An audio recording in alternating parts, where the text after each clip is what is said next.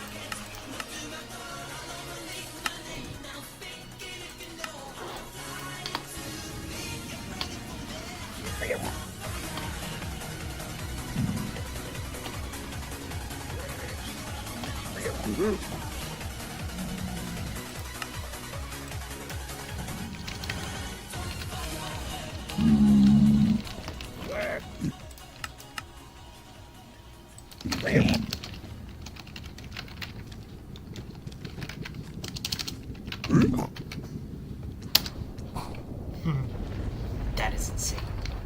1,000.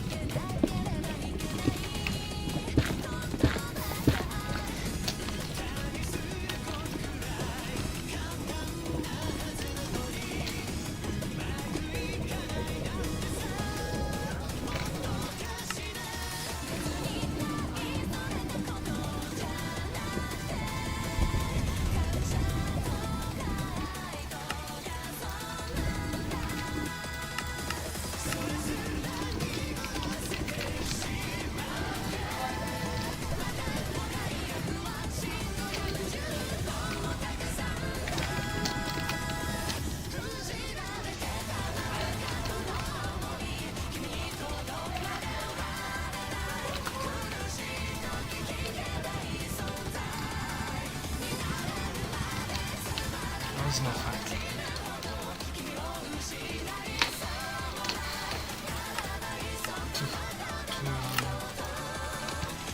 It's in the wall.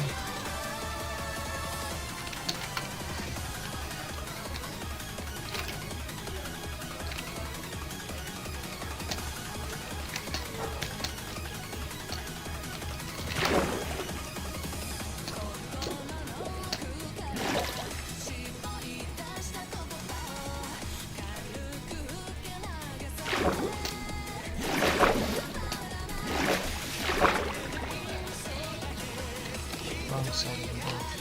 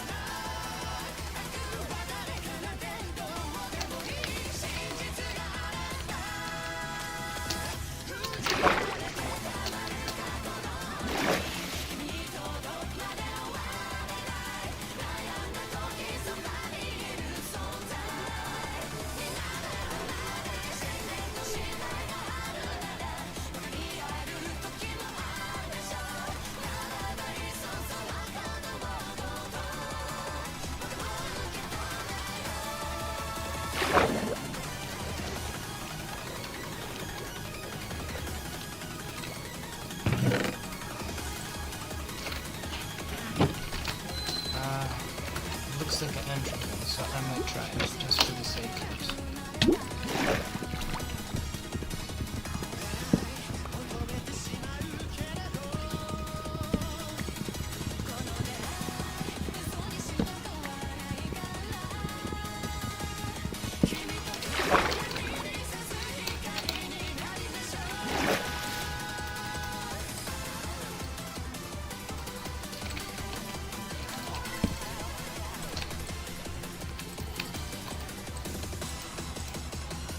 So you know what, I'm just gonna do it this way, without float.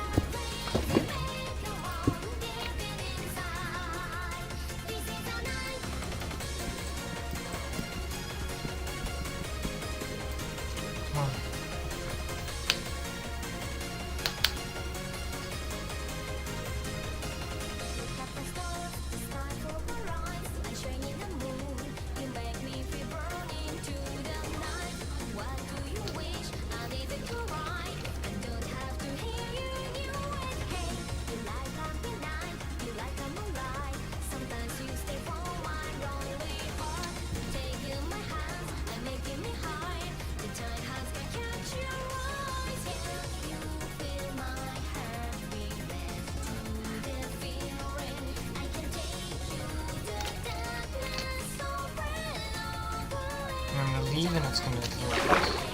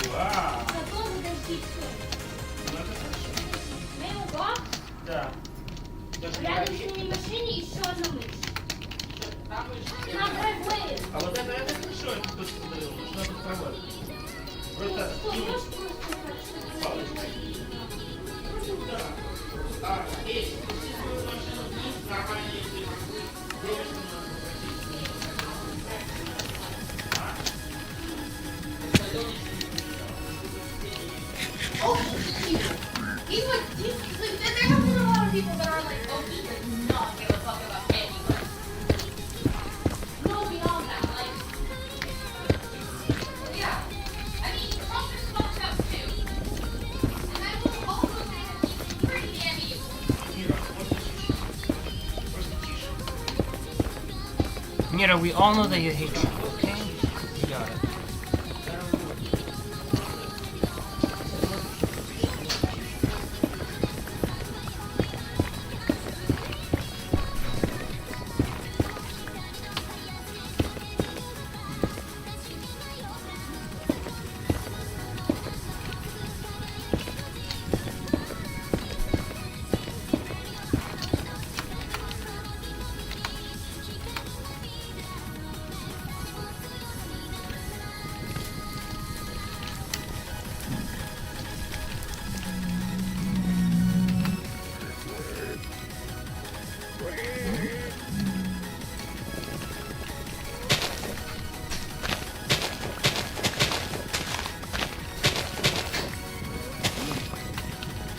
Детрати или Елька? Елька, ключи от твоей машины у тебя? Что? И не важно. Ты можешь свою машину поднять нам на дровых перед гаражом? Давай. Пока тетя Ира на работе, пусть она тут стоит, хорошо?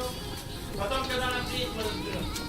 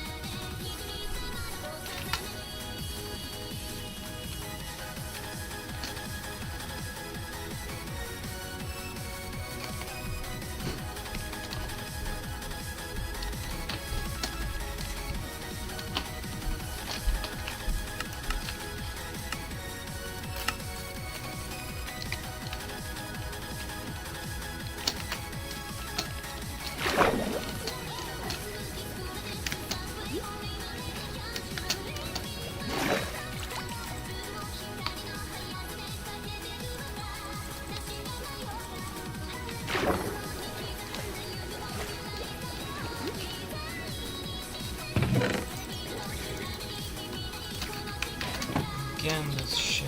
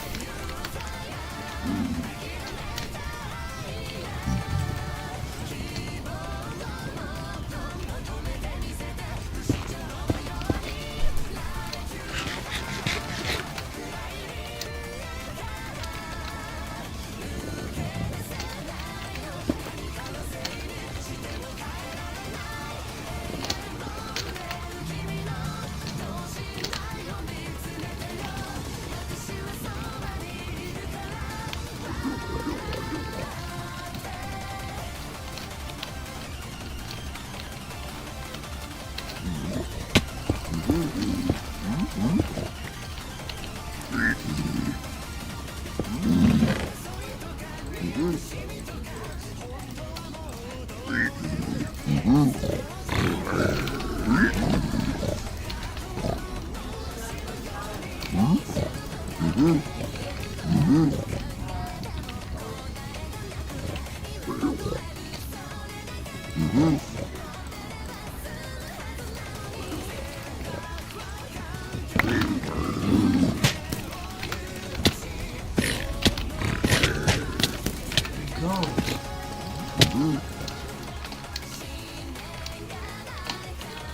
love the blocking off machines.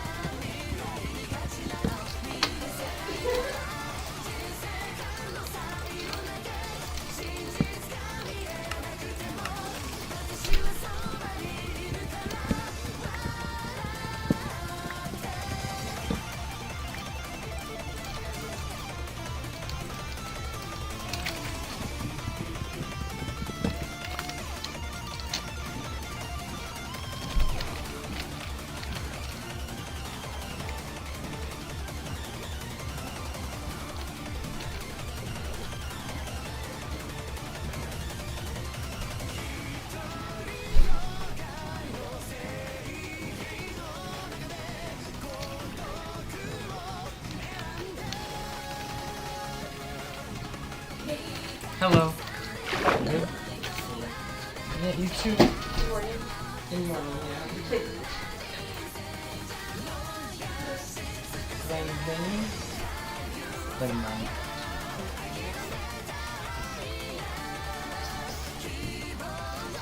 Papa, did you,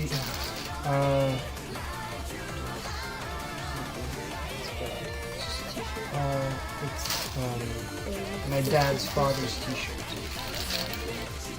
Why is it still in the package? Well, I guess it's new, because nobody's worn it. It's your grandpa's shirt? Yeah, Where are you wearing? I'm going to. There's my grandpa, but it's because I want to wear socks. Oh, shit. That's why he's gonna play with Yeah. Do you guys have anything planned for today? Yeah, we think we were going to Toronto, and then we were going to be back in Toronto. Back to our beach area. Yeah, come. You know if we're going to be doing rapids or we're just going to do normal kayaking? Or rock? Whatever your dad says. Okay. I'd love to do rapids. I've never done rapids in my life. You haven't done rapids here? No. Really? Yeah. Love to do rapids. We went somewhere in the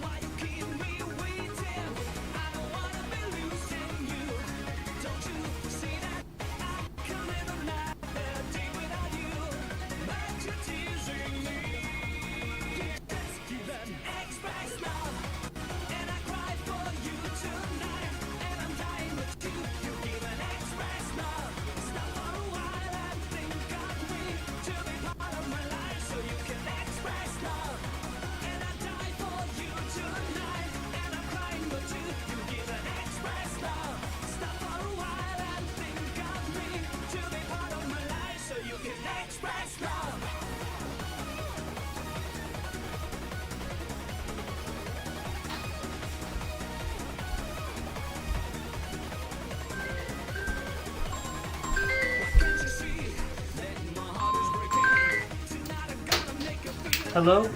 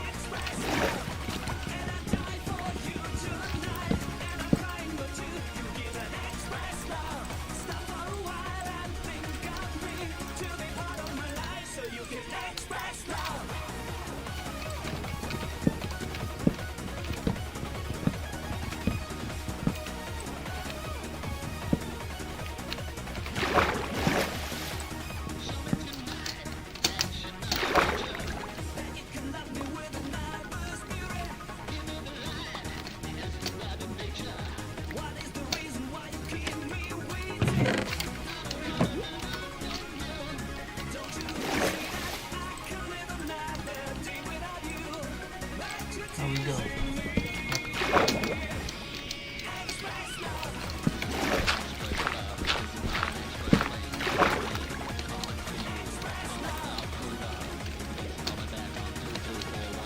Who just was on to remember?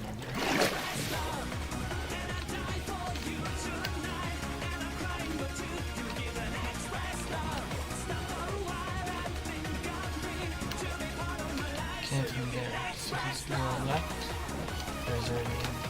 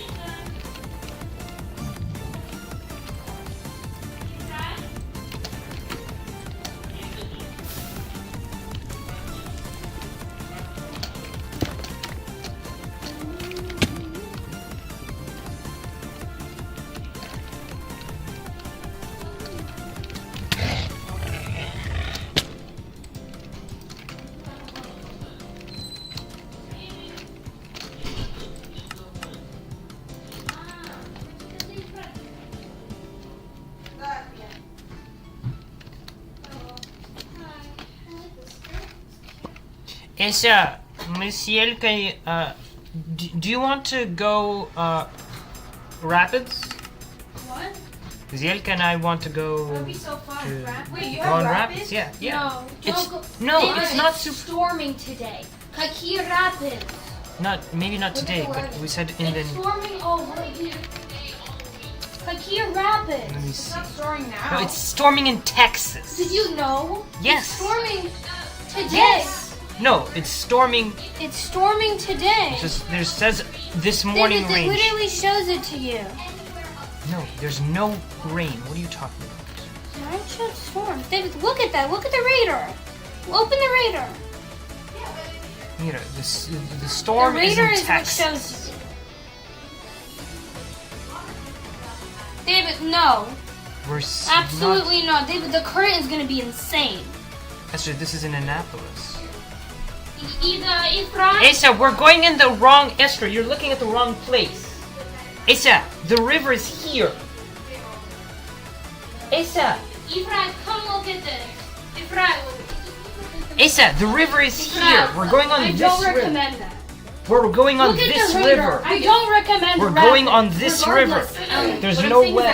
Mappa has been We can struggling ask against the river. Dennistas what he thinks. He's No. been struggling This- against this- the Exactly the This best is the friend. river. Last time, David dragged us down the rapids. On the David, show him the radar. Так, first, It's don't not looking the right over each place. other. I really don't like. Papa, we're going here though. There's Look at the there's radar. no rain here.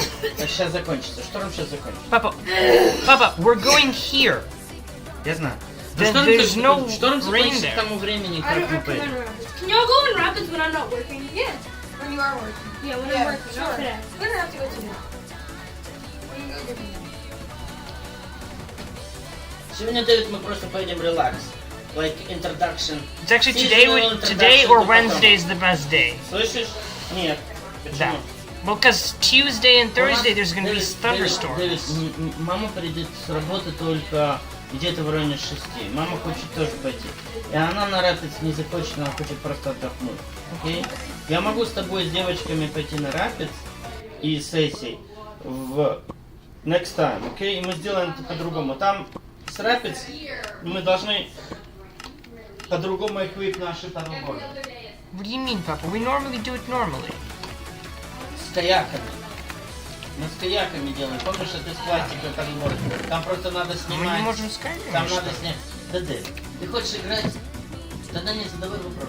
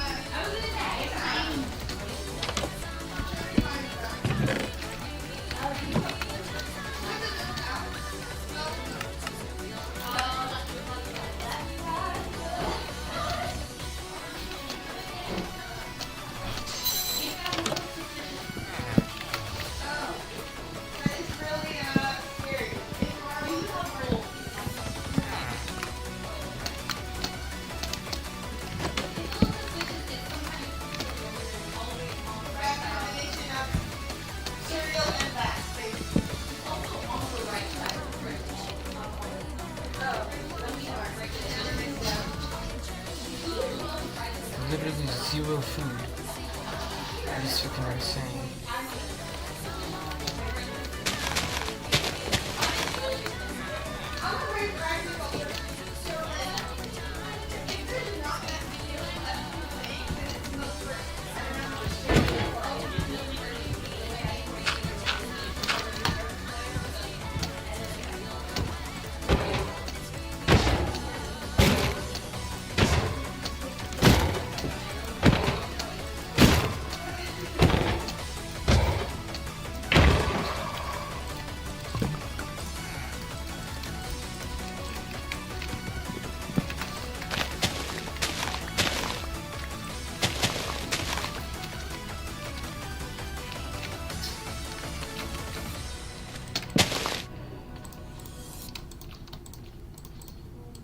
What did you want to do today?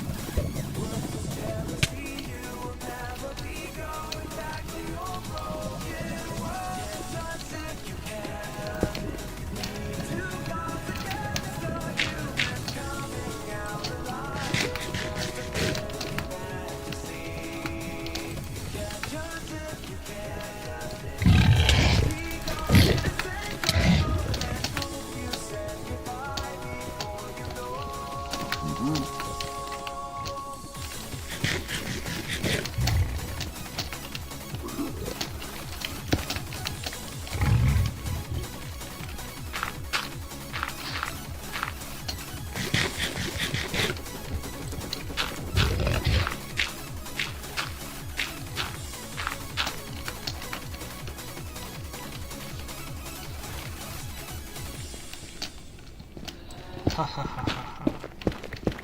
Very funny.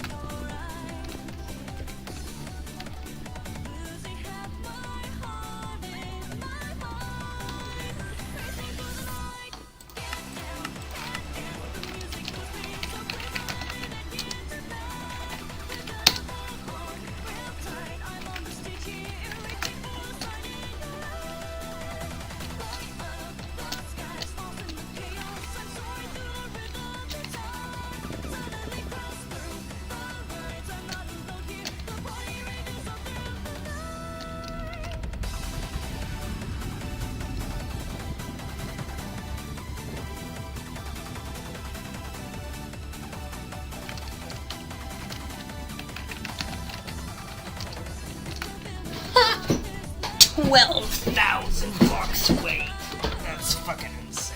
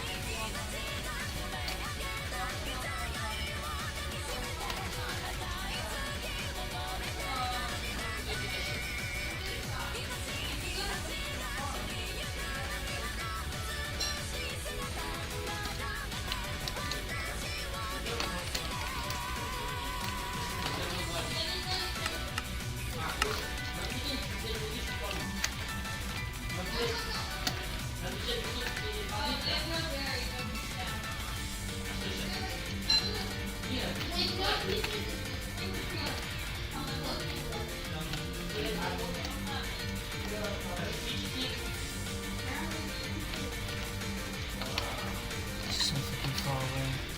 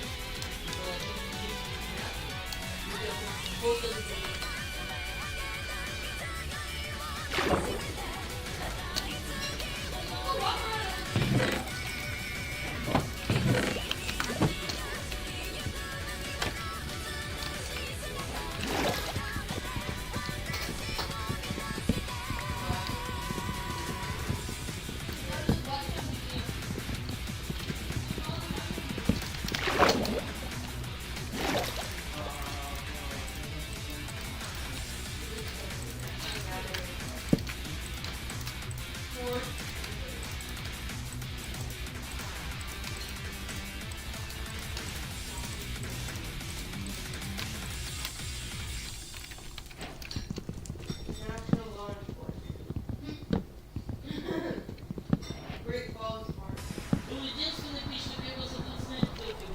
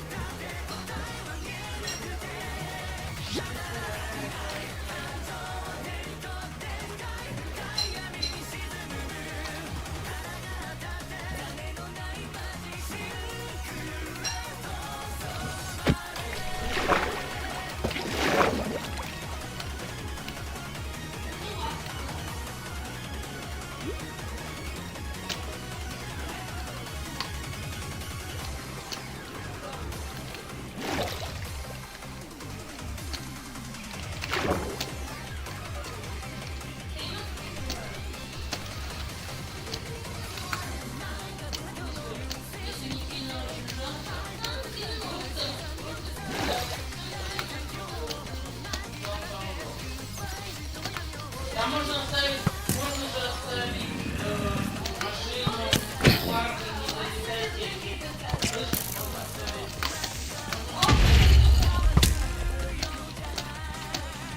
Эти главные тут, девочки, останавливаются у этих от шопинг. Чика, main copy is the shopping.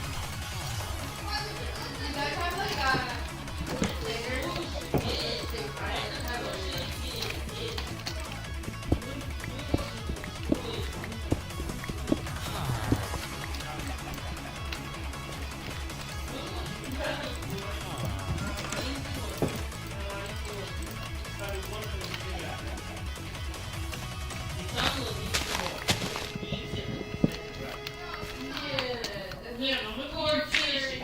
Нет, мы будем фишить. Я просто думаю, что будут проблемы. Мы можем это дать около. Но это будет вещь. Мы можем даже понимаешь? Ну, а потом мы пойдем и скупнем. Я не смогу. Okay, guys. Короче, сейчас, что ты сейчас? Сейчас да. Что ты сейчас можешь им предложить? Grab one to go to the bed. Then you go out. If you don't like it, bro, when you get up, go somewhere. Если ты всегда там есть чай, можешь найти там кошерное мороженое. But that's the road. Meat back in the road. That's the road. Ну, I've never been, but it'll be cool. я знаю, что там есть чай. We can get a little lemon.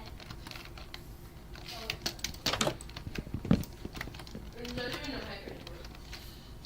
But there's a lot of stores. It's a mall or it's a like a plaza. Not even a plaza. It's like a street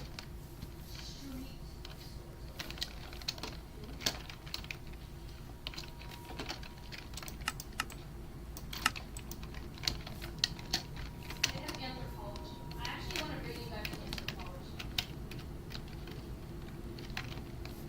If you guys are down to that.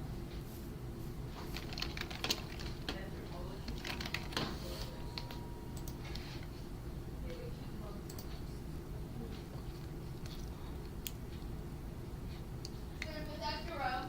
Rio and Quicken Road. Я бы начал это снова. Ну что тебе сразу? You can go to Rock Down Center too. Да пойдите, начните, это самое ближе всего. Даунтаун Рок. Там есть паркинг рядом с You библиотекой. can do it. Библиотека и магазин. Эксплор просто это для начала. Там есть какие-то галереи с fancy art тоже. Они могут быть открыты, я не знаю, когда они открыты, но могут быть. Просто пройтись, ну, вы будете, они никогда в Даунтаун Рок не было не будет. Ну, How about we go to the Pleasure Road and then Rock? не будет дорог. Не будет. It's 20 minutes. Тоже, кстати, урок там. It's Вот 20 там, minutes. почти не знаю. Кроме библиотеки, там эти галереи новые открывают. Магазинчики, галереи.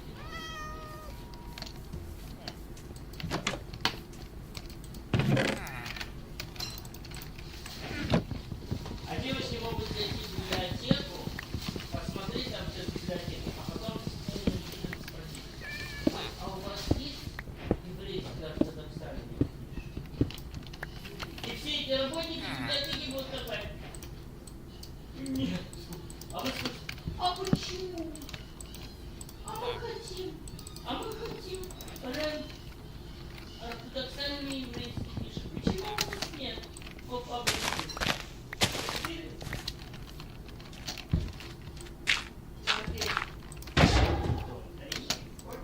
Дома есть, у нас тоже есть. Почему нет? Почему там будут мусульмане и христиане, почему нет евреев? Джедаик.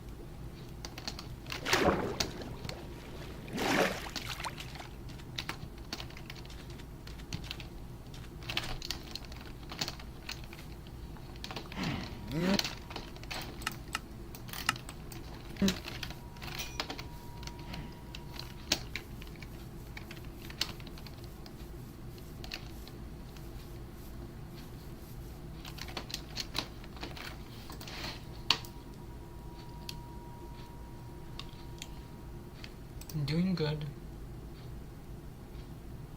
I think I'm gonna switch games. It's, not getting any good seeds.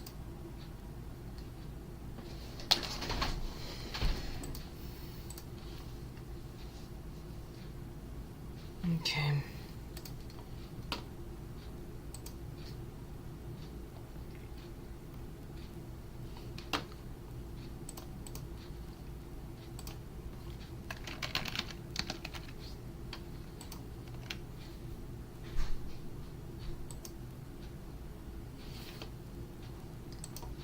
Doing good.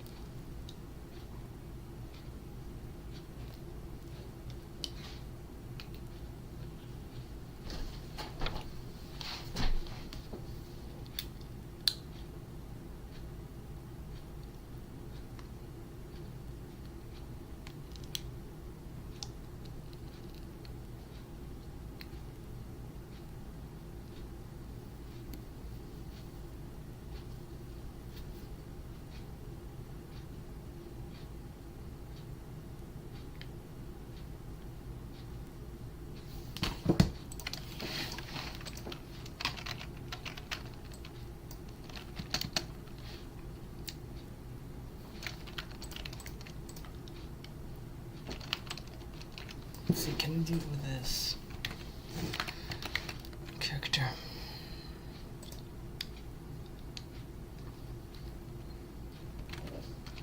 I don't really have a favorite game. I play lots of different ones.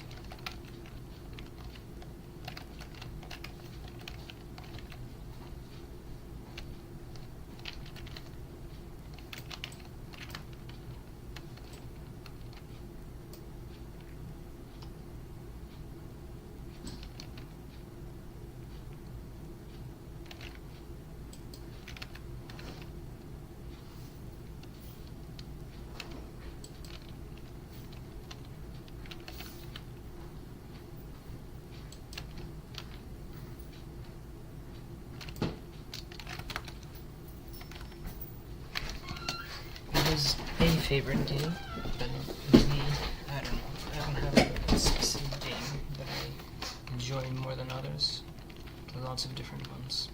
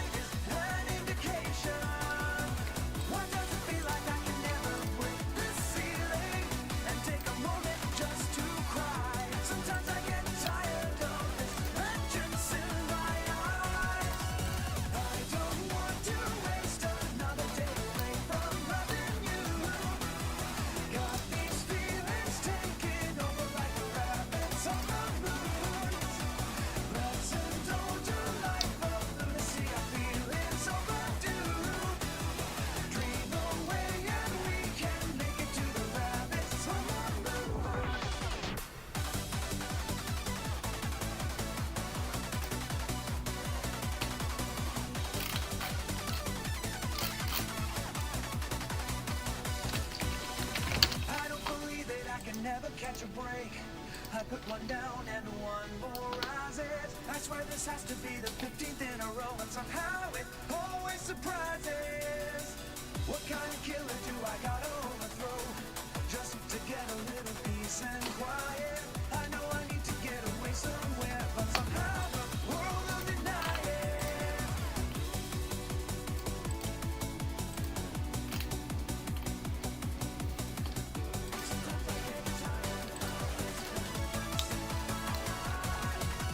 I don't want to waste another day away from loving you. Got these feelings taking over like the rapids on the moon.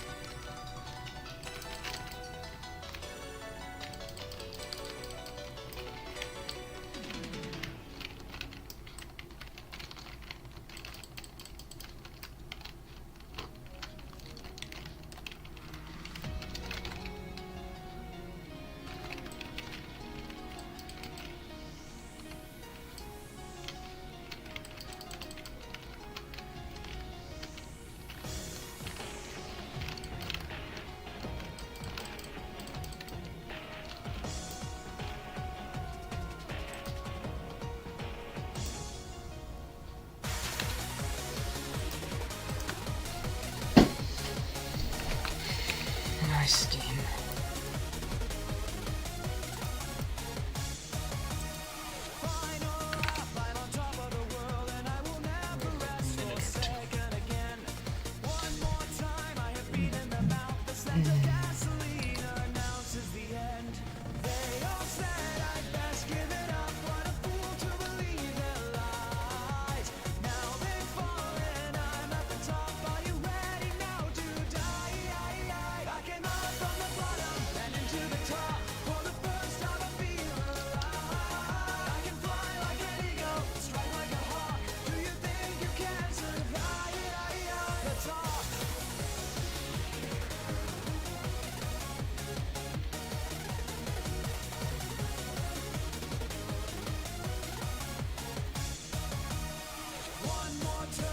Settle the score. Rubber fire screams into the night. Crash and burn is what you're gonna do. I am the master of the asphalt fight. They all said I'd best give it up. What a fool to believe their lies. Now they've fallen, I'm at the top. Are you ready now to die? I came out from the bottom and into the top. For the first time I feel alive. I can fly like an eagle. Do you think you can survive? I came out from the bottom and into the top. For the first time I feel alive. I can fly like an eagle, strike like a hawk. Do you think you can survive? The top.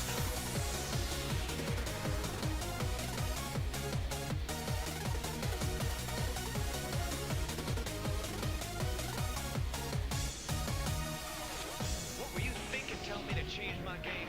This style wasn't going anywhere. It was kaput. Don't you see what I've done with this place? With this whole thing? Don't you see that I've changed the game? No, I am the game. Before I knew where this was going, I would listen to you. Right now, I distance myself from whatever you have to say. I made this something way bigger than you were ever gonna be. I made it this far, and I'm taking it to the top. I came out from the bottom and into the top. For the first time I feel alive. I can fly like an eagle, strike like a hawk. Do you think you can survive? I came out from the bottom and into the top. For the first time I feel alive.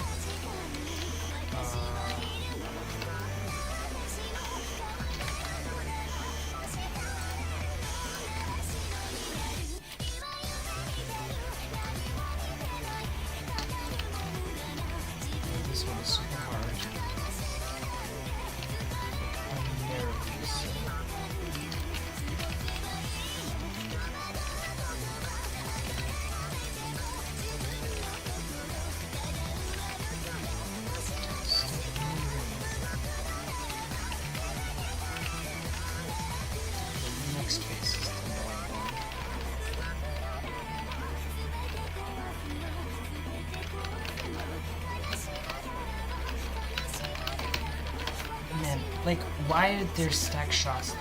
Makes no sense.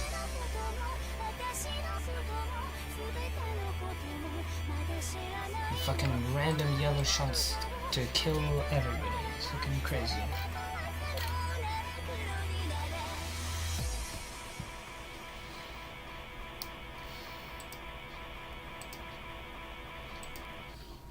Okay.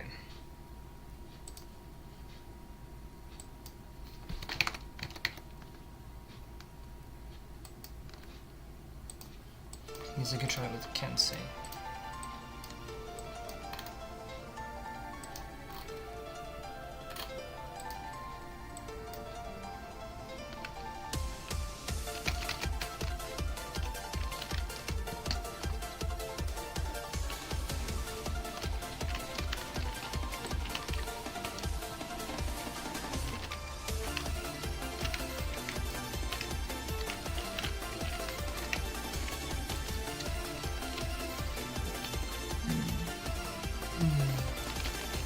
Bro.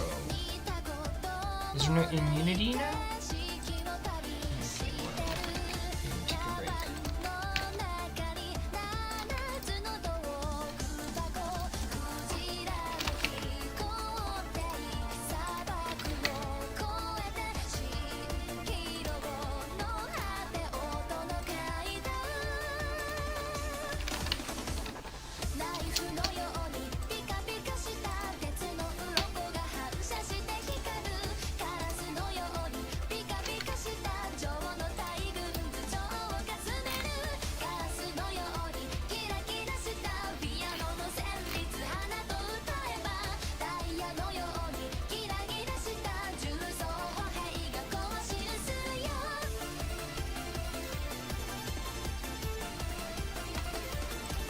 There's so many problems and concerns, I don't even know where to start.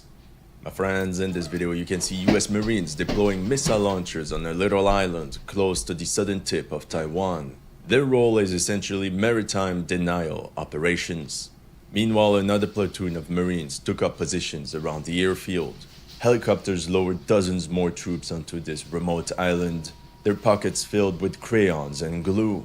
These men belong to the 3rd Marine Littoral Regiment, a new unit created to prepare the US Marine Corps for war against China. That's when most Marines will ask, what the Turk does littoral even mean? It essentially means coastal. You see, the US Marine Corps' role has traditionally been an offensive force, known for head-on amphibious landings.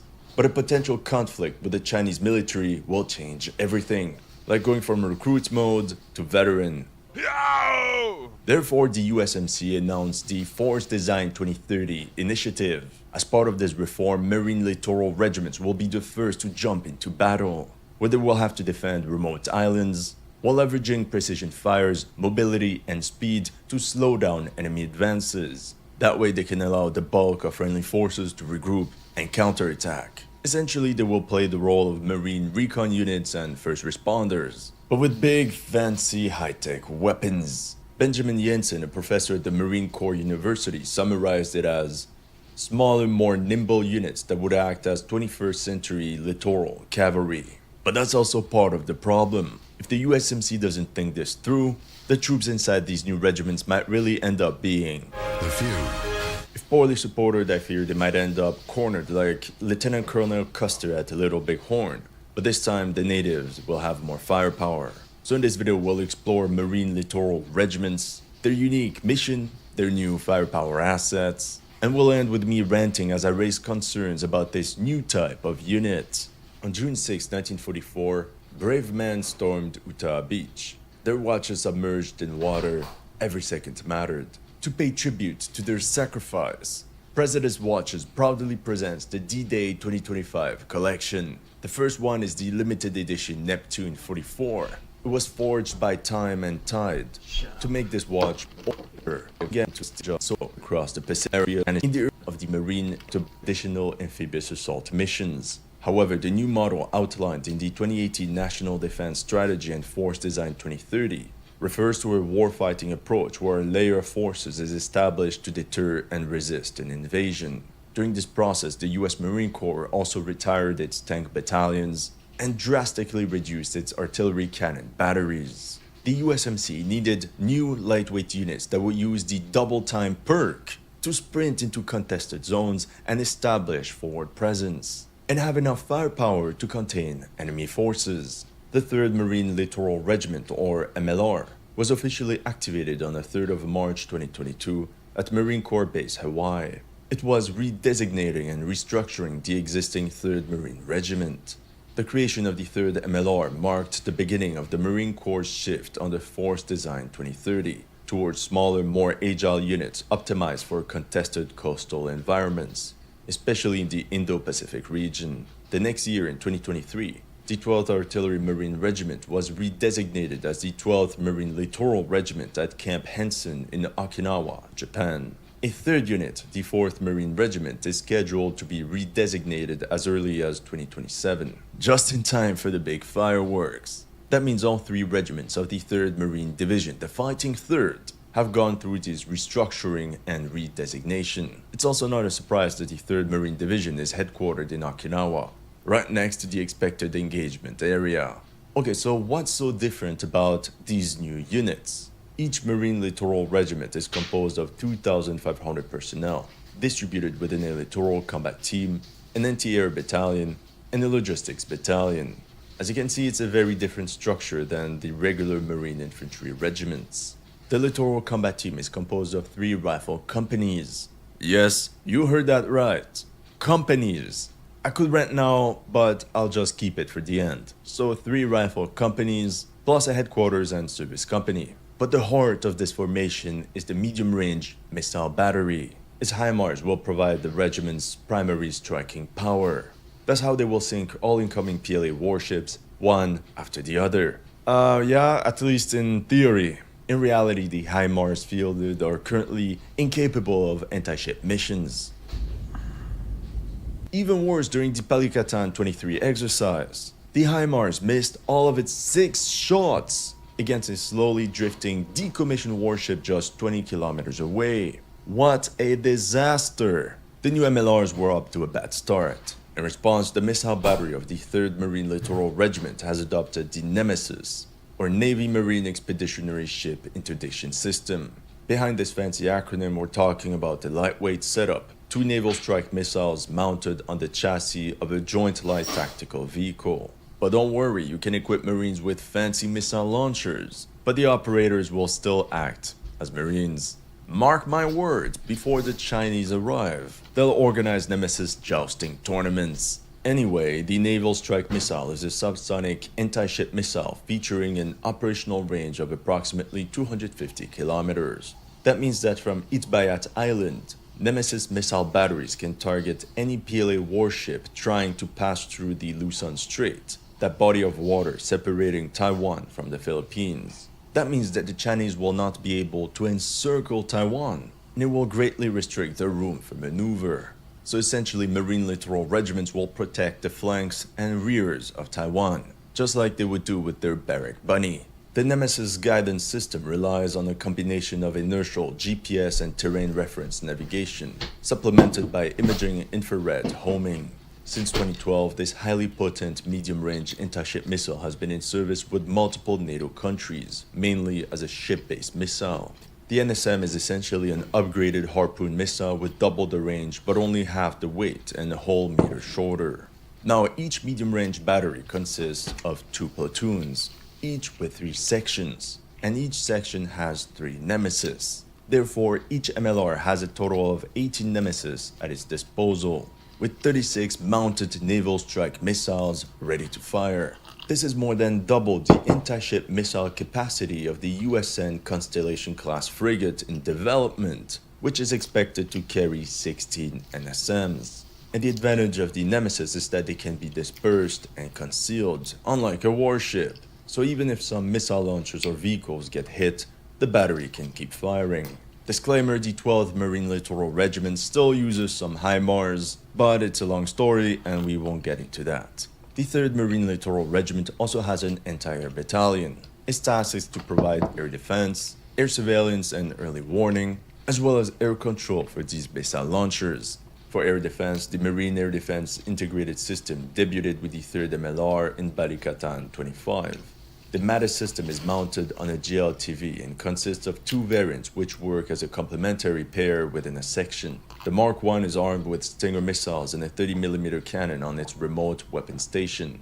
On the other hand, the Mark II is optimized for counter-UAS missions and houses the RPS-62 S-band radar system, along with C2 functions for the entire section. This is how liquid metal gets made, and making it comes with a lot of disclaimers. In theory, it can get warm, it produces hydrogen, it can explode. You should not breathe it in. Yeah. Like that could really be dangerous. It's so small that you would not get it back out of your lung. That is copper nanopowder. And that is quite interesting in a term of that if you expose it to air, it can self-ignite. Cool.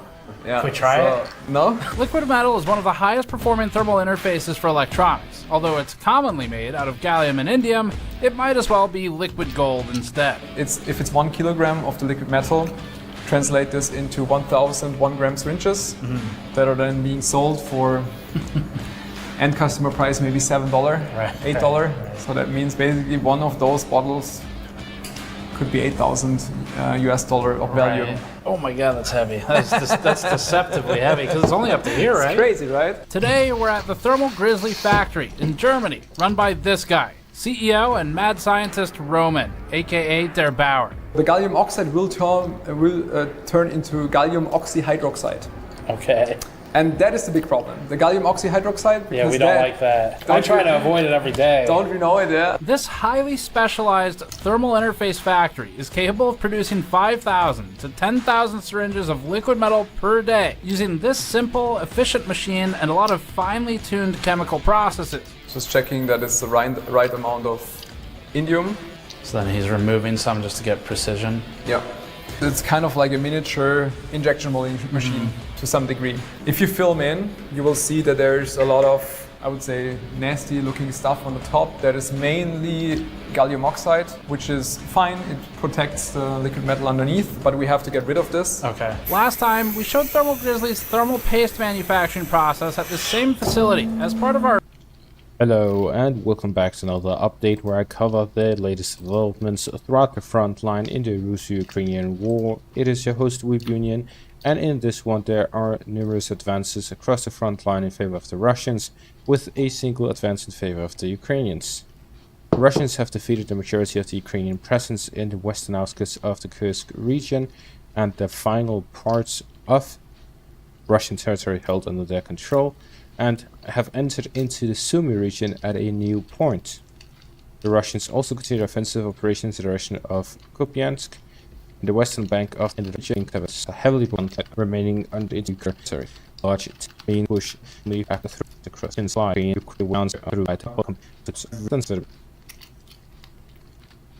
sources have yet to report this. There's been a lot of back and forth. Syriac maps and Ukrainian sources have yet to report this. There's been a lot of back and forth reports between Kinderashivka and Radkivka, both those geolocations, a lot of movements. Generally, these towns are switching hands very often, which means that even if the Russians have gained control of Radkivka, it may return to the Ukrainians within a few days.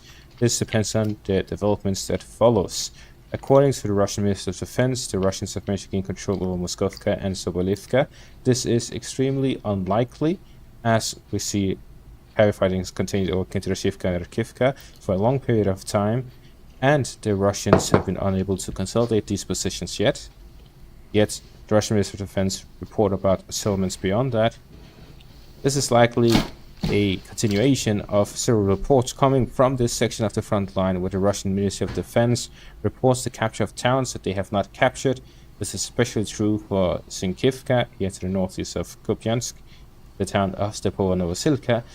These are areas where the Russians have claimed control of several times, yet it took a very long time before they were actually captured. Same with Kinderashivka. This was reported to have been captured by the Russians several weeks ago, yet they still do not control it. Across the Serbus River line, the Russians made numerous advances. They managed to advance to the northern and southern flanks of Zelena Dolina, and they managed to advance south of Karpivka. The Russians are here looking to cut off the supplies to frontline Ukrainian positions, and straighten out the front line by capturing Selina Dolina and the forest lines and forest patches in the area.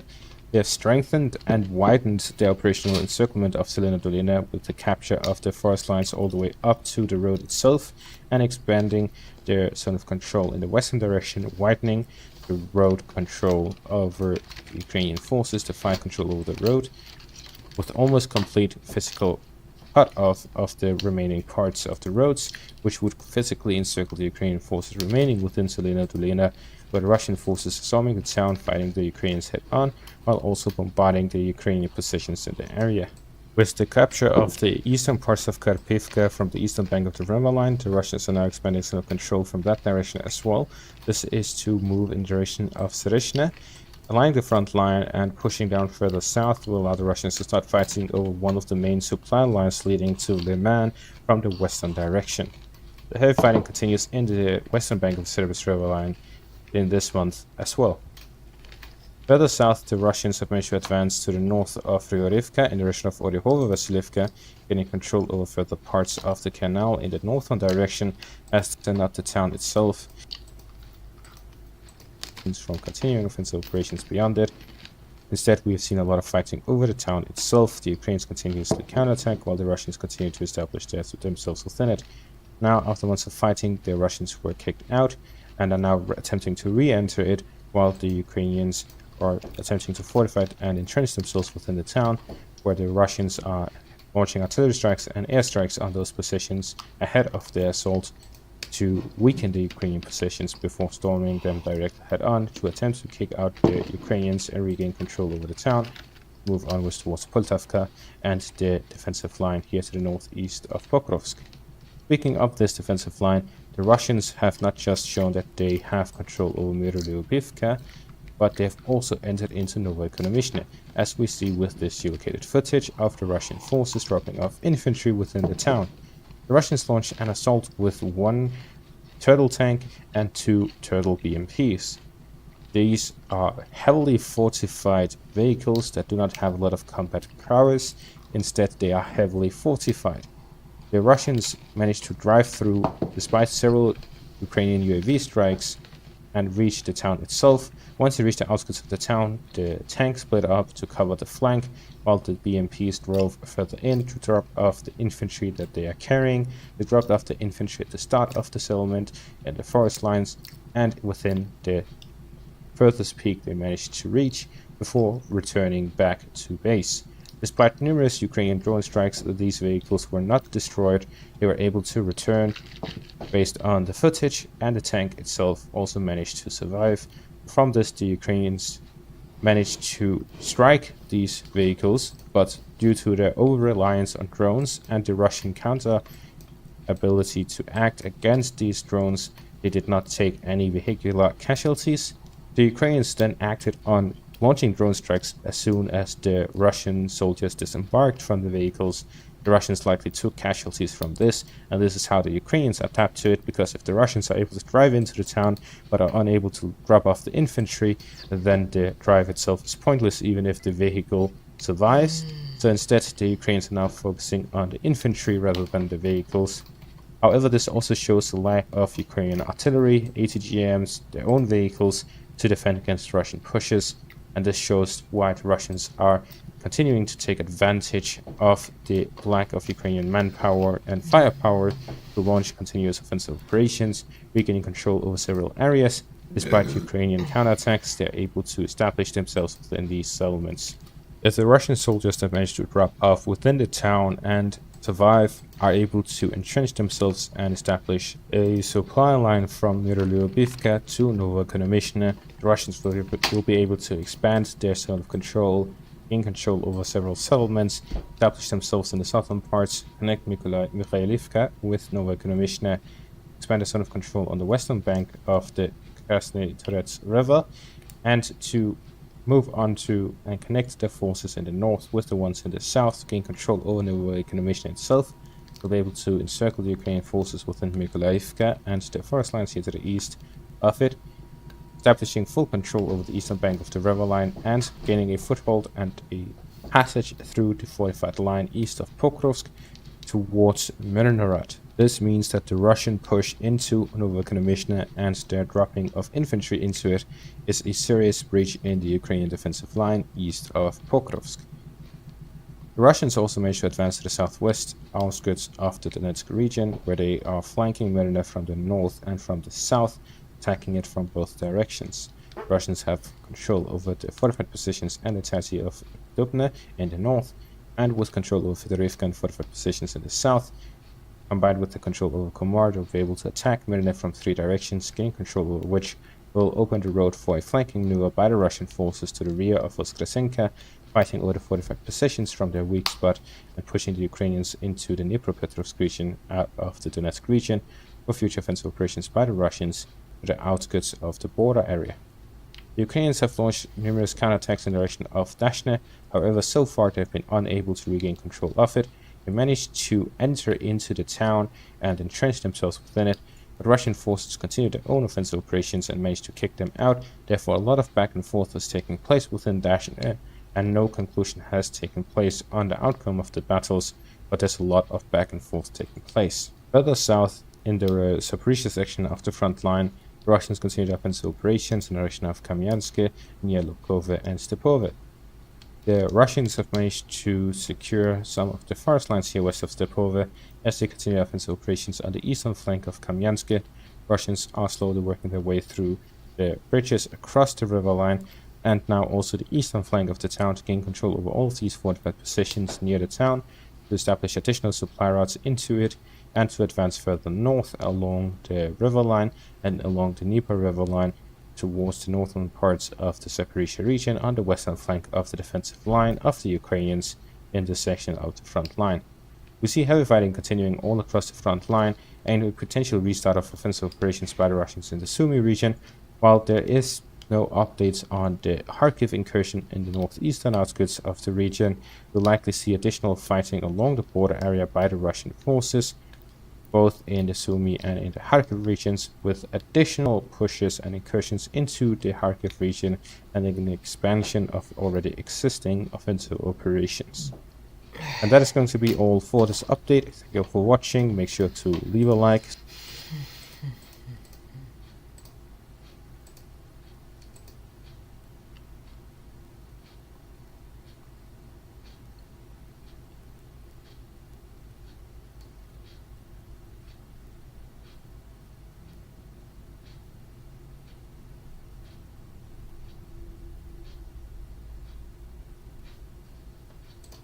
Приветствую вас, друзья! И касательно каждого удара боевых действий, 4 июля можем с вами наблюдать так и подтвердить контроль российской армии над населенными пунктами Мировая и Соболевка. Напомню вам, Министерство обороны на днях сообщило о зачистке этих населенных пунктов, что фактически делает Купянск в полуокружении. Сегодня публикуются только кадры нанесения ударов FPV беспилотниками по позициям, технике и личному составу вооруженных сил Украины на территории самого населенного пункта, но пока без каких-либо корректировок. Далее мы движемся с вами на южно-купинское направление, либо Лиманский участок фронта, где российская сторона после российских групп. С вами как там с целью стабилизации сил Украины и российскими подразделениями на территории армии продолжает продвигаться по новоэкономичному, периодически высаживая десант в отдельных ее частях. Если мы с вами посмотрим на эти кадры, то к вечеру 7 июля удалось геолоцировать 2 точки. Один из ударов по российской технике наносился в этой точке, второй удар наносился практически в центральной части новоэкономичного. И на основании этих кадров делается соответствующий открас. Более того, отдельные пророссийские эксперты делают уже практически полностью открас всей территории восточной в сторону Николаевки, а также данных полей между Малиновкой и Елизаветовкой. То есть фактически к исходу 7 июля 2025 года, согласно отдельным экспертам и картографам, вооруженные силы Российской Федерации уже приблизительно контролируют все, скажем так, восточнее и южнее данной красной линии. То есть красная линия — это и есть линия соприкосновения столкновения. Видим с вами, что штурм Новоэкономичного начался. Это уже фактически Покровская агломерация.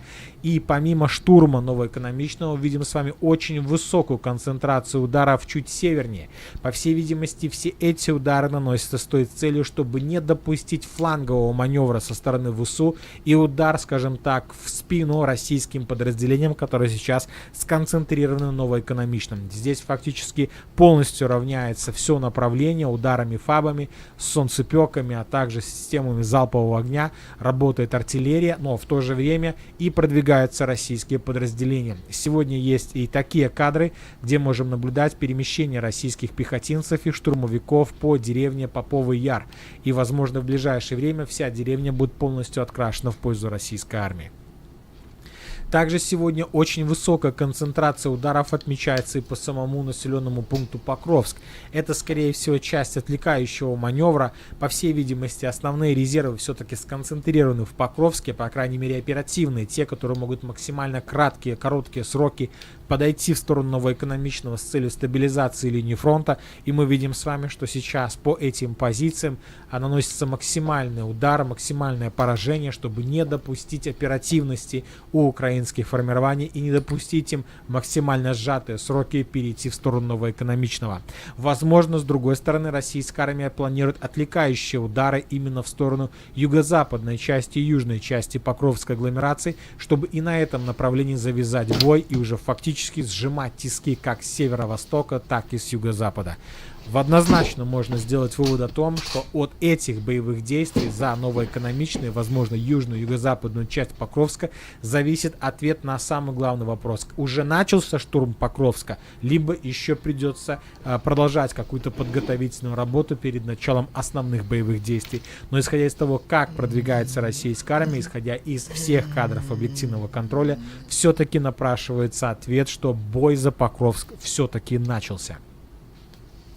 Далее мы движемся с вами на Днепропетровское направление, где российская армия продолжает давить позиции вооруженных сил Украины уже на западном берегу Мокрые Ялы.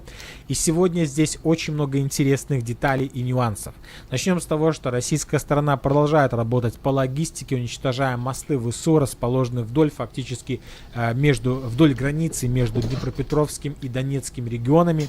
Уничтожаются мосты в районе Ивановки, продвигаются российские подразделения в Мирном. Согласно кадрам объективного контроля, а также различным корректировкам у различных картографов, Мирный населенный пункт уже взят в полуокружение. Украинская сторона пытается уже вывозить потихоньку личный состав с территории Мирного, однако все поля находятся под плотным огневым контролем с применением беспилотников. Вот здесь мы видим с вами очередную попытку выскочить из окружения с населенного пункта Мирного, которая не увенчалась успехом. Российский беспилотник догнал автомобиль и прямым ударом, по всей видимости, его уничтожил.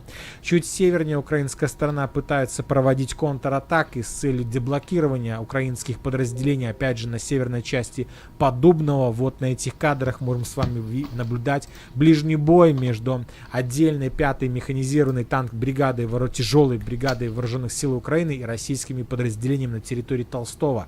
На территорию деревни заскочили механизированные части ВСУ и с коротких дистанций фактически складывали домики один за другим, не давая российским подразделениям закрепиться. На основании этих кадров и делается открас большей частью картографов в восточной части Толстого.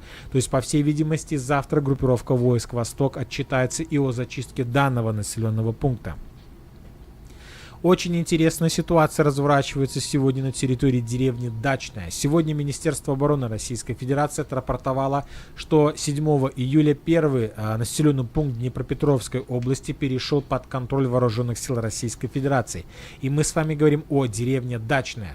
Но эта информация была сегодня распространена приблизительно в 12 час по московскому времени. Но за буквально час-два до этой публикации украинские подразделения публиковали свое видео из состава 37-й бригады морской пехоты. И здесь мы можем с вами наблюдать, как украинские подразделения поднимают украинский флаг на самой северо-западной части населенного пункта Дачная, тем самым пытаясь опровергнуть отчет Министерства обороны о зачистке и о полном контроле над данной деревней. То есть для меня эта информация говорит лишь о том, в связи с тем, что видео с флагом украинской стороны появился буквально за час, за два до отчета Министерства обороны Российской Федерации, который вошел в открытый доступ, я делаю вывод о том, что каким-то образом, возможно, Главное управление разведки Украины получает отчеты Министерства обороны за несколько часов до их публикации. И, по крайней мере, кадры поднятия флагов в северо-западной части говорит о том, что знали заранее украинские подразделения, что именно сегодня Министерство обороны Российской Федерации отчитается о зачистке дачного, и в связи с этим и была проведена данная операция. Что ж, будем наблюдать. Возможно, в ближайшее время мы получим интересные новости о возможных задержаниях, в том числе и Министерства обороны. Далее мы движемся с вами на запорожское направление. Здесь продолжается штурм населенного пункта Каменское. Сегодня российская армия выровняла линию фронта между самим Каменским, а также населенным пунктом Степовое. По крайней мере, об этом сообщают проукраинские картографические сервисы из команды Deep State. Как видите, день сегодня максимально насыщенный. Сервисы из команды Deep State. По крайней мере, об этом сообщают проукраинские картографические сервисы из команды Deep State. Как видите, день сегодня максимально насыщенный. Мы пристально наблюдаем и следим за ситуацией в Покровске. Она абсолютно будет развиваться очень быстро в ближайшее время. Также российская армия активно наступает и на Днепропетровском направлении. Ну и пока непонятна ситуация с Купинском. Как же история здесь развяжется, какая будет здесь развязка, стоит только гадать. И на этом все, дорогие друзья. Канал Военные Сводки напоминает вам о том, что мы осуждаем любое насилие в мире. Alrighty, folks, an enormous amount coming up on the show today. We have all the fallout from this horrifying Texas flash flood. The media trying to blame Trump. It's absurd on its face. Plus, we have Superman going woke. I know, another Superman iteration going. And Zoran Mamdani, the socialist prospective mayor of New York City. Well, it turns out when he applied to college, he said he was like a black guy from Africa. But first, last weekend, we released a video of me destroying my producers in a game of golf. And if you missed it, that's me on the green, actually wearing the new signature performance polo. Yeah, it looks great. I'm happy to report it is finally back in stock. It's sold out fast. Last time, don't wait. Grab yours right now at dailywire.com/shop before it's gone again. Go to dailywire.com/shop, lock in yours while you still can. Remember, that's where you can also get a signed copy of my new book, Lions and Scavengers. Seriously, dailywire.com/shop.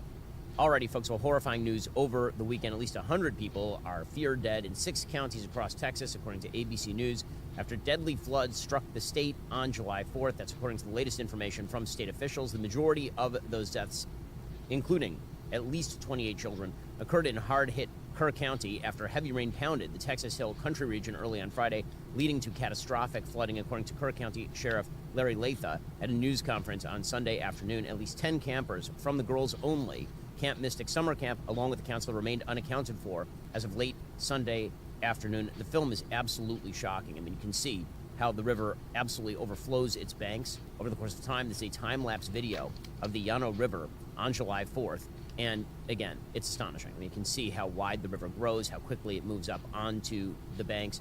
And again, if there wasn't enough warning, it was very difficult for people to avoid this gigantic flood. And this isn't a rarity, unfortunately, in these parts of Texas. There have been situations like this before. According to Texas Lieutenant Governor Dan Patrick, the river rose 26 feet in 45 minutes, which is a shocking, shocking increase, obviously. And that happened in the middle of the night. That river rose 26 feet in 45 minutes. It was a dry bed. It had been dry. There wasn't a lot to absorb it. It went down the rocks. And it was a destructive flood. Now, again, President Trump put out a statement saying that he had signed a major disaster declaration for Kerr County to ensure our brave first responders immediately have the resources they need. These families are enduring an unimaginable tragedy with many lives lost and many still missing. The Trump administration continues to work closely with state and local leaders. Secretary of Homeland Security Kristi Noem was on the ground yesterday with Governor Greg Abbott, who is working hard to help the people of his great state. Our incredible U.S. Coast Guard, together with state first responders, have saved more than 850 lives. God bless the families. God bless Texas. Now, none of this has stopped the media from immediately spinning out a lie. And this is true whenever there is a terrible situation that occurs in the United States. The first move is to try to find the person to blame politically. And sometimes that's justified. Sometimes it turns out that there could have been measures that were taken on a state or local level that could have prevented these things. What's kind of strange is how the media immediately turned to the national government as the source of the problem as soon as a Republican is in power. So, for example, when there were those massive wildfires earlier this year, in California that ate up a huge percentage of the acreage in SoCal. A lot of the blame fell on local leadership as well as on Gavin Newsom. Okay, that at least is putting the blame where it probably ought to lie if you're going to do public policy decisions. Because, of course, when you're talking about natural disasters, the first line of defense is the local and then the state government. It is not, in fact, the federal government. During the Lahaina fires in Hawaii, the first line of blame never went to Joe Biden. It always went to the governor of the state or it went to the local leadership in Maui. And that, of course, is appropriate. But as soon as a Republican is the president, immediately the media spin into it must be the Republican president's fault. And we've seen this, of course, for decades at this point. You remember during Hurricane Katrina when the entire media decided that despite the fact that New Orleans' flooding was the fault of the state and local leadership, and the poor response was the fault of the state and local leadership, that actually it was the responsibility of George W. Bush and FEMA's failures that led to the problems with Hurricane Katrina. Well, the media are trying to do the same thing this time. They're blaming President Trump for the deaths in Kerr County by suggesting that Doge cuts to the National Weather Service were somehow responsible for all of this. Here was George Stephanopoulos, Clintonista, Clinton apparatchik from back in the 90s, who is now perceived, supposedly, as an objective, neutral news anchor on ABC's This Week. Maria, we're also learning that there were significant staffing shortfalls at the National Weather Service's offices in the region. You know, George, as of right now, the local county officials really didn't want to address that just yet. What they are telling us is they expected between 4 and 6 inches of rain. That is what weather experts told them, the National Weather Service as well. They also knew that in remote locations, they might get anywhere from 8 to 10 inches. But this amount of rain in such a short amount of time, it was very difficult to navigate. And when the Department of Homeland Security Secretary was here just yesterday, she acknowledged this was an issue. She was going to take these concerns to the White House as well. Okay, so again, when you hear George Stephanopoulos there, immediately blaming lack of staffing at the National Weather Service, that's not true. We'll get into that in a moment, but I just want to show you this was the media narrative. It started to spool out in real time. Al Sharpton, who of course is a clown, was on MSNBC claiming that all of this was happening because Trump was making cuts to FEMA and to the National Weather Service. The incident comes as the Trump administration is making deep cuts to weather forecasting services and openly discussing shifting more of the burden for disaster recovery from FEMA to state governments. Now, again, this narrative, and you can see Hakeem Jeffries, the House Minority Leader, nodding along as Al Sharpton says that on MSNBC, finds its dumbest form in Rosie O'Donnell, who is indeed morphing into Michael Moore. As I've said before, the Michael Moore singularity is quite real. As everybody gets older, they turn into Michael Moore physically. Rosie O'Donnell is just another case in point of that. Here's Rosie O'Donnell blaming President Trump for the flash flood victims. And you know, when the president guts all of the early warning systems and the weathering forecast abilities of the government, these are the results that we're going to start to see on a daily basis, because he's put this country in so much danger by his horrible, horrible decisions and this ridiculously immoral bill that he just signed into law. As Republicans cheered, people will die as a result, and they've started already. Okay, so again, this is the Democrat narrative, and as we'll see, it ties into their narrative also about the big, beautiful bill and all the rest of the things that Republicans are doing. The minute that Republicans start to make cuts to the size and scope of the federal government, the first move is people will die because of this. Ron Filipkowski, who's the editor-in-chief of Midas Touch, put out a tweet suggesting the same. Quote, when experts warned for months that NWS is being destroyed by Trump's personnel cuts, Howard Lutnick assured Congress forecasting won't be affected. Now Texas officials are blaming a faulty forecast by the National Weather Service for the deadly impact of the storm. Okay, there's only one problem with this, which is that it is not true. This is the big problem with this. Here, for example, is Christina Dahl, Vice President for Science at Climate Central, so certainly no Trump apparatchik, pointing out on CNN that this isn't true. And it's clear that many people did not see those warnings, did not have any chance to respond to them, to get to safety before the waters rose, because they were rising so quickly. And so obviously there's a need to investigate what happened and where that communications breakdown happened. But to be clear, the National Weather Service did its job in warning first to a large area to say there is flood risk in this area. And then over time, as the risk became clearer and clearer, they kind of refined those warnings and issued updates. But obviously, the loss of life here really indicates how unprepared we are as a nation for disasters of this scale. Okay, so, again, the kind of general point that she's making at the end there is actually obscured by the real point of what she's saying, which is the National Weather Service did its job. Tragedy occurs in life. It's just a reality. Not every tragedy is preventable. You do the best that you can. There are no indicators, none, that DOGE cuts led to the failure of some sort of federal response here. This is an excuse by the media to attack the Trump administration. That is all. According to Wired, again, not a Trump outlet, meteorologists who spoke to Wired say that the NWS accurately predicted the risk of flooding in Texas and could not have foreseen the extreme severity of the storm. What's more, they say that what the NWS did forecast this week underscores the need to sustain funding to the crucial agency. And if you look at the actual staffing levels over at NWS, the staffing levels were not just fine, they were actually larger than normal. Chris Martz, who's a meteorologist, he says the National Weather Service office in Austin, San Antonio, was staffed with 5 meteorologists throughout the storms on Thursday and Friday, according to NWS meteorologist Jason Runyon. Most offices usually have 2 on staff when the weather is benign. So the claim that the 11% reduction in NWS employee headcount from the Trump administration's cuts played no role in their ability to post forecasts and get information out to the public is wrong. The NWS office issued a flood watch for the area at 1:18 p.m. Central Time on Thursday, more than 15 hours in advance, urging residents to be weather aware. At 1:14 a.m., they issued a flash flood warning for more than 3 hours before the Guadalupe River rapidly crested at almost 30 feet in Hunt, which is located near Camp Mystic. There's plenty of warning from forecasters, even if the initial forecast didn't predict that amount of rain falling. But the problem is that, of course, these alerts went out in the middle of the night when everybody was already asleep. The flooding was also inevitable. The remnants of Tropical Storm Barry, which made landfall in Mexico, were absorbed into a broad retrograding upper level low.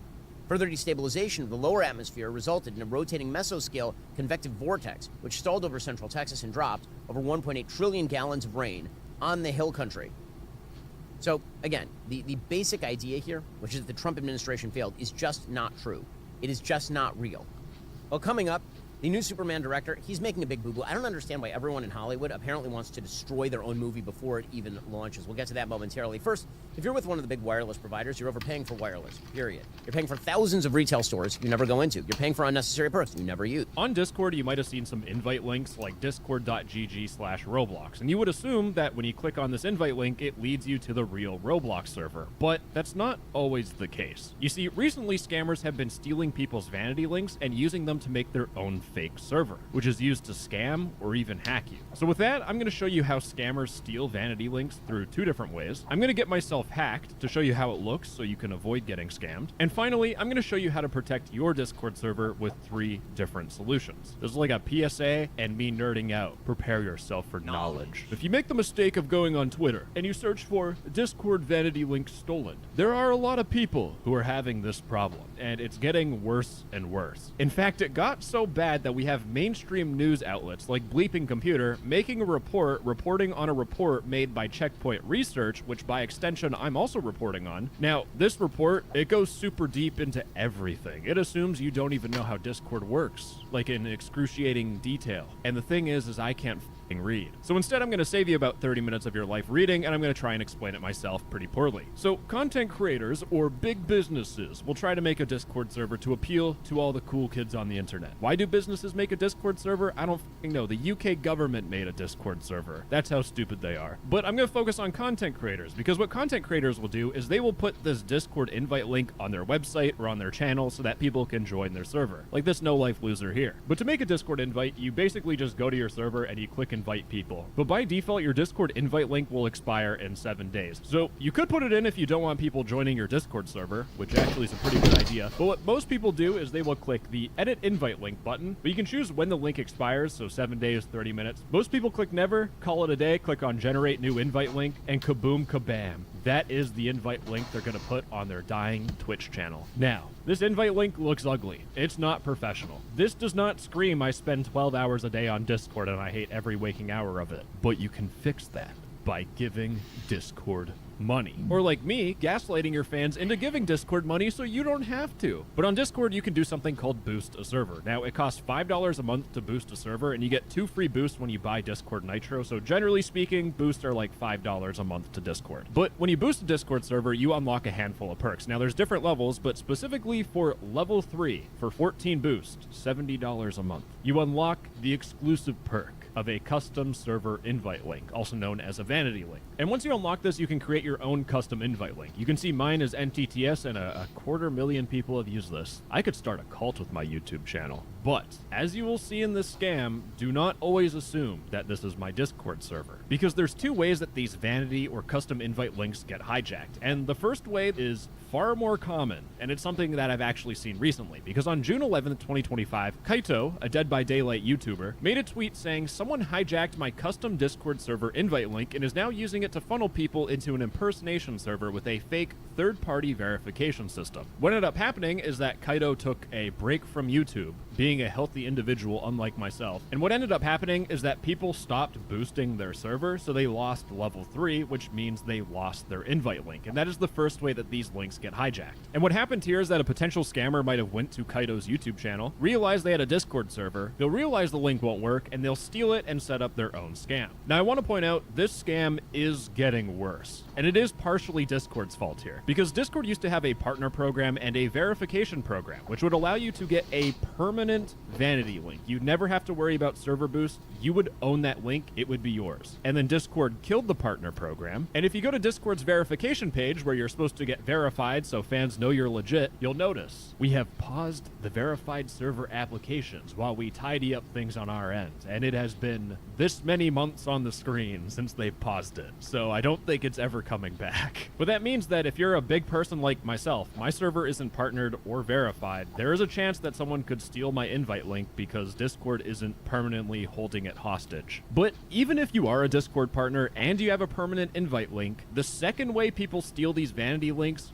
won't protect you. Because I saw this tweet by Vienna, who is a VTuber, but they are a Discord partner and they had their own partnered Discord server. And according to their tweet, their partnered server URL that they used for years was stolen when one of their mods was compromised. And it is now being used for nefarious purposes, and I'm worried my community and innocent people are getting scammed. So the second way people steal these vanity links is by hacking into your staff members, because anyone on your Discord server with the role administrator can change your vanity link. They can also nuke your whole entire server too if they get hacked, but that's besides the point. But if any Discord employee is watching, please change the permissions of this so that only the owner of the server can change this link. It would resolve a lot of headaches that I have seen on Twitter so far. But like I said, this stuff happens a lot. Think about it in the eyes of the scammer for a second. If you're a big content creator, like, I don't know how big this Vienna VTuber person is. Okay, they're ginormous. But chances are any one of Vienna's fans probably clicks on their Twitter profile and sees that they have a Discord server. So that means there's a lot of fans that are probably clicking on this link and trying to go to this Discord server, which means a lot of victims. And considering the first thing I saw on this person's Twitter was this, these are people who would probably fall for an NSFW server scam. So for any scammer, getting this link is basically a gold mine. But it's not always like that, because if you have a Discord server that has a cool invite link, this is actually a live example that happened quite recently. There was a Discord server, partnered Discord server called World of Coding, and they had the vanity link of discord.gg/program. And since Discord e-gangsters are like, man, programming? That's cool. I've watched The Matrix once. What happened is that someone hacked into the dude's account just to steal that vanity link. And now that link is being sold on the Discord black market. The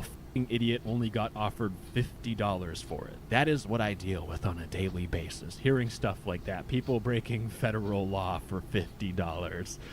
I'm going insane. But that's not even the end of it. No, my torture keeps continuing, because the biggest target of these types of scams, stealing people's invite links, are crypto bros. Because crypto bros are the dumbest internet users, period. Like, there's no comparison. I have seen 9-year-old Roblox kids avoid scams that crypto bros have fallen for. That's how stupid they are. Dear Alien Fam, sorry, let me make it clear. They're an NFT company, so if you spend any money on this, you have a mental problem. But they said that their Discord vanity URL, the Alien Boy, was stolen by someone who will use it for fraudulent purposes. And if it's because they couldn't afford the $70 a month for Discord boost, but they could afford to make a shitty NFT to scam people, then that's just irony. But luckily, these guys fixed the issue because their new URL is now the Alien Boy NFT. And when I went to the Alien Boy NFT Discord server, who would have thunk it, boys? It's being used to scam people still.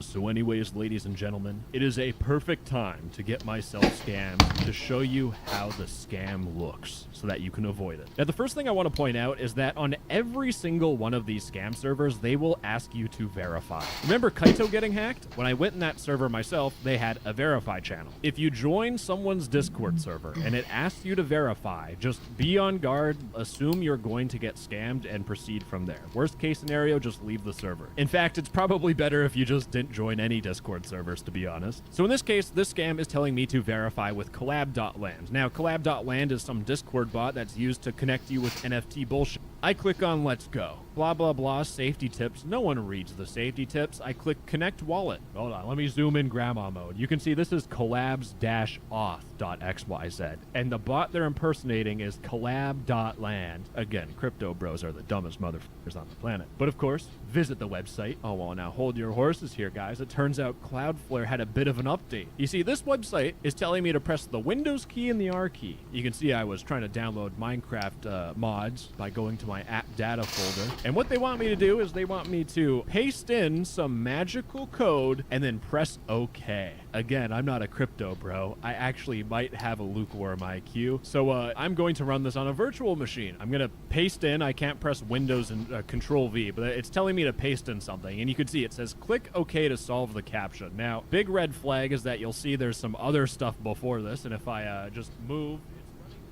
We're talking about cryptocurrency, bros. I press OK, and this is how it looks when you get scammed. But you'll notice I ran this verification, and nothing happened. In reality, what happened on this virtual machine? Great question. Basically, a score of 10 out of 10 means that this will like give your computer mega AIDS and you will die. I downloaded malware. Now with this malware, they can go through all my passwords, steal my Discord account, steal my Roblox account. Usually though, what happens is, considering we're going to a fake collab.land, they're going to target your cryptocurrency accounts. But I do want to point out that big article that I just refused to read, they have a massive investigation on how the malware works. So if you're super nerdy and you want to hear the technical stuff about how the malware works and where it sends information to and all that cool stuff, I will have it linked in the description. It is cool, but I know you guys, me trying to explain this is basically equivalent to torture. But the one thing I want to point out, in the research, what they figured out is that the amount of people that have downloaded this malware exceeded 1,300 downloads. Now, not every single person that downloads this malware will result in them being successfully infected with computer hemorrhoids, but it'd be safe to say that over 500 people probably got scammed by this. Now, if your office chair smells a little bit like Dookie, you're 400 pounds, and your Discord screen on time is 12 hours, aka you probably own a Discord server, then listen up, folks, because I'm going to show you how to protect your Discord server with 3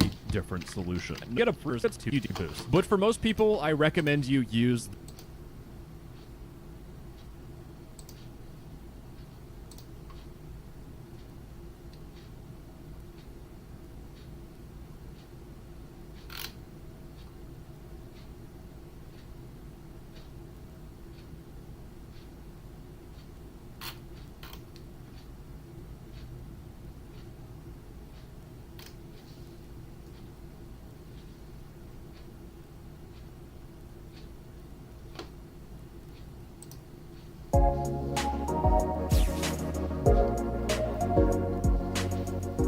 Well, Nvidia have done it once again. They released yet another GeForce 50 series GPU without any reviews.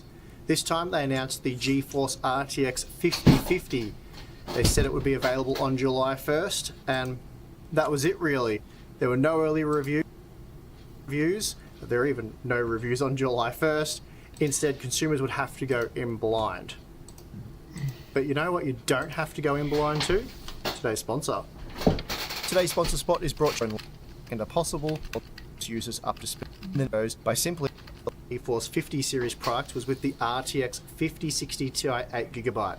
The 16GB model apparently that was fine. Nvidia was okay with you seeing benchmarks for that model, but the 8GB version, no sir. You just had to assume that it worked the same way.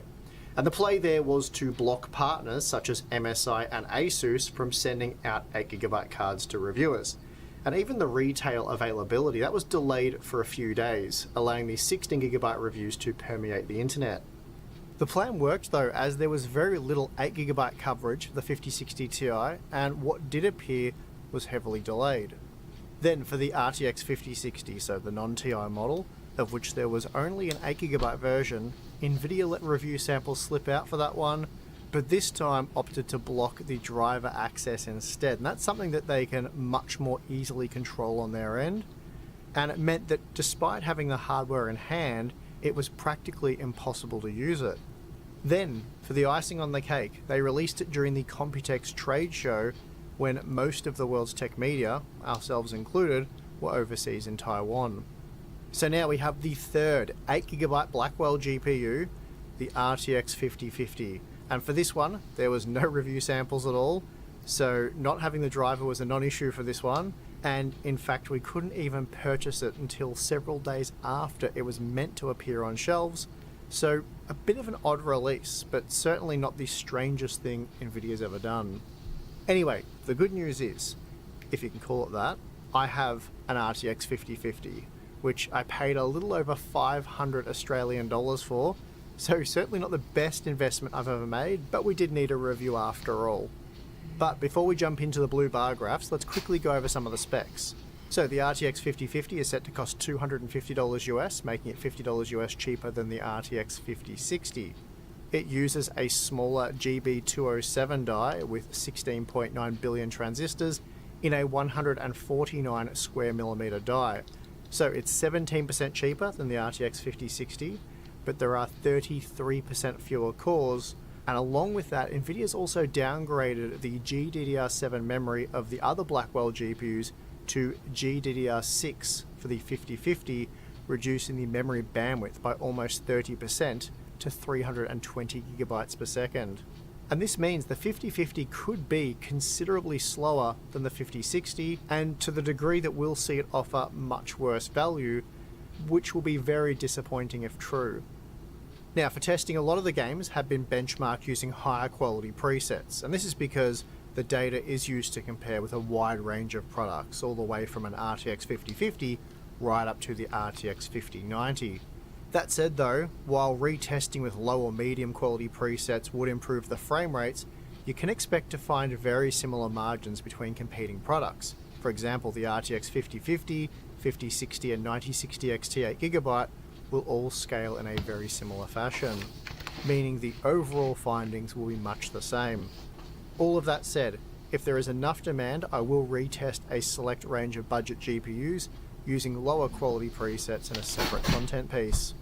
Then there's the CPU, and of course I will be using our standard GPU test system, which has a 9800X3D, because again we want the data for all GPUs to be comparable, and I will actually produce a video soon where I compare all current and previous generation GPUs. But from a benchmarking perspective, removing the CPU bottleneck makes the most sense, and this test method really only becomes problematic in outlier cases where the CPU overhead is excessive, like what we see in some games with the B580. In the case of the RTX 5050 and 9060 XT though, we would see very similar margins between these two products with a Ryzen 5 7500F for example, and that's because you're almost always going to end up being GPU limited, so just keep that in mind. Anyway, let's move on to the benchmarks to find out what the RTX 5050 has for us. First up, we have Marvel Rivals at 1080p, and here the 5050 was good for 50 FPS. So playable performance, and of course you can lower the quality preset.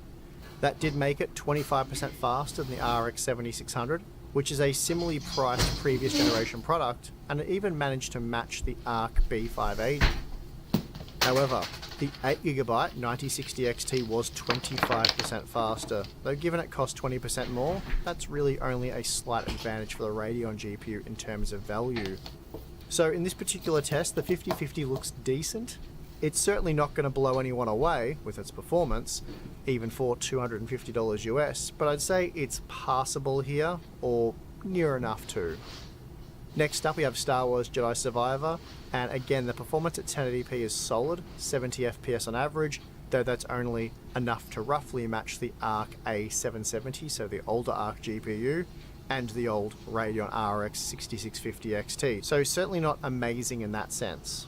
And worse still, this time the 9060 XT 8GB was 41% faster, and that's a massive increase given the difference in price. Moving on to Cyberpunk 2077, this is another game where the RTX 5050 delivers reasonable performance using the high preset at 1080p. 72 FPS on average is certainly playable, though relative to several other entry-level products it's not particularly great. For example, this makes the 5050 just a few frames faster than the old RTX 3060, while it again matched the 6650 XT and ARC A770. The very disappointing results though are seen when comparing to the 9060 XT 8GB, as here the 5050 gets slaughtered. The Radeon GPU was 54% faster, rendering 111 FPS on average, resulting in a much more impressive experience. Now moving on to Hogwarts Legacy, which has also been tested using the high preset, so the second highest preset, we see that the RTX 5050 is again good for 70 FPS on average, which in this example is the same level of performance seen from the ARC B580 and RTX 4060, along with the 6650 XT. As a result, the 9060 XT 8GB was again massively faster, delivering 50% better performance with an average of 105 FPS, and again it costs just 20% more. So in terms of value, this does spell disaster for the new budget GeForce GPU. For testing The Last of Us Part 1, the Ultra preset is used as most GPUs can deliver over 60 FPS, and we see that that's indeed the case with the 9060 XT 8GB, which ended up almost 40% faster than the RTX 5050. The 5050 came in slightly slower than the RX 7600, but comfortably ahead of the 6650 XT, so not exactly amazing performance, even at $250 US. Now, Star Wars Outlaws enables ray tracing by default, so this is a glimpse of what the RTX 5050 might offer for those interested in RT performance. We're looking at just 34 FPS on average here, which is the same level of performance seen previously from the RX 7600, and ever so slightly better than the ARC A770. It also meant that the 9060 XT 8GB is almost 50% faster in this example, rendering 50 FPS on average. As was the case in Marvel Rivals, the RTX 5050 is somewhat competitive in Space Marine 2. Here the 9060 XT 8GB was 22% faster, so in terms of value they're quite similar, and in the end the 5050 was comparable to the RTX 4060 and 6700 XT, so not too bad I guess. Obviously I'm not expecting the RTX 5050 to do all that well relative to the 9060 XT 8GB in Call of Duty Black Ops 6, given Radeon GPUs typically perform very well in this title, but just 60 FPS on average at 1080p is rather weak performance, and that made it barely faster than the RTX 3060 and RX 6600, and slower than the 6650 XT and ARC B580. Meanwhile, the 9060 XT 8GB was 100% faster. Finally, for the last game we're going to look at the individual results for is Clair Obscur Expedition 33, and here the 9060 XT 8GB was 38% faster than the RTX 5050.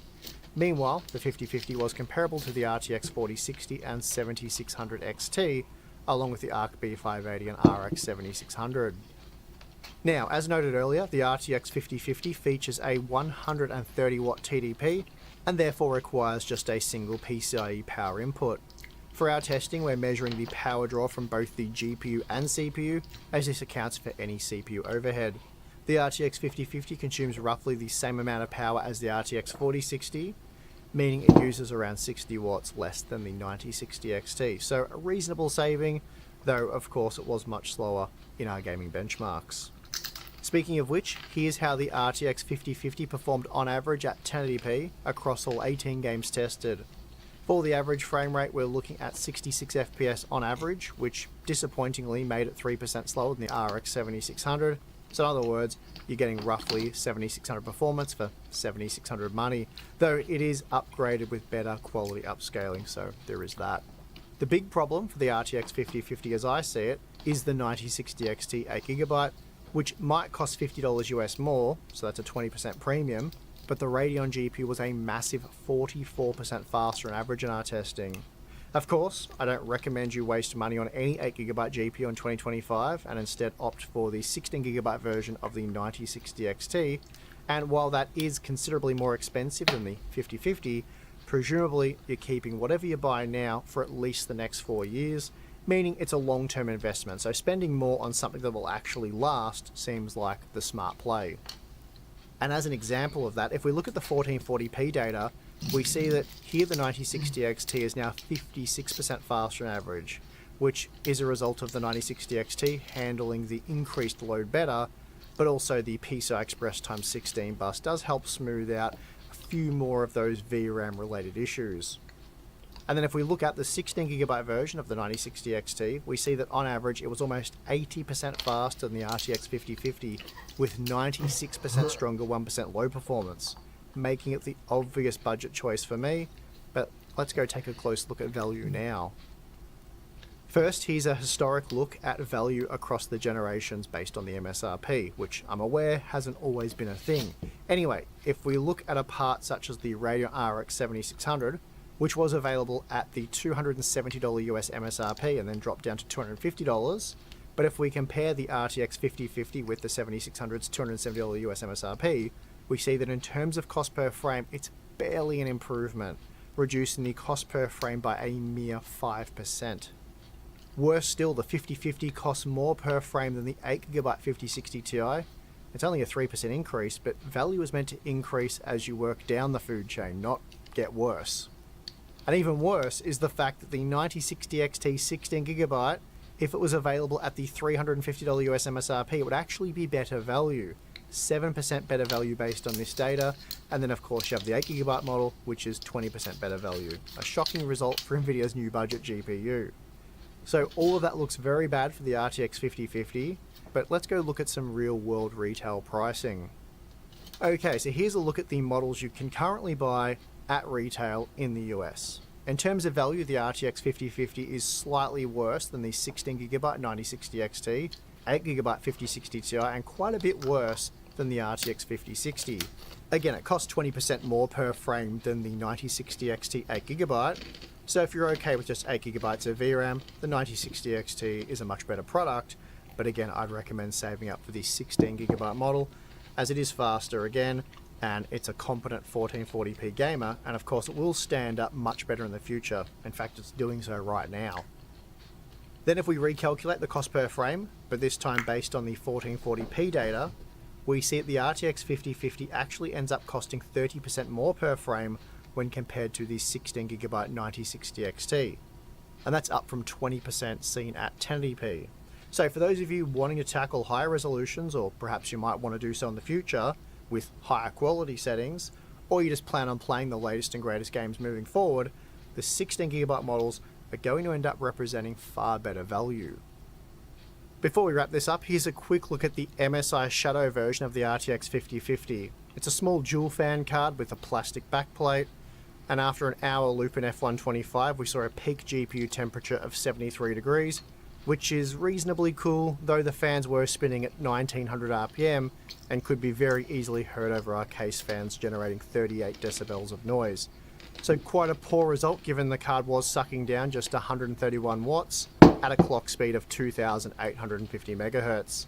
So again, quite poor results overall, but also probably not surprising given the Shadow uses an aluminium base plate with just a single direct touch 6mm copper heat pipe, and it is an MSRP card. So I don't know how it stacks up with other MSRP models. Okay, so there you have it. In short, the RTX 5050 is a slightly slower RTX 4060 at a slightly discounted price. So that's an exciting upgrade after 2 years. As for whether or not you should buy it in the current market, I'm going to say probably no. The RTX 5060 is only 20% more expensive, but offers a little over 30% better performance, so spend more, you get better value. The more you spend, the more you save, guys. And realistically, an even better deal awaits from AMD with the 9060 XT 8GB, which also cost 20% more, but in our testing, it was a little over 40% faster. Of course, the 8GB 9060 XT is also a poor product that I highly recommend you avoid and instead opt for the 16GB model, which is considerably more capable and will hold its value far better. In terms of cost per frame, the 16GB 9060 XT is also slightly better value than the RTX 5050, and that's taking into account the slightly above MSRP price of $370 US. But even at a $130 US premium, it's quite clear that the 9060 XT 16GB is the way to go.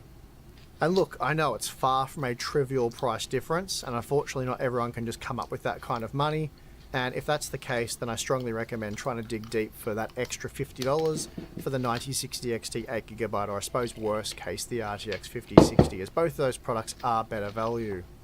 The RTX 5050 really is a horribly disappointing prospect for $250 US. At that point, you might as well try your luck on the second-hand market. As for stuff like ray tracing performance, given the RTX 5050 is generally a little bit slower than the RTX 4060, you can largely expect to find the same when it comes to RT performance.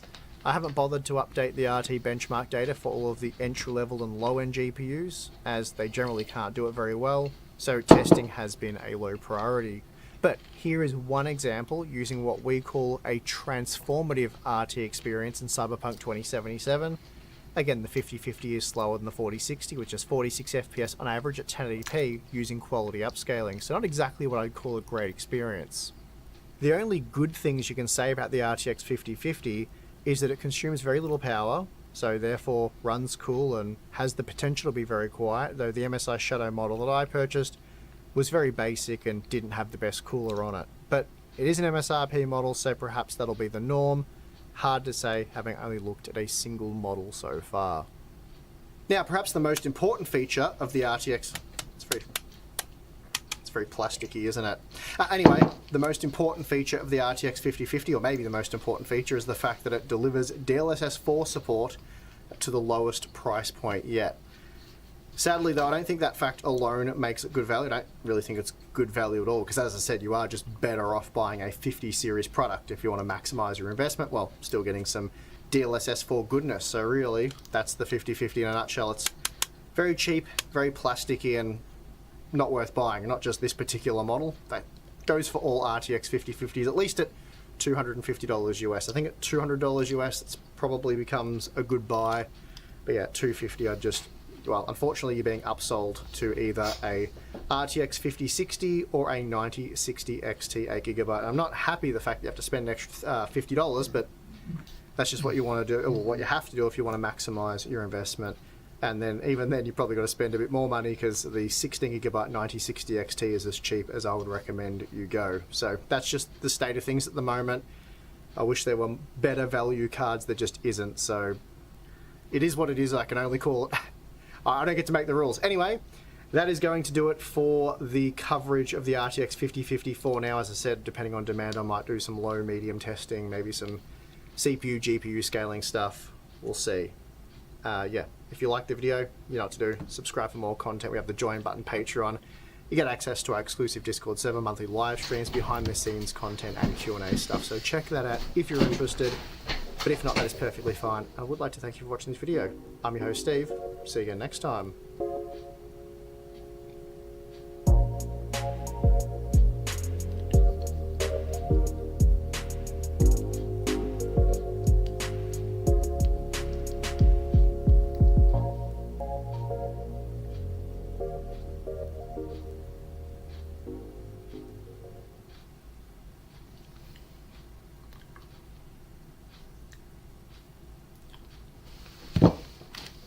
The German Democratic Republic, or East Germany, had a rough start.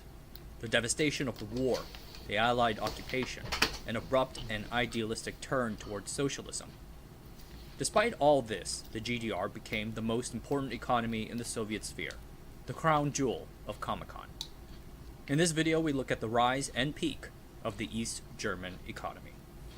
This video is brought to you by the Asianometry Patreon.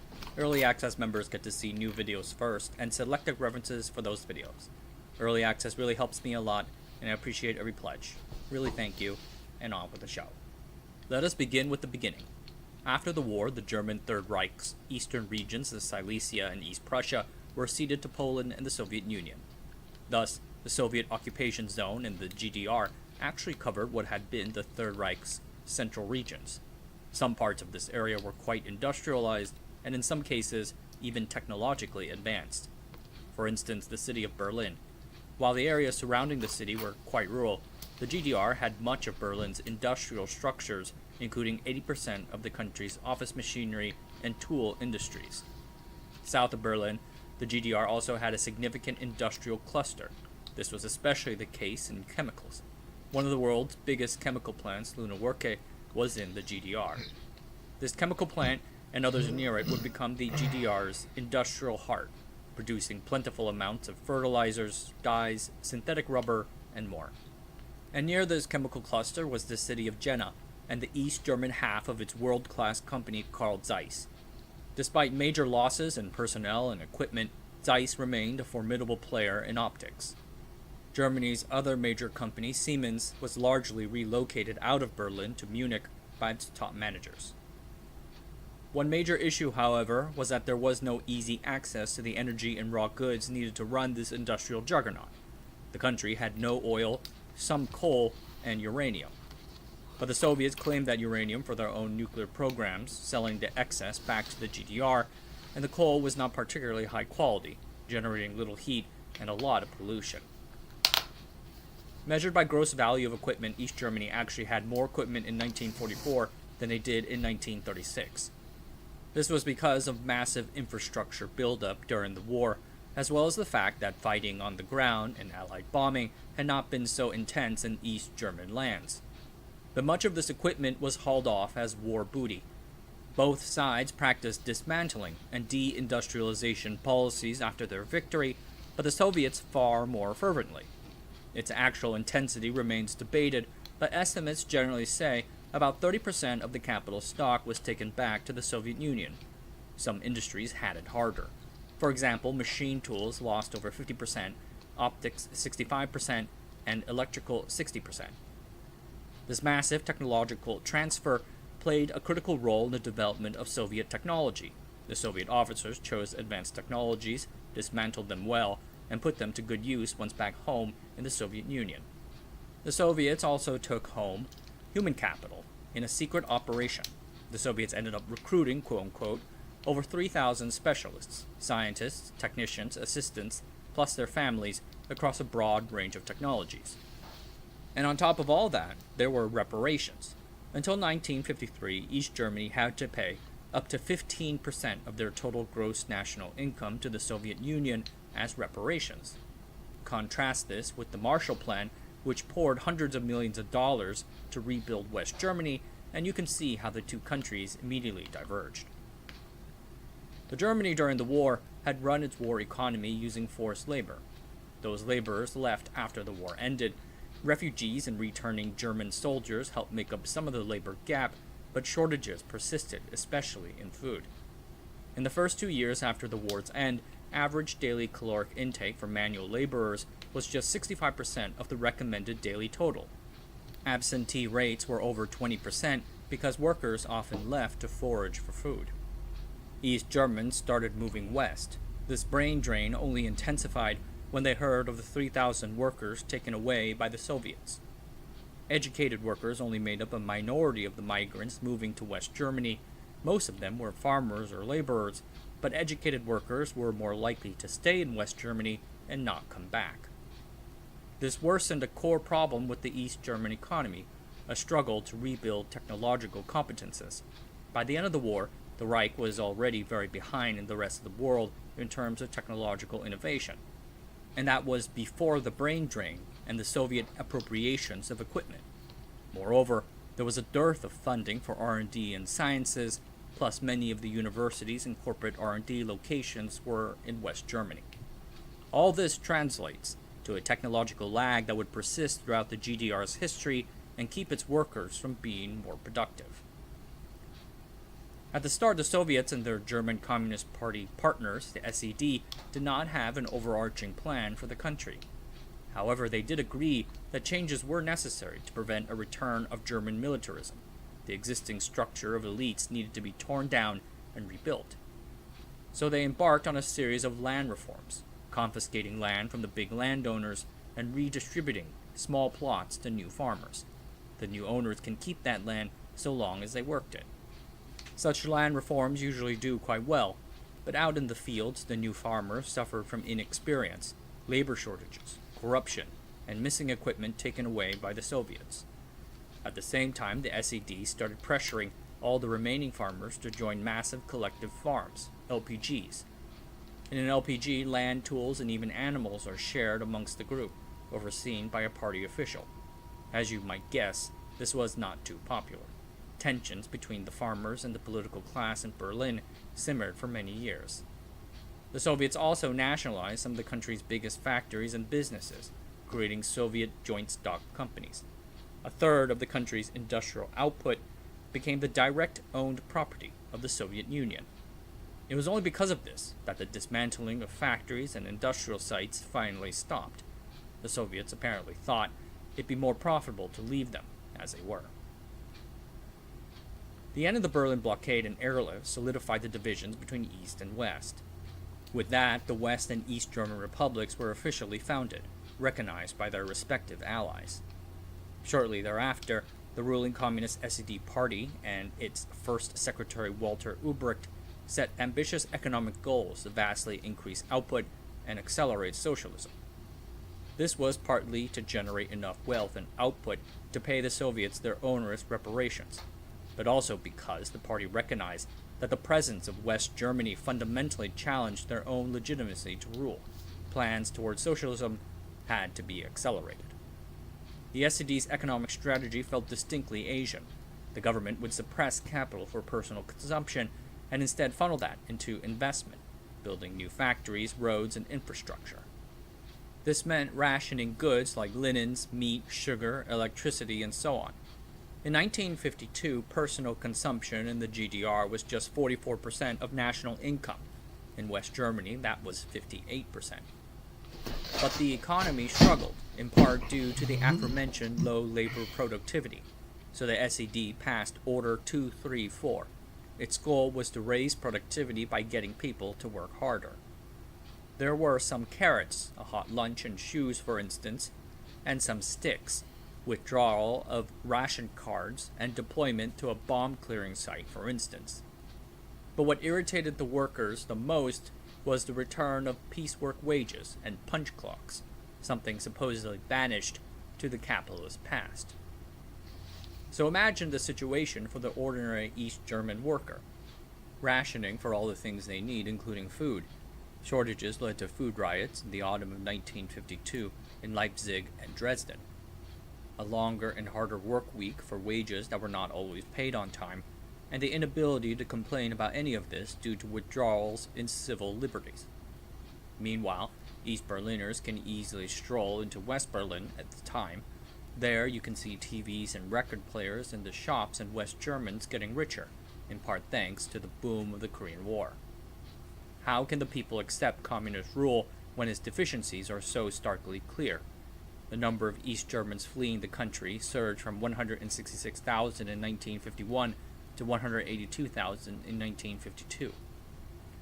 The SED only pushed harder on the country's Sovietization, collectivizing more agriculture and nationalizing more industry. The GDR also instituted military service for all men between ages of 18 and 24. The GDR did ask the Soviets for economic aid, for the Soviets had many mouths to feed. It was not just East Germany in a terrible state. Many other Soviet satellite countries were suffering too. For example, Hungary, where the Hungarian Communist Party leader Matyas Rákosi was pushing through an irresponsible Stalinization program that emphasized steel plants over food and caused 1 million people to be persecuted. Then, Stalin died. As a power struggle played out in the Soviet Union, the Communist Party sent someone to review the situation in April 1953. To their horror, they found that nearly 500,000 East Germans had already fled to the West. Furthermore, this included nearly 3,000 SED party members in the first few months of 1953. When even the party members are leaving, you know it is bad. Lavrenti Beria, the former head of the NKVD and the Soviet leader after Stalin's death, pinned blame on Ulbricht. and his rapid industrialization policies. Beria pushed for reforms, including Ulbricht's removal and a possible reunified Germany. A new course was publicly announced in March 1953, revoking price increases and granting leniency for returnees, among other concessions. This did help, but importantly, it did not touch the productivity quotas that so irked the workers.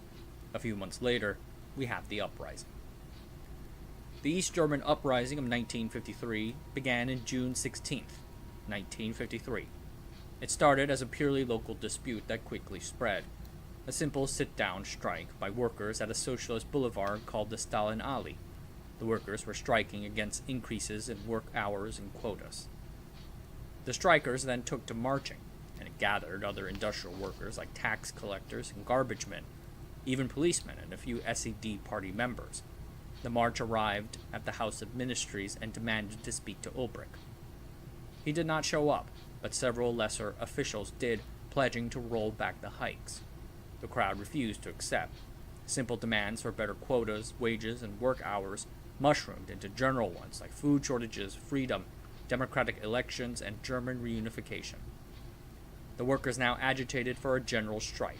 The word spread, asking workers in some 272 other towns to strike in solidarity with those in Berlin. Alarmed, the SED senior leadership sought refuge in the Soviet military headquarters. On the 17th of June, the Soviets declared martial law, sending troops and tanks to disperse the crowds. At least several dozens of people died. Strike leaders in several cities were arrested and executed without trial. Nevertheless, the demonstrations lasted for several more days, finally dying down by June 24th. The East German uprising of 1953 taught the SED some lasting lessons. From now on, the SED would always keep a close eye on the workers on the shop floor. This included increased surveillance and combat groups to respond to discontent before it could mushroom into something bigger. This in turn led to the strengthening of the infamous East German internal police, the Stasi. The uprising also set the precedent that the Soviets would militarily intervene in their satellites' affairs to keep their governments in line.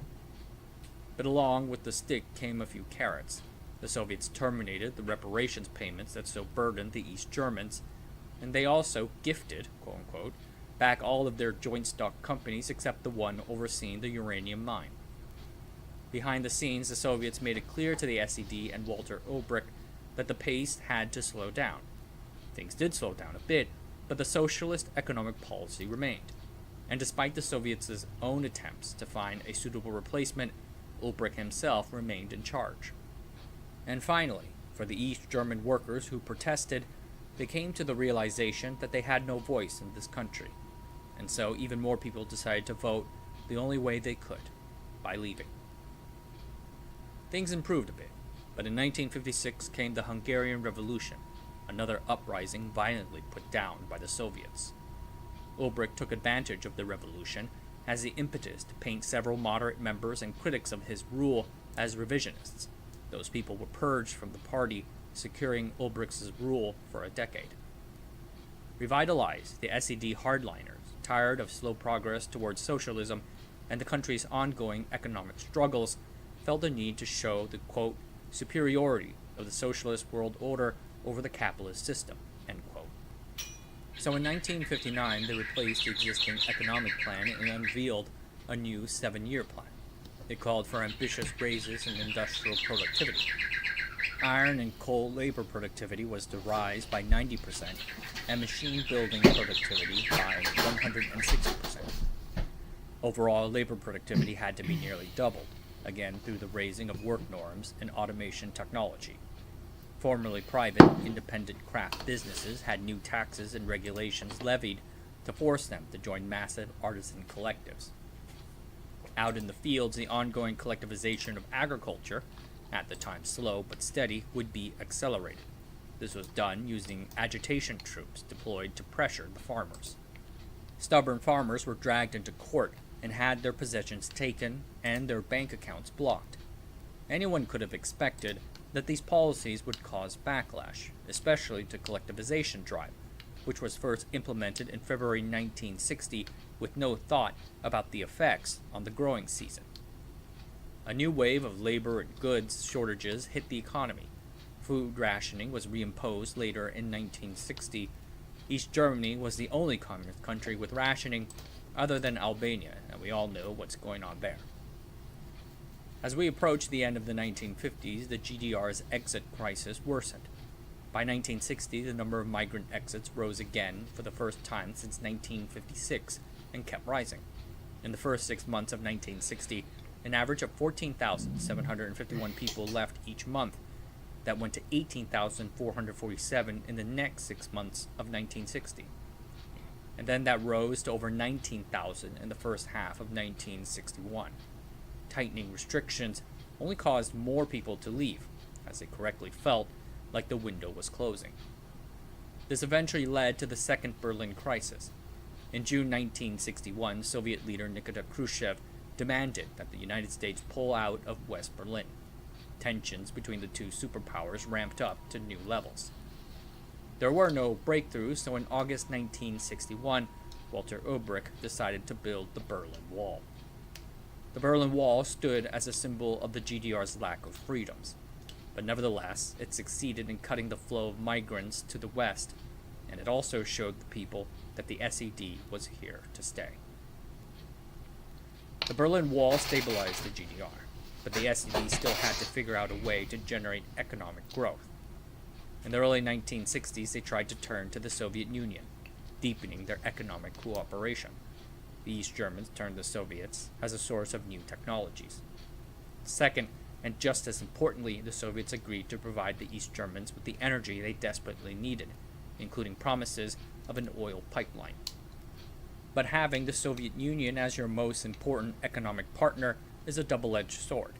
The Soviets struggled to find enough oil for all their commitments, remaining elusive on timelines when the oil would actually come.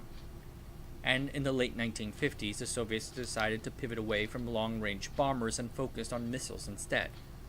This had a massive impact on the aviation industries in both the Soviet Union and the GDR. Germany once had one of the most advanced aviation industries in the world. The SED had invested a lot to bring it back to its former glory. They needed the Soviets to buy at least a few of them, and the Soviets had promised to do so.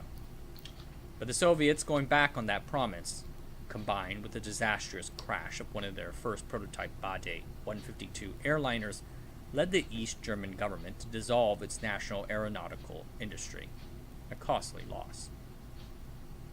With the Soviets an unsteady partner, and the rest of Comecon unable to meet their needs, the SED decided to try something new. In 1963, the GDR announced new reforms, the New Economic System, or NES. Inspired by the ideas of F.C. Lieberman, the NES sought to devolve more control of the economy to the party's lower levels. Individual administrations, called VVVs, were allowed to allocate resources at their own behest. They were also allowed the use of incentives and bonuses, and interestingly enough, profits were allowed as a measure of success. At the same time, Ulbricht promoted science and automation as ways to overcome the GDR's persistent labor productivity issues, focusing on optics, petrochemicals, machines, and electronics. SED hardliners attacked these reforms for straying close to capitalism. They were concerned that decentralizing economic power would inevitably lead to the loss of political control, so the NEC deliberately pulled back in some ways. It did not loosen prices and did not totally set aside centralized planning.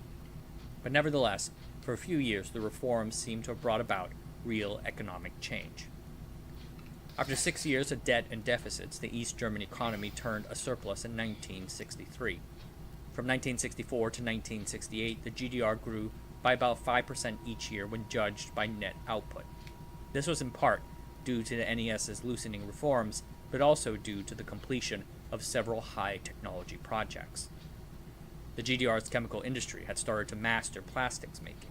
Despite persistent oil supply issues, outputs of raw plastics like polyvinyl chloride, or PVC, grew by over 12% each year, doubling between 1960 and 1966.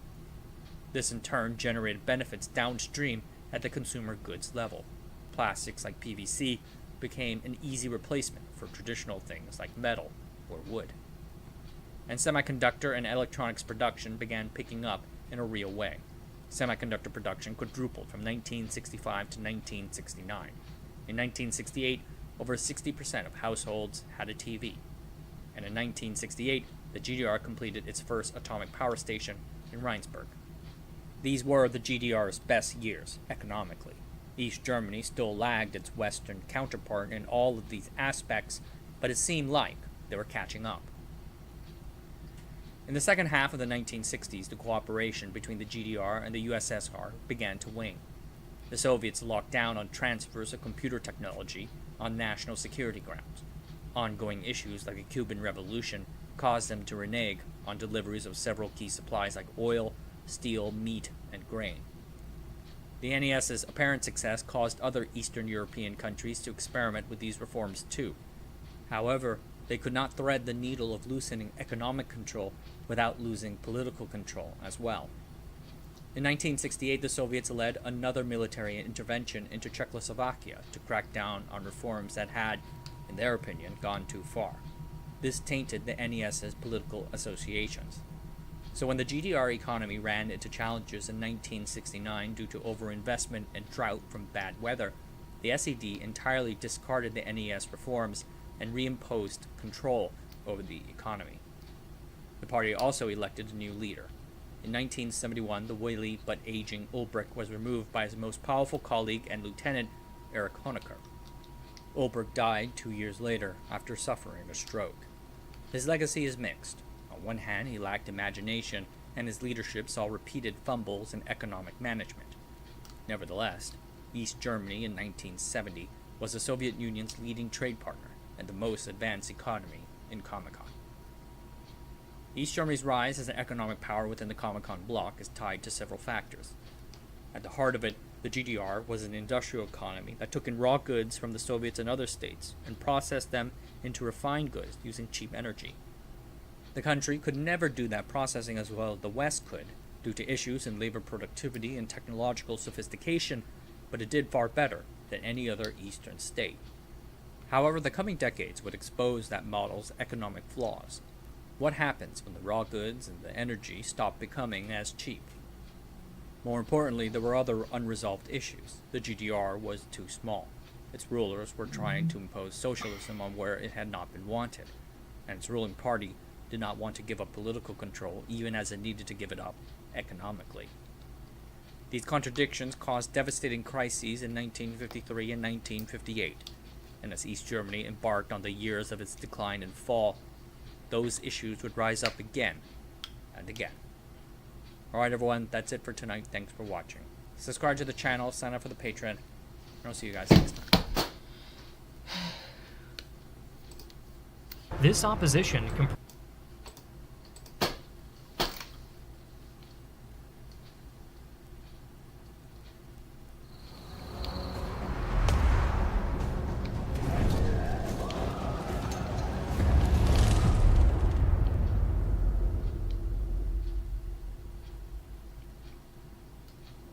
Since the turn of the millennium, few organizations have been as synonymous with terror than the Islamic State of Iraq and Syria.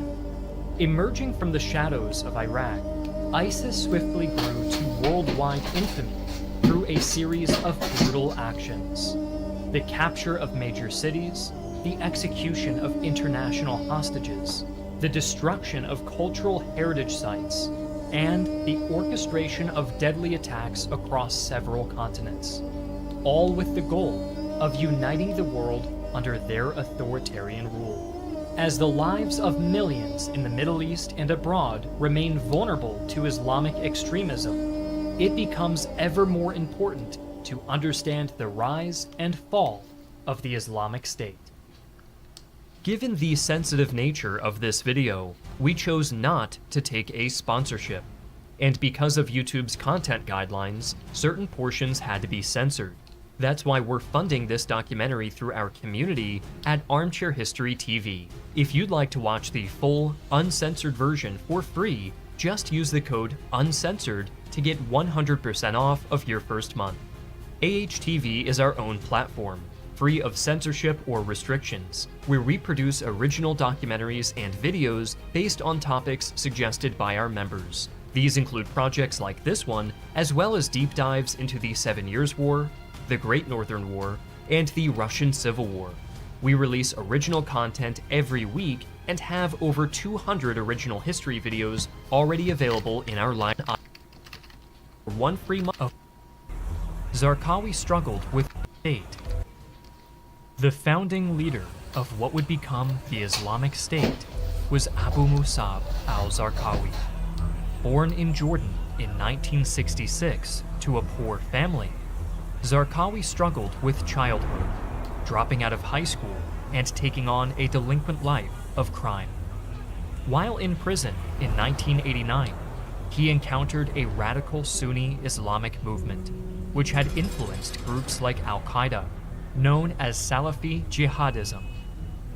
The word Salaf in Arabic means ancestor, and the ideology of Salafism refers to an originalist interpretation of the Quran, that only the first generations practiced Islam correctly, and that the Muslim world should reflect these conservative values faithfully. The word jihad means struggle, specifically for something virtuous. Salafi jihadists believe that the only way to achieve a return to traditional Islam is through violence, bloodshed, and war. This violent interpretation of Islam and Salafism, which Zarqawi would come to adopt, is disputed by the vast majority of mainstream Muslim scholars. Released from prison, and with a renewed sense of purpose, Zarqawi left Jordan in 1989 to join the Mujahideen in Afghanistan. At the time, a crumbling USSR was attempting to prop up a friendly government in the Central Asian country. Foreign suppliers to the resisting Mujahideen would come in droves.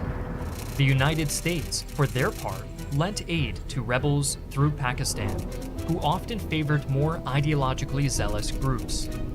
This funding would enable the ascendancy of numerous militant factions after the Soviet withdrawal, which in turn enabled Zarqawi's further radicalization when he arrived, becoming a journalist and publishing a magazine to spread his beliefs. After returning to Jordan in the early 1990s, Zarqawi would continue his life of radical politics by plotting to overthrow his country's monarchy. After police discovered guns and explosives in his home, Zarqawi was arrested on conspiracy to commit a terrorist attack, once again serving a prison sentence until 1999. After concluding his second prison sentence, Zarqawi returned to Afghanistan, where he allegedly met Osama bin Laden, leader of the globally infamous terror group Al-Qaeda. Here, they had a meeting where bin Laden agreed to establish a training camp for Zarqawi to operate in the city of Herat. Zarqawi did not join Al-Qaeda, but would soon be in a position to fight alongside them. On September 11, 2001, the deadliest terror attack in human history occurred. Planned by Al-Qaeda, 19 hijackers took control of 4 commercial flights intended to destroy the World Trade Center, the Pentagon, and the US Capitol building. 3 planes reached their target, and 1 was retaken by its passengers and crash-landed. Intent on bringing this attack's masterminds to justice, the United States declared war on the Taliban and Al-Qaeda. During this time, Zarqawi was wounded in battle against invading US forces and received treatment in Iran, but was forced to flee to Iraq to avoid persecution from the Iranian government. Here, Zarqawi would set up a new training camp and begin his ultimate, most nefarious project. In 2003, the US, still reeling from the aftermath of 9/11, was debating whether to use military force against the regime of Saddam Hussein in Iraq. One of the justifications for war was the belief that Saddam was harboring terrorists, with Zarqawi amongst them.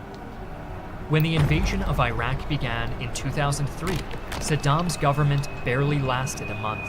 his government was primarily made up of Sunni Muslims, while Shiites made up a narrow majority of the population, and a significant minority of Kurds populated the north.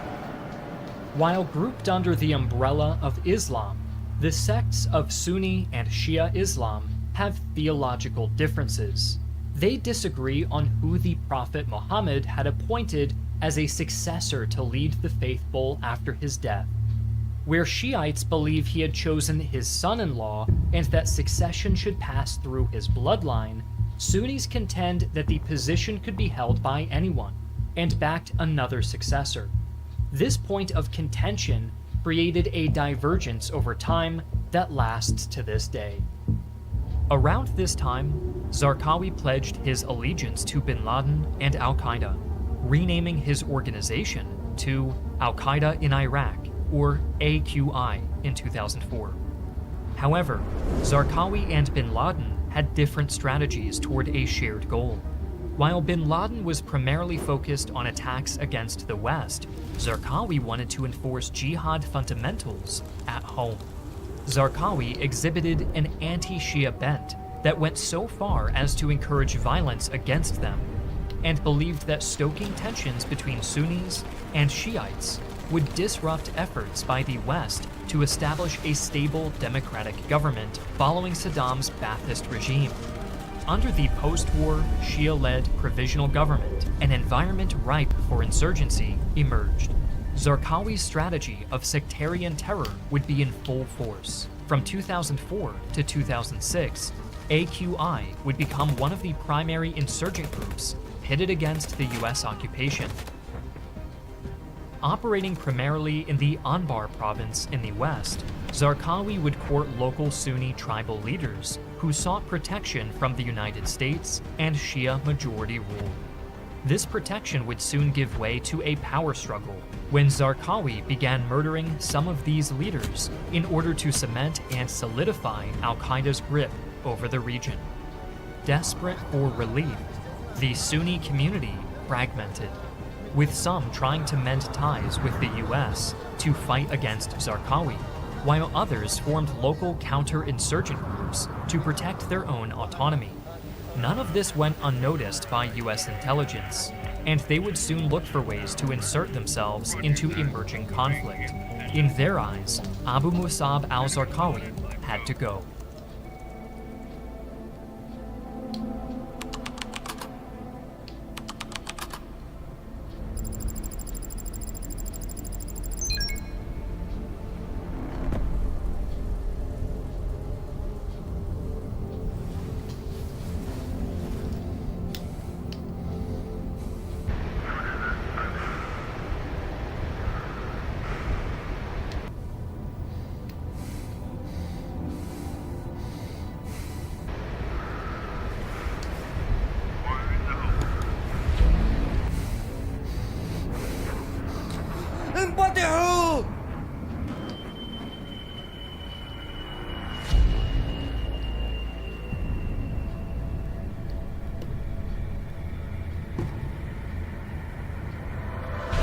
In a near instant, Zarqawi's campaign for supremacy was cut short, thanks to the efforts of Task Force 145, a joint British-American team of hunter-killers.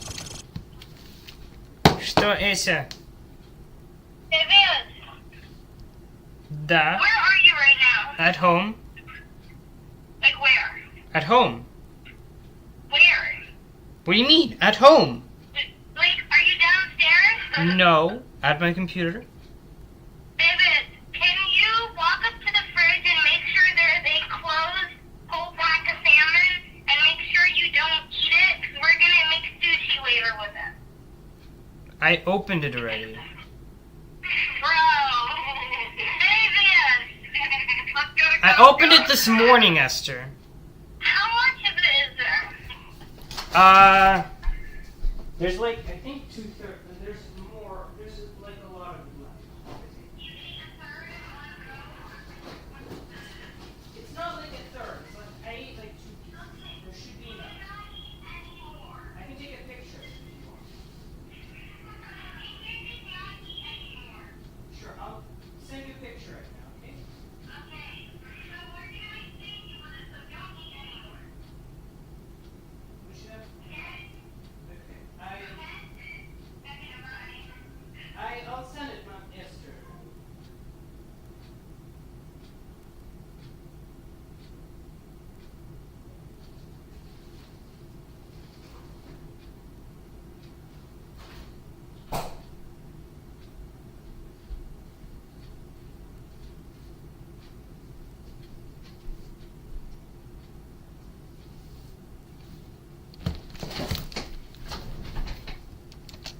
With the death of Zarqawi, the remnants of his forces were soon joined with another man, one who led his own radical Sunni militia.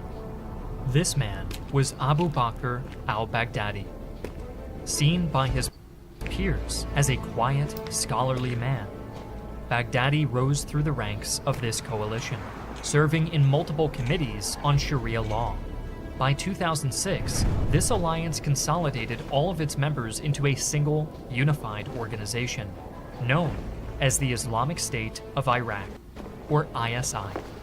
The name of this new group was deliberate, in part to provide a sense of local connection, but also to distance itself from the reputation of Al-Qaeda, which was slowly unraveling as US involvement in Iraq increased. However, despite this change in structure, the newly formed ISI was on the brink of collapse. Several assassinations of top commanders by US and Iraqi government forces in the late 2000s decapitated ISI's leadership structure. It wasn't until April 2010, when Baghdadi came to command, that any semblance of survival for the group began to emerge. In 2011, US forces completed their withdrawal from Iraq. The new Iraqi government, now free of American oversight, began a purge of Sunni Muslim figures in the government. Sunni militias that fought against the Salafist groups like Al-Qaeda and the ISI were kept out of the new Iraqi military, killing any hope for Islamic unity. Shiites now held a virtual monopoly over the government, and this encouraged the persecuted Sunnis to seek refuge in the very group that many of them had been fighting, the Islamic State of Iraq. From 2011 to 2013, the ISI's numbers swelled, providing Baghdadi not only with fresh recruits, but recent veterans who could serve as officers. This increase in recruitment was aided by the ISI staging prison breakouts all across the country. The same year US forces withdrew from Iraq, the Arab Spring erupted all throughout the Middle East. Protests in 20 countries shook the foundation of the Arab world. In Syria, there were demonstrations against President Bashar al-Assad, who led an authoritarian regime composed primarily of the Alawite subsect of Shia Islam, and was known for its single-party rule. These protests were met with violent retribution by police forces and escalated into what would soon become the Syrian Civil War, a brutal and complex war that continues to this very day. Opposition to the Assad regime was mainly concentrated in the north of the country, controlling the city of Aleppo and most land north of the Euphrates River. This opposition comprised a vast array of militia groups and political parties with diverse but conflicting ideologies. Among this alliance of leftists, moderates, and Islamists, none held as much notoriety to the Assad regime or inspired Western imaginations more than the Free Syrian Army. Further north of the main opposition were various forces that represented the Kurdish population of northern Syria. The Kurds are an ethnic group numbering in the tens of millions, distributed across the borderlands of 4 major nation-states. As a stateless people, the Kurds have existed as a minority in all of these places, making them subject to persecution from their regimes. Assad's Syria was no different. When the civil war erupted, it prompted the formation of new and existing factions united for Kurdish autonomy, not just in Syria, but across all countries with Kurdish populations. These groups would eventually coalesce into the Syrian Democratic Forces, or SDF, an inter-ethnic force of Arabs, Kurds, and Assyrians across northeastern Syria. This included the primarily Kurdish People's Protection Units, or YPG, and its associated all-female equivalent, the Women's Protection Units. The tension between the Alawite elite and the majority Sunni population was also exploited by the ISI, whose infiltration was assisted by the power vacuum left during the civil war. The eastern border would act as a corridor for the ISI to use to secretly form a Syrian branch of their organization. Named the al-Nusra Front, the group was designed to blend in amongst the other belligerents. While opposed to democracy and aiming to create an emirate under Sharia law, al-Nusra occasionally cooperated with elements of the democratic opposition.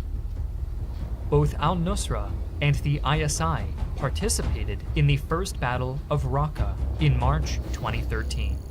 This strategically vital city, sitting on the north bank of the Euphrates, was contested between Assad's Syrian Arab army and a mixed rebel force, which included both Islamists and the Free Syrian Army.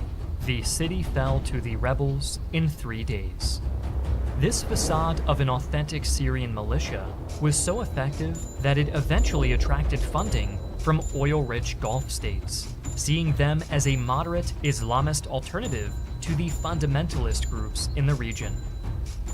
Yet, in 2013, 3 years after Baghdadi's rise to leadership, he unilaterally declared the consolidation of the ISI with the al-Nusra Front to form the Islamic State of Iraq and Syria. ISIS, as we know them today, had been born. However, this announcement was rejected by elements of the al-Nusra Front, leading to a split in the group. Al-Nusra Front would remain in Syria, while ISIS began operating in both Iraq and Syria as its own entity. The formal name of the organization at this time was actually the Islamic State of Iraq and the Levant, or ISIL. This was to extend its claim in places beyond Syria, including Lebanon, Jordan, Israel, and Palestine. At this time, both Western and Arab countries gave new names to the group. This includes some who deliberately used the Arabic pronunciation of the group's acronym, Daesh, which many in the militia found to be insulting, as it sounds similar to a word that translates to one who tramples. Regardless of these name changes, the term ISIS stuck among most casual observers, and soon became a globally recognized name for the organization. The ideology of ISIS originated in the Salafist jihadi principles of their progenitor's leader, Zarqawi. Adhering to an extremely violent interpretation of their Sunni Islamic faith, and insistent on its supremacy, ISIS sought to export this way of life worldwide through an apocalyptic jihad.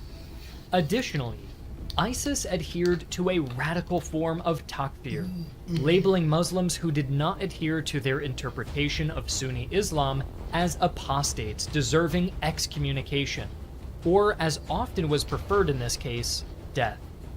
Finally, ISIS believed that all followers of non-Abrahamic religions were to be killed or enslaved. Followers of non-Abrahamic religions were to be killed or enslaved, while certain Christian groups would merely be subject to exploitation. This would horrifically be put into practice once the group made contact with the Yazidi, a Kurdish ethno-religious minority from northern Iraq, whose pre-Islamic faith was denounced as blasphemy by ISIS. After its consolidation, ISIS quickly gained ground in the increasingly multipolar civil war. By the summer, the Syrian Observatory for Human Rights determined it was the strongest armed force in the conflict. In July, ISIS took control of the town of Al-Dana and staged a massive prison break in Iraq's infamous Abu Ghraib prison, freeing over 500 prisoners, including a number of senior ISIS commanders on death row. In August, ISIS and the Free Syrian Army captured the Manag air base in Aleppo. A month later, ISIS took the town of Azaz, which bordered Turkey. Unlike Manag, Azaz was not held by the Assad regime, but instead the Northern Storm Brigade, a fellow rebel group belonging to the Free Syrian Army. As the war prolonged, the already tenuous alliance between ISIS and the FSA was deteriorating. Internal conflict in Raqqa led to ISIS taking unilateral control of it in November. By the end of the year, ISIS ambitions were straddling international borders as they staged a major campaign in Iraq's westernmost province of Anbar, quickly capturing Fallujah. Once ISIS arrived in the town of Abu Ghraib, Iraqi government forces fought hard to hold the town, knowing that ISIS had come within 10 miles of the Baghdad city limits. Still, the Iraqi army was ill-equipped to deal with the threat of ISIS, vacating Anbar province entirely and leaving it to its fate. Protests from Iraqi Sunnis were quelled, further stoking animosity against the government, and allowed ISIS to exploit the situation by turning tribal militias to their side. Only a month into the campaign, ISIS had taken numerous towns throughout Anbar. On February 3, 2014, Al-Qaeda publicly announced its disassociation with ISIS, citing the organized killing of Shiites, allegedly part of attempts to soften their own reputation. Over the next couple months, the Free Syrian Army, alongside the remnants of the al-Nusra Front, managed to expel ISIS from the provinces of Deir ez-Zor and Idlib, as well as the border town of Azaz, easing Turkish security efforts. By mid-May, Iraqi government forces were making headway in Fallujah, liberating over a dozen villages in the surrounding area, and even securing the freeway that linked... Что? Хорошо. Они куда-то поехали. Давно? Да. Они днем приезжали? Да. Нет. What do you mean, in the middle of the day? Нет. Они собираются делать суши. Мы собираемся... Да. Linked the country with Syria and Jordan. Iraqi forces then recaptured the crucial city of Ramadi, one of the first cities lost in the Anbar offensive. Throughout the spring of 2014, it had seemed to many that the tide was turning against ISIS, with Iraqi forces and Syrian rebel groups increasing pressure on the militia from both sides. However, this stride of momentum would not last. Many of ISIS's retreats in western Syria were strategic in nature, allowing them to consolidate around Raqqa, while leaving ample forces to engage in its most ruthless and ambitious campaign yet. In the dark morning hours of June 4th, 2014, ISIS militants on board convoys of armed pickup trucks barreled into the city checkpoints on all sides, completely surprising their first line of defense. The fall of Mosul had begun. Mosul on paper had a garrison of about 30,000 troops, but the discovery of ghost soldiers among the ranks made the real numbers manning the city far smaller, possibly down to as little as 6,000. This was still much higher than the 1,500 ISIS militants entering a city of 1.3 million. But with Iraqi forces spread out, demotivated, and without auctionable goals, defense of the city was left up to pencil-pushing officers, who had to contend with organized mechanized assaults and suicide attacks. ISIS had staged a new offensive in the now borderless conflict, one that Iraqi government forces were completely unprepared to answer. Much of the provinces of Nineveh and Saladin were quickly under ISIS control. 5 days into the offensive, Iraq's second-largest city fell to a tiny contingent of ISIS militants. A number of essential strategic and material gains were made by ISIS forces during this offensive. When Mosul fell, its central bank was plundered. By July, ISIS also had abundant access to multiple oil and natural gas fields in northern Iraq and Syria. The militia was ascendant, militarily and economically. Its territory, occupied by tens of thousands of militants, was now significant enough to be considered its own polity. On June 29, at the Great Mosque of Al-Nuri, Abu Bakr al-Baghdadi proclaimed himself caliph, transforming ISIS once again, this time simply to the Islamic State. In just 15 years, Zarqawi's underground extremist cult had, in that moment, become one of the most powerful actors in the Middle East. This major change in identity, the fourth one in 15 years, came with a new vision, one that would seek to unite the world under a fundamentalist sect of Sunni Islam, ruled by the iron fist of a totalitarian caliphate. To supplement this, ISIS expanded their global network of organizations dedicated to terror and jihad. With an already intact online outreach program, terrorist cells as far west as Nigeria and as far east as the Philippines would pledge their allegiance to its caliph, who would now extend his claim over enclaves around the world. In Iraq and Syria, the Islamic State had jurisdiction over a stretch of territory the size of Great Britain, ruling over 11 million people. ISIS had been establishing a government even before taking full control of Raqqa in early 2014. They established roles such as the Da'i, Islamic missionaries, to act as intermediaries between the militants and civilians. After seizing the city from the Free Syrian Army, Raqqa became the de facto capital for ISIS. Power in this new Islamic State was divided across various provinces, using a system of government with 3 separate branches. As a fundamentalist theocracy, the head of state was the caliph, who functioned as a supreme political and religious leader. Directly below the caliph were the deputy leaders for Iraq and Syria. Each deputy leader oversaw the duties of several provinces in each nation, with every province having its own governor. In addition to this distribution of executive leaders, there was also a 9-member council responsible for the logistics of the state, as well as a 6-member council who implemented the caliphate's specific interpretation of Sharia law. None of these institutions were elected, and all were subservient to Baghdadi. As part of their mission to cement their global Islamic caliphate, the legal system of the state was a twisted, brutal interpretation of Sharia law. The population was to be separated into 3 classes. The first were the Sunni Muslims, who were given a basic set of rights, including due process, security of property, and the right to government services. Next were Christians and followers of other Abrahamic religions, known as people of the book, who, on paper, would be granted protection and limited rights in exchange for payment of a special tax. In practice, this historical Islamic tradition would often go by the wayside in favor of more violent, extortionate practices against non-Muslims. And people of non-Abrahamic faiths, who were considered apostates, had no legal protection, and were subject to extermination. Punishments for basic, non-violent crimes were treated harshly.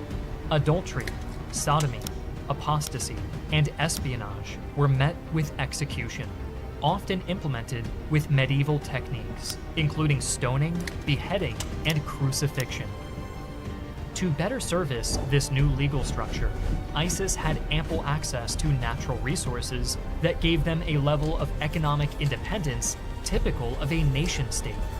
Functioning as a state-owned enterprise, ISIS directed oil exports through clandestine smuggling operations into neighboring states, at one point generating up to $1 million in revenue every single day. It was this income that built the functioning government budget designed to deliver social services to its population. While public opinion of ISIS administration was overwhelmingly negative, some portions of the population received the change in leadership well and acknowledged an improvement in their standard of living.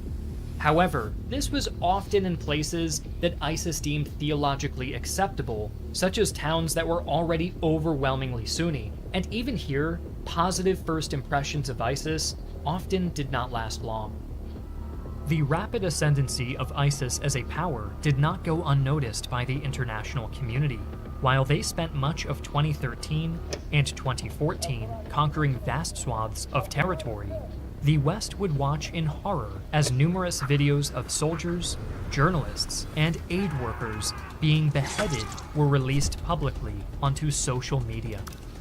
The breaking point for intervention in this crisis was the massacre at the Yazidi-majority city of Sinjar on August 3, 2014.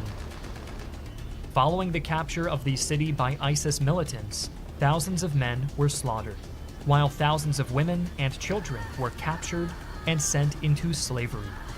That same month, the United States began its first bombing campaign in support of the Iraqi government and local Kurdish forces as part of Operation Inherent Resolve.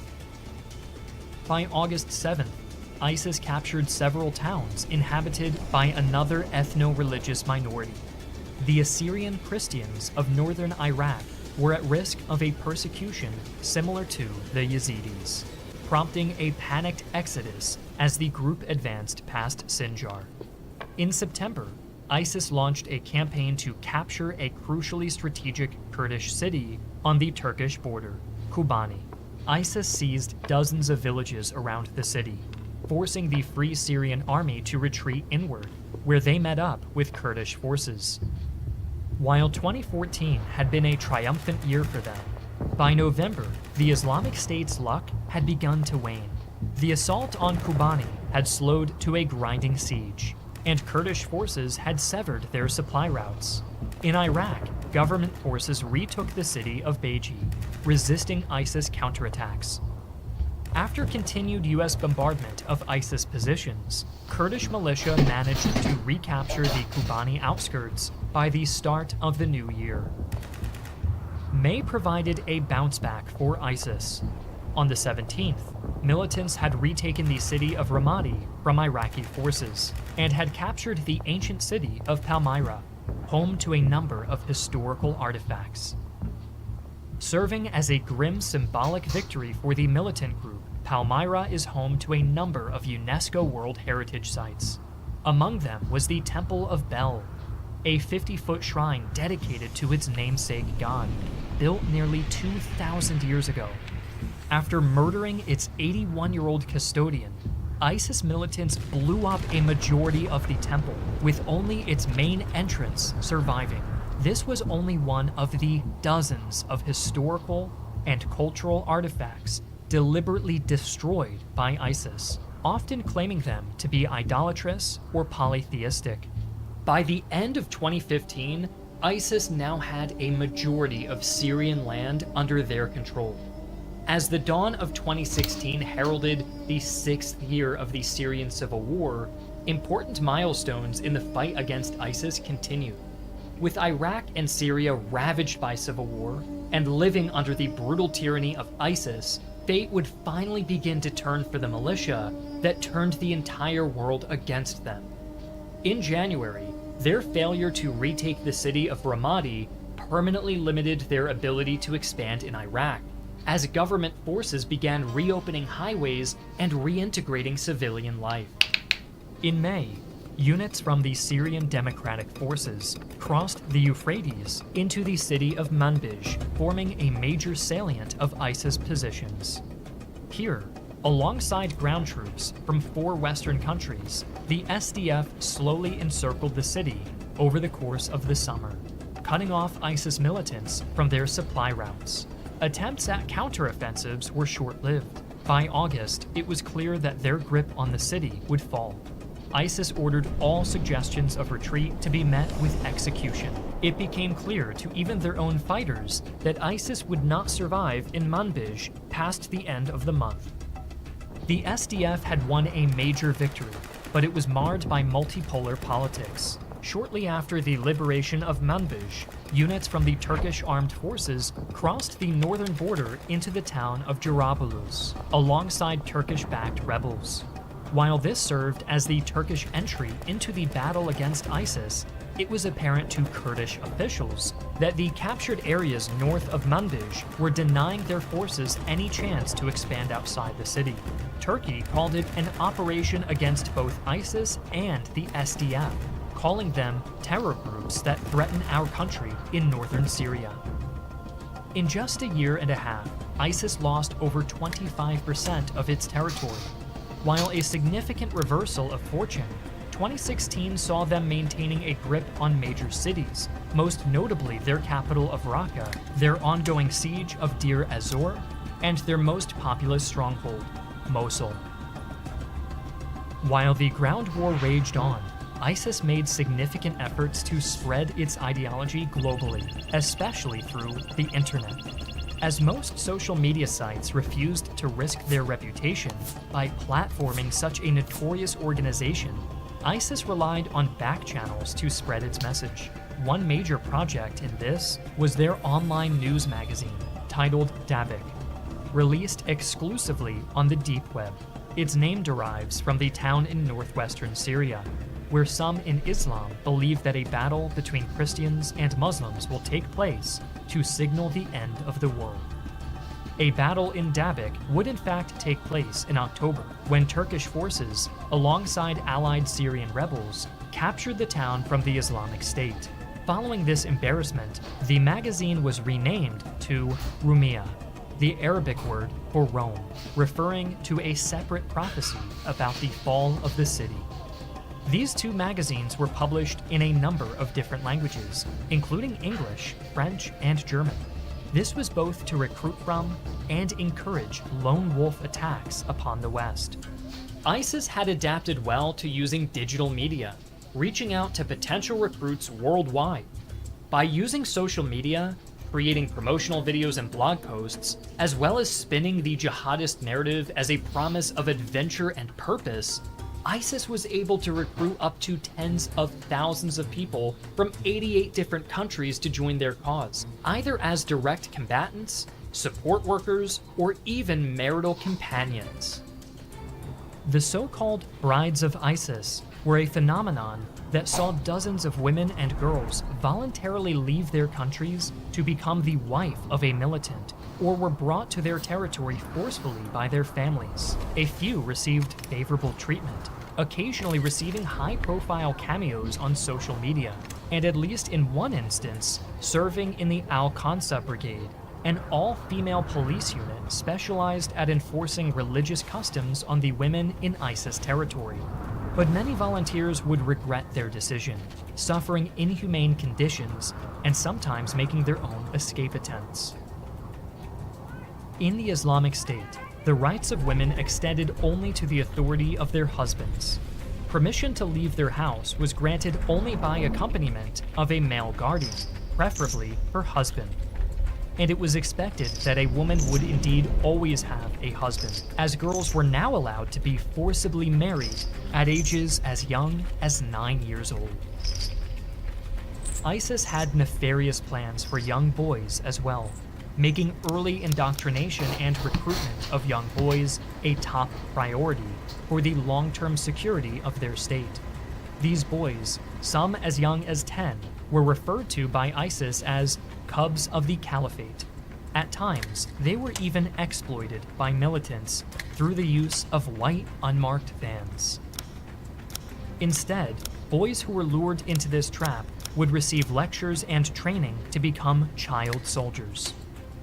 These tactics defined the caliphate's infiltration of statewide education. It was of utmost importance that the benevolence of their mission and the purity of their narrowly defined people be taught in schools.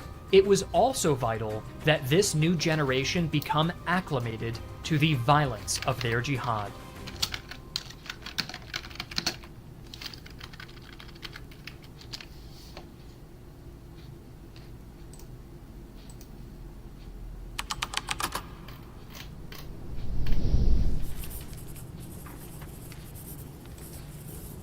وهذا يجعل التصريف لكلمة نحن نصلي. صار وقت الظهر، الإمام يحتاج يقضي وقت ويا الأطفال. تفضلوا طلاب، يلا كمل الدرس بكرة.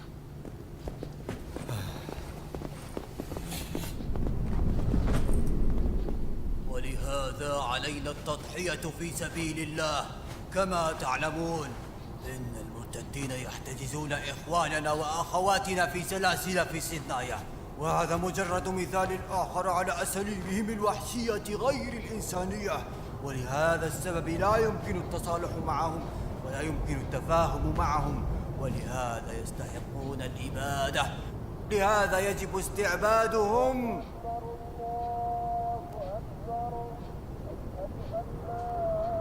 يلا روحوا يا أطفال، الآن وقت الظهر، تأخر الوقت.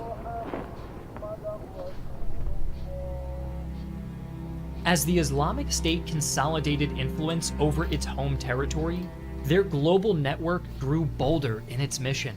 From 2015 to 2016, ISIS claimed numerous devastating attacks worldwide, with significant incidents including the coordinated assaults in Paris, the bombings in Brussels, the nightclub shooting in Orlando, and the truck attack in Nice. Altogether, these attacks claimed the lives of over 300 people, with the sheer brutality and scale of these operations drastically altering public perception. Their reign of terror seemed to grow more powerful and far-reaching by the day. However, in October 2016, Iraqi forces would launch what would quite possibly be the most consequential mission of the war. For the past 2 years, Iraq's capacity for major operations had been steadily growing. Despite units full of ghost soldiers, strategic withdrawals, and squabbling with Kurdish forces, Iraqi units had proven themselves capable of facing the challenge posed by the Islamic State. By October 16th, they would have the assistance of the Kurdish Peshmerga, Iranian militias such as Hezbollah, and air support from the West to aid in this mission, posed by the Islamic State.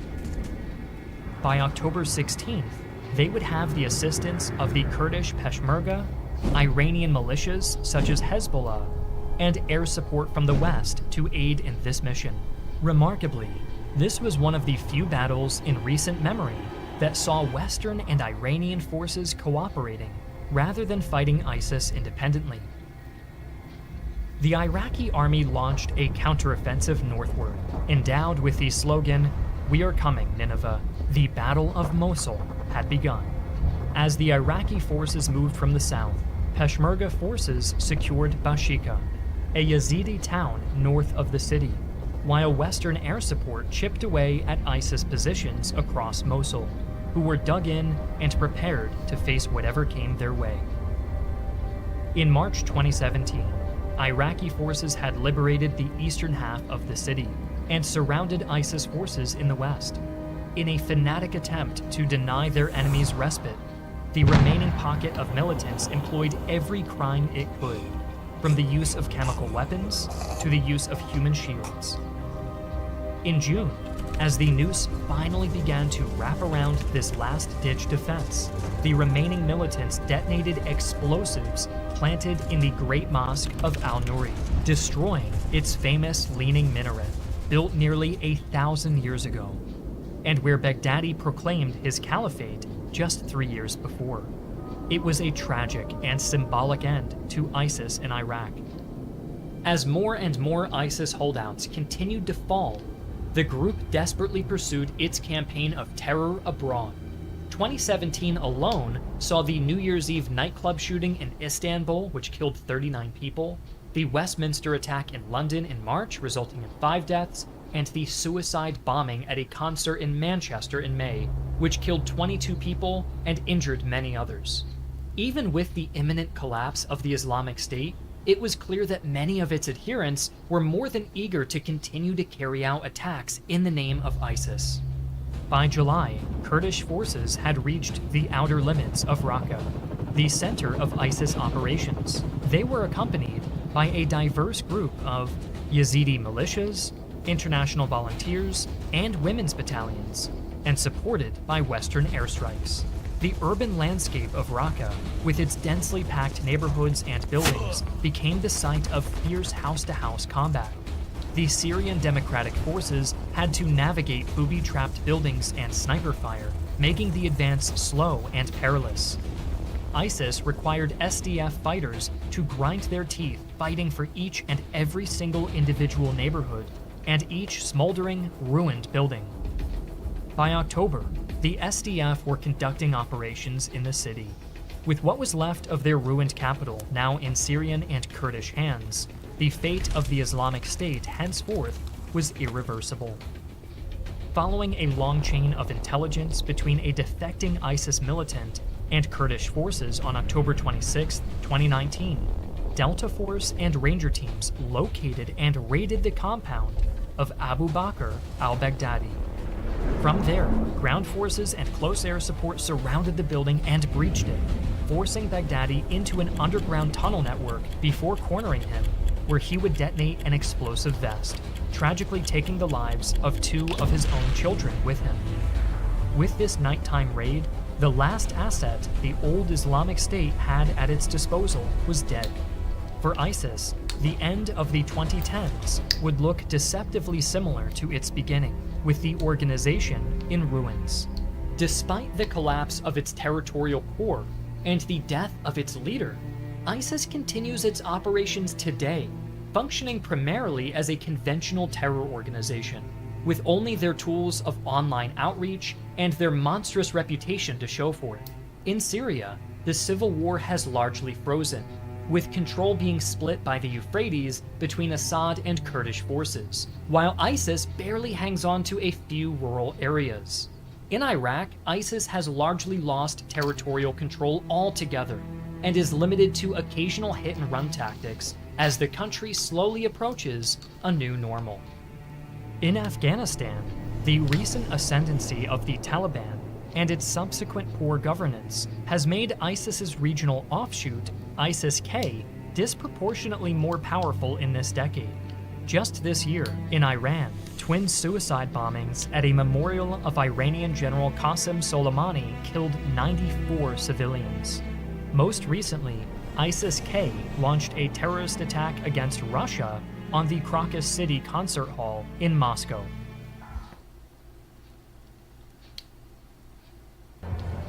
Although details continued to emerge from the attack at the time of writing, this appeared to be one of the most significant in the history of ISIS.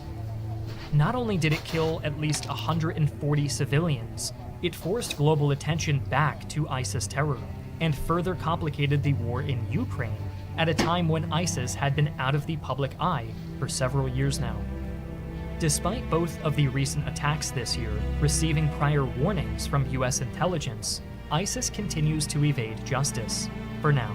From its origins in the mind of a Jordanian criminal, through its period of a rogue nation state, to its collapse into an underground terror organization, ISIS captured the attention of billions around the world long before it had seized the freedoms of millions in the Levant.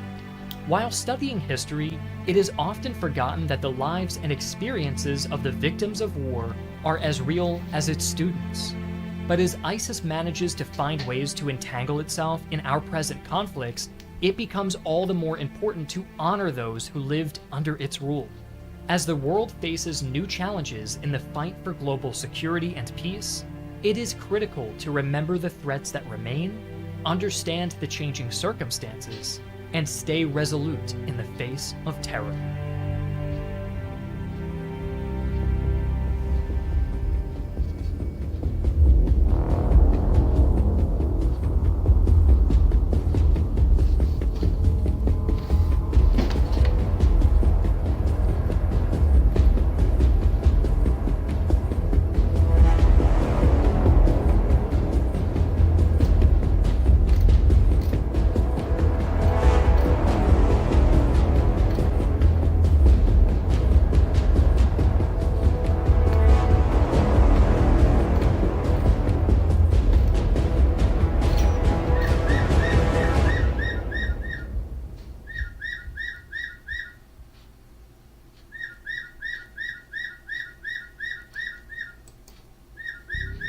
It is April 1945.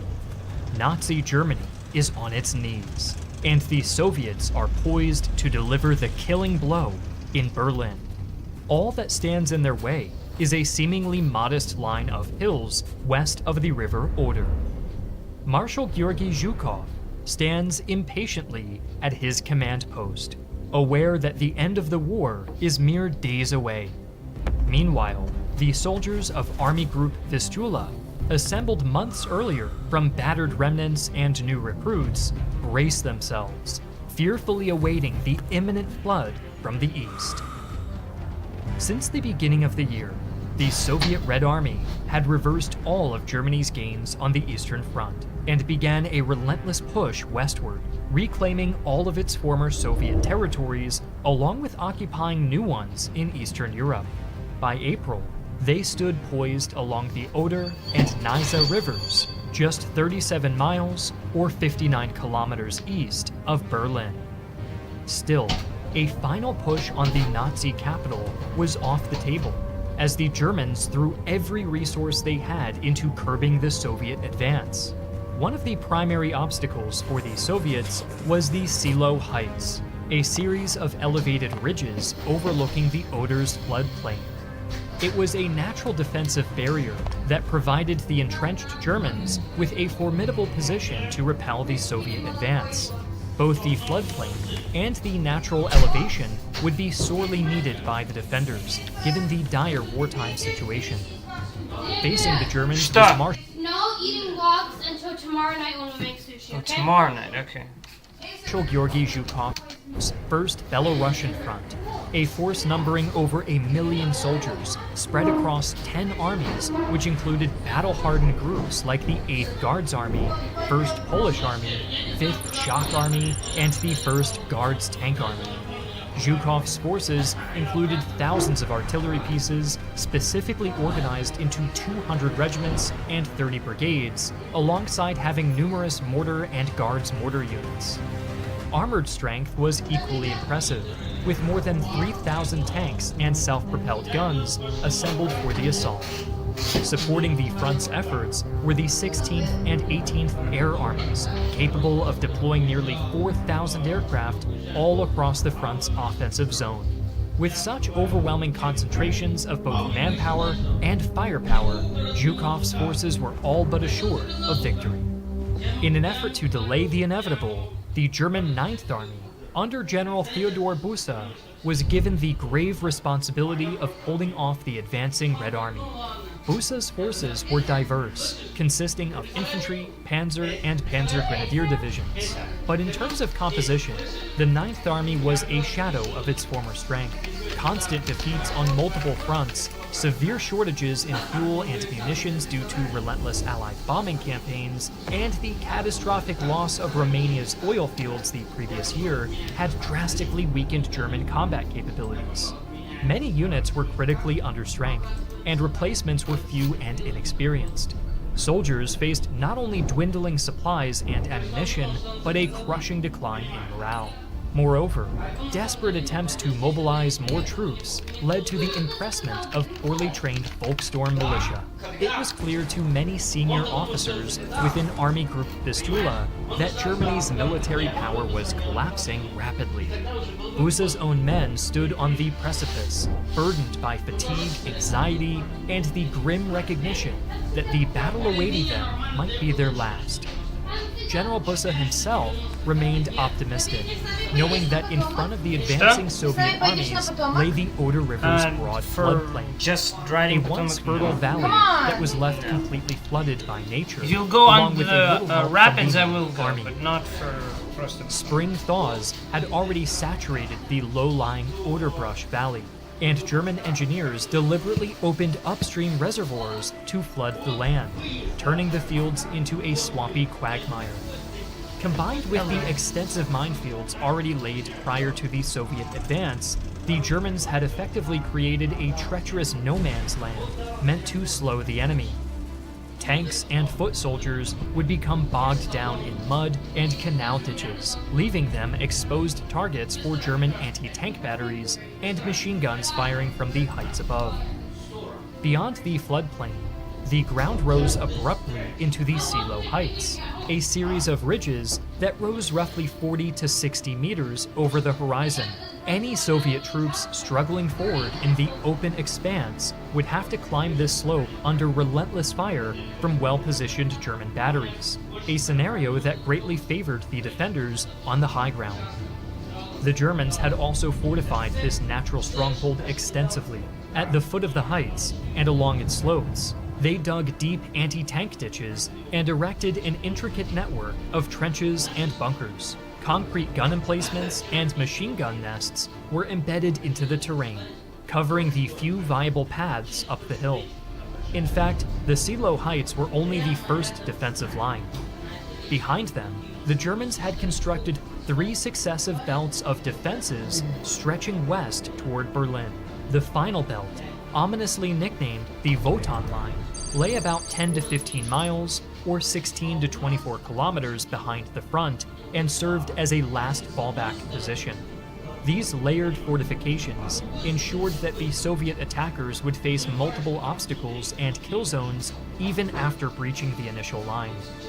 All told, the combination of the flooded ground, commanding high ground, and prepared defenses made the Silo Heights a formidable barrier for the Red Army's advance. As Bosa himself later stated, despite the difficulties arising from the lack of cover and the limitations in the construction of positions, there was an advantage with this terrain in which ditches and swamps precluded the use of armor. Attacks here could only succeed using great masses of infantry, strong artillery with plentiful ammunition, and strong air forces. Little did he know at the time, that was exactly the Soviet strength. One of the biggest headaches we deal with in our daily routines is the big sponsor Incogni. They help protect your personal data and keep it out of the hands of those who shouldn't have it.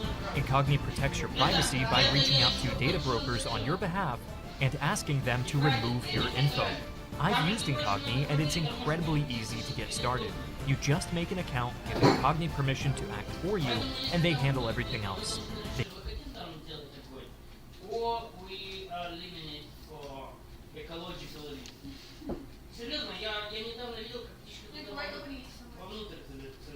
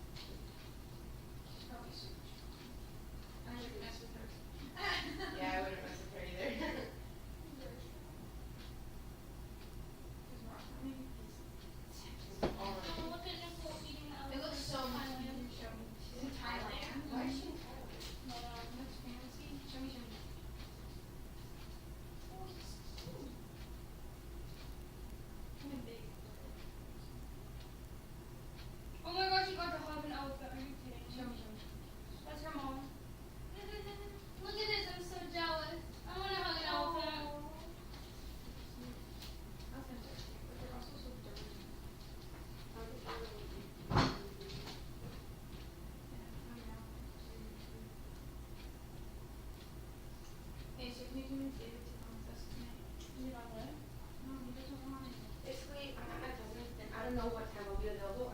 I'll know more tomorrow morning. I don't know what the story will be at that point, but I will be back at some point. Sorry, it's not very specific at all. But I'm still gonna learn because we really have to.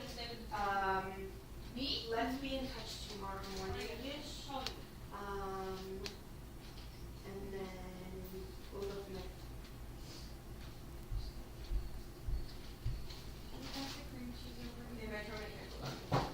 Здесь сделал твой салатик, который там сделал когда-то вчера. Помидоры только? Там же другой салат был. Нет, на самом деле были какие-то остатки нарезки. There's nothing in Вчера. here. Но я утренний тоже закончил. Там были все помидоры маленькие так. Я утром засел.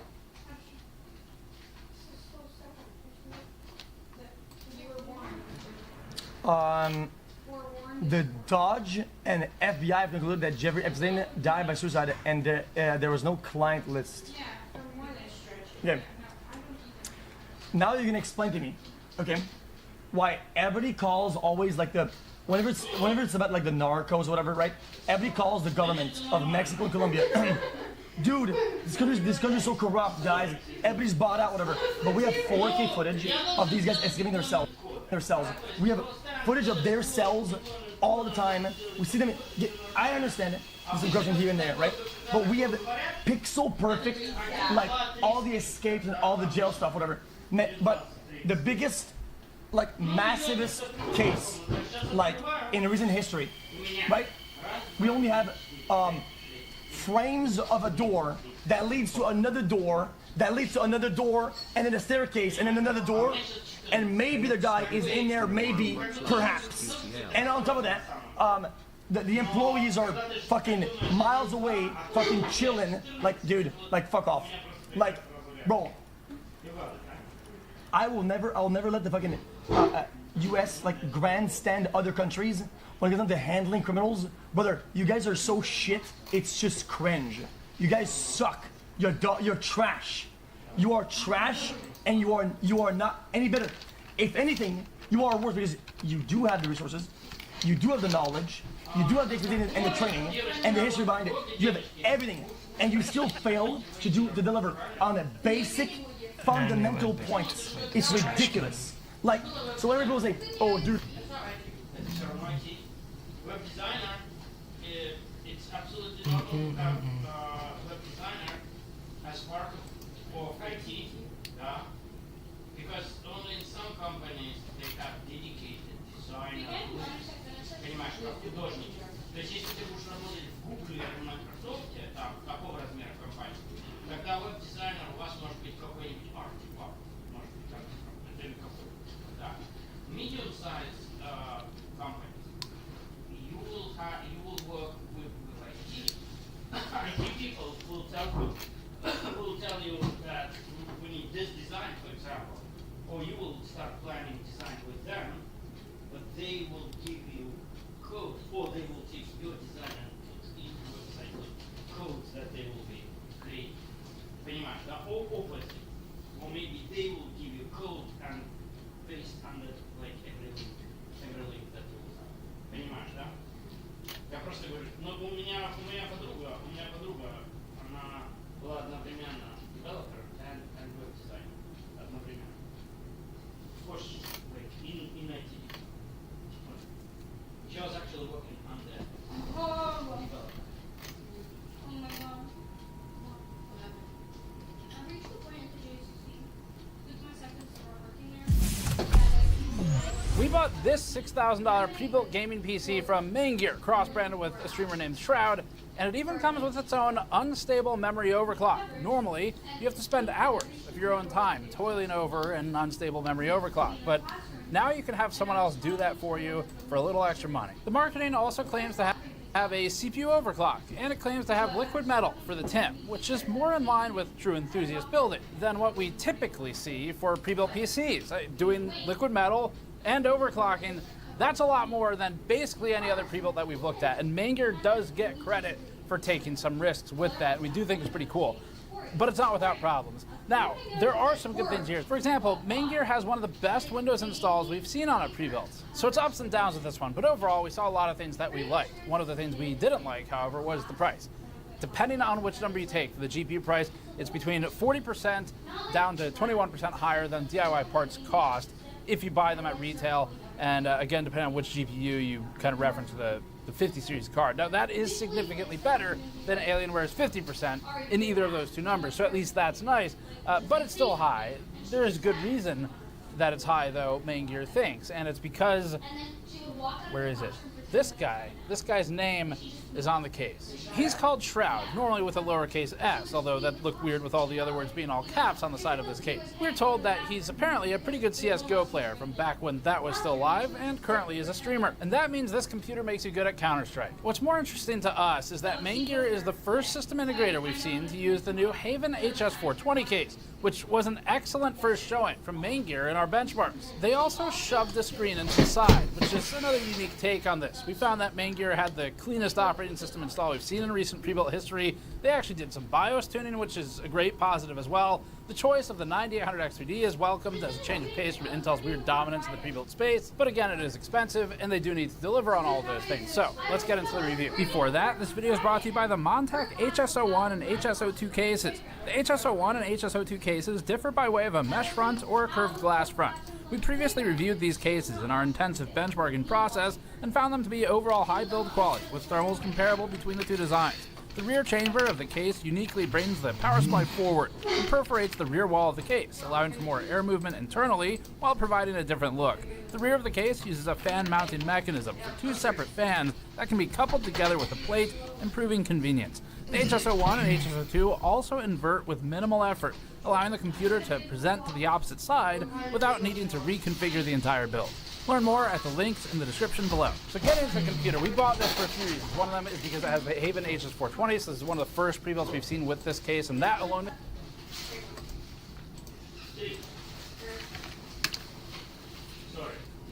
After this, we should press these quickly. Guys, after this, we should press these quickly and then we'll finish.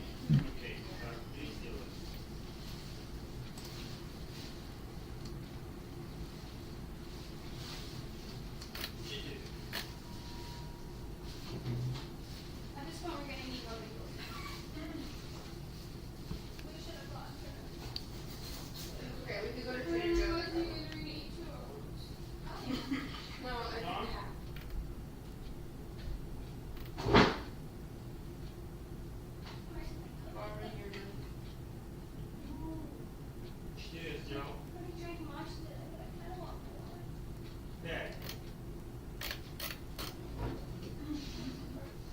Life decisions. Yeah. Да-да-да, я тоже к этому иногда думаю про какие-то технические процедуры. Ну, такая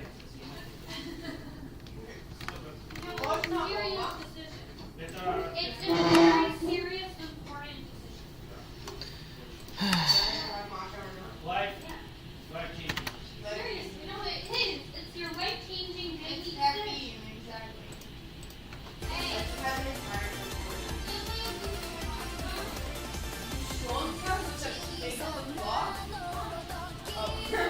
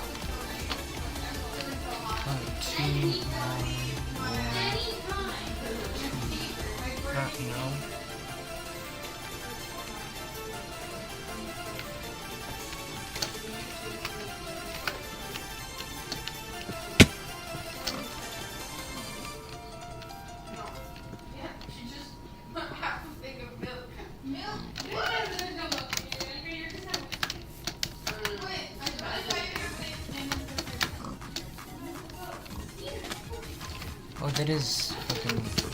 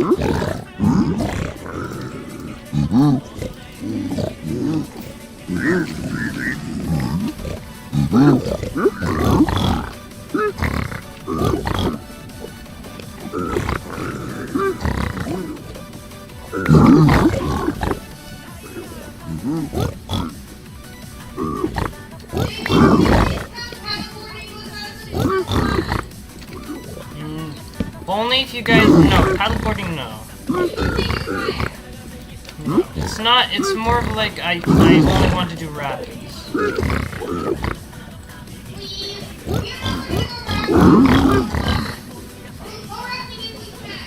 It's not rafting. Rapids is with paddleboard. It's not. Okay.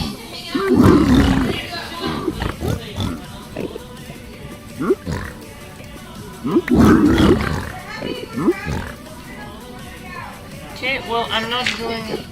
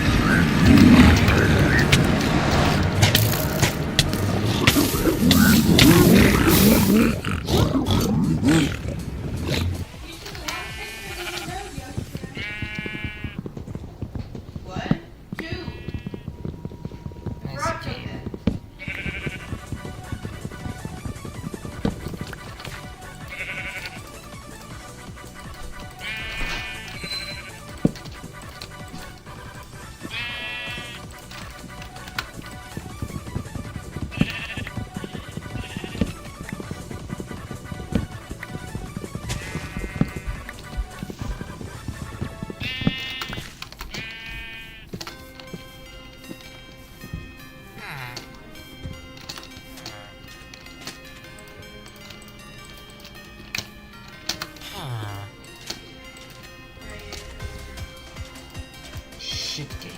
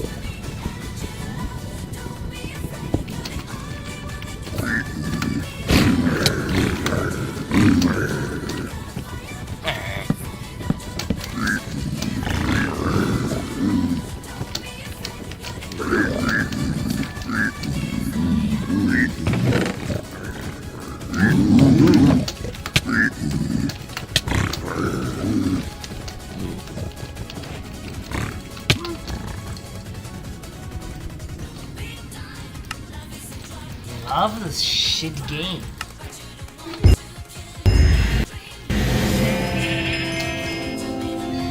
Fair and balanced, spawning in Bastion with no armor, right in front of him.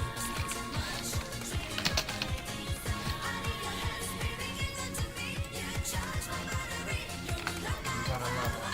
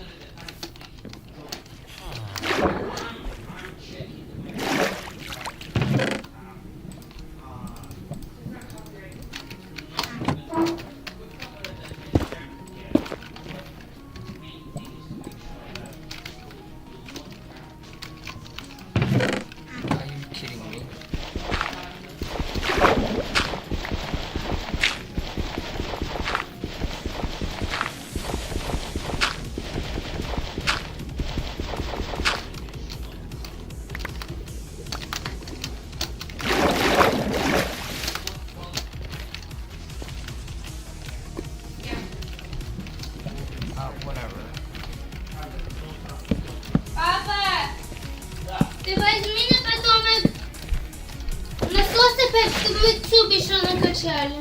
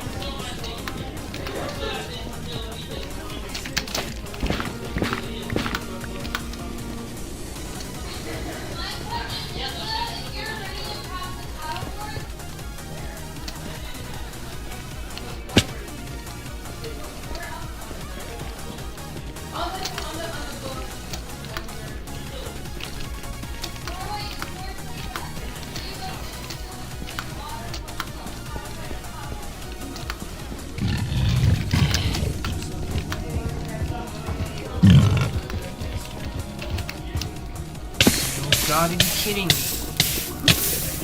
Why? What? Take this first.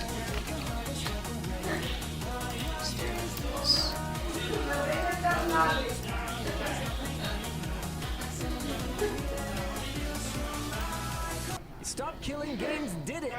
But don't stop now! Unless what you want to stop is stop killing games. You sound like a town crier. I am the crier. I was on 2.5 Men, you know. My name's John. What? It's the actor's name, John Cryer. Oh, Doesn't wow. matter. All right. Whew. Stop killing games.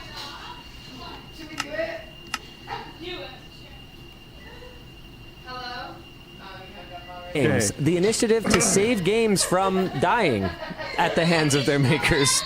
Because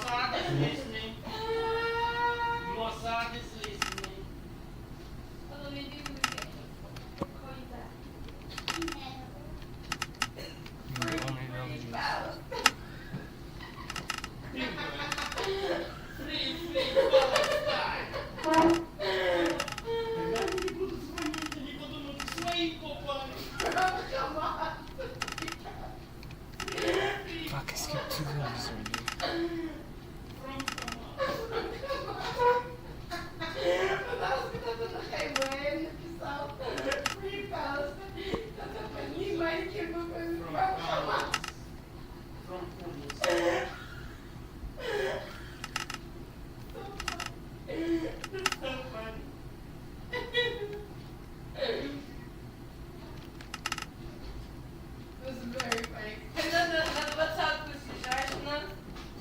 Somebody wrote it. It was so funny. I think they took it off at this point, but last year, like right after October 7th, it was so funny. October 7th was last year. It was 2 years ago. It was last school year. Yeah. What year is it this year? usually developers stop making money on it and they're like, See ya. We architected this to only work if our servers are online, and now they're not. So I guess it's too bad. See you later.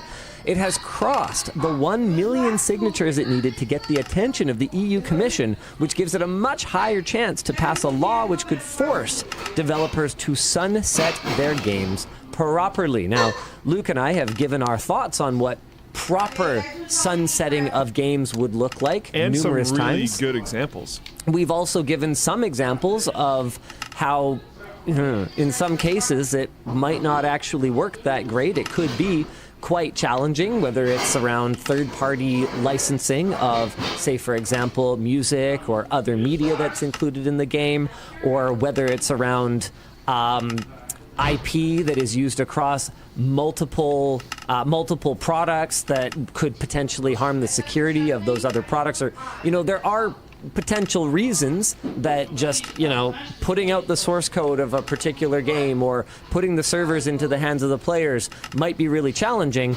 But that's what Stop Killing Games is seeking to change, is to make them architect these games from the ground up to comply with their obligation to make the game available after they no longer wish to support it, whether that is in the hands of another entity or the gamers themselves. Anyway, the petition is not over. They want as many signatures as possible, because the more signatures they get, the better they can show interest in the movement. And it will also help in case some signatures are invalid for whatever reason. Given that this has gotten global attention, I don't doubt that a significant portion of those 1 million signatures are probably not from the EU. Yeah, there's a big push for questioning. Not only may they not be from the EU, but there's some questioning of if it was like botted to go higher with the intention of hoping that people would slow down once it passed its mark. So there's a lot of questions going on. In other news, because they have no sense of, irony, EA has announced that Anthem's servers will be shutting down on January 12th, 2026, and that the game will be removed from EA Play on August 15th, 2025. Man, there was some other terrible games industry news, but I guess none of it had to do with games that were actually released. You see, Microsoft killed a whole bunch of jobs again.